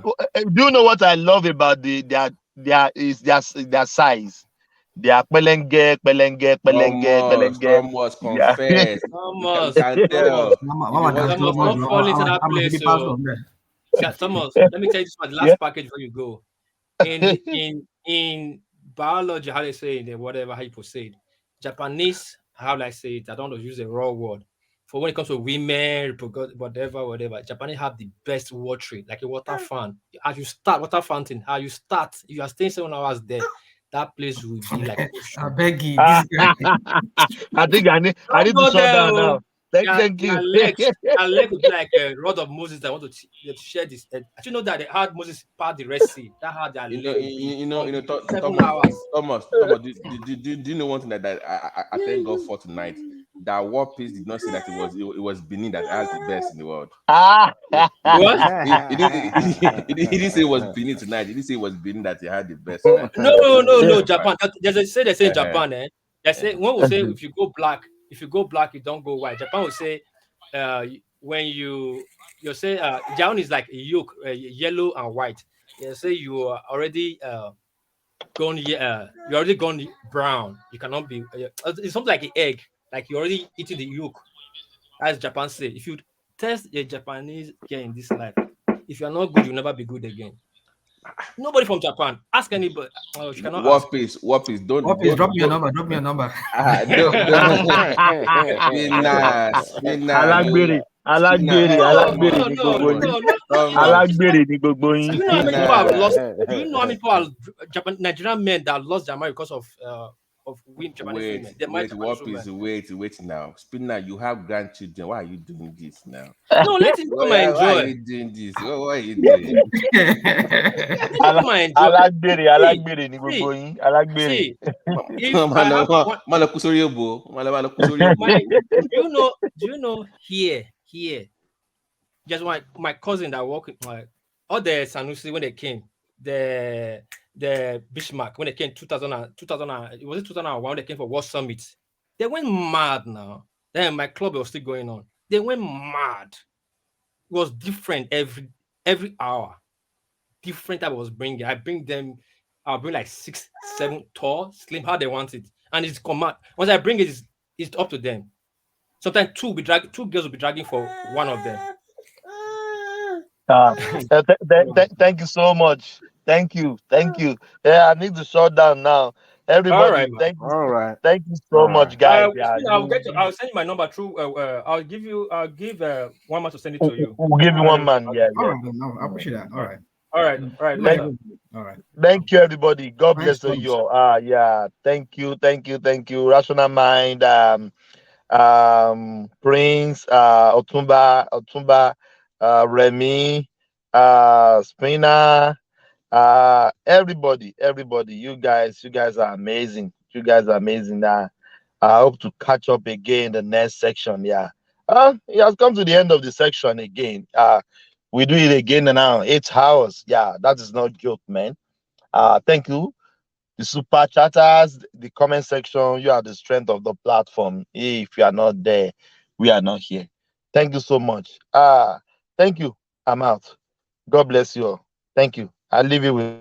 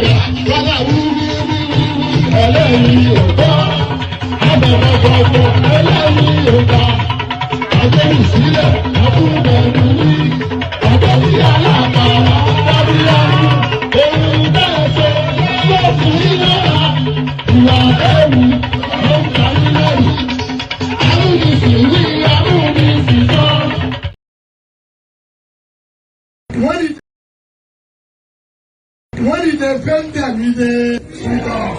When it sweet us, they never say something. As in the sweet us, you go to pay them. As in the pay them, you go to sweet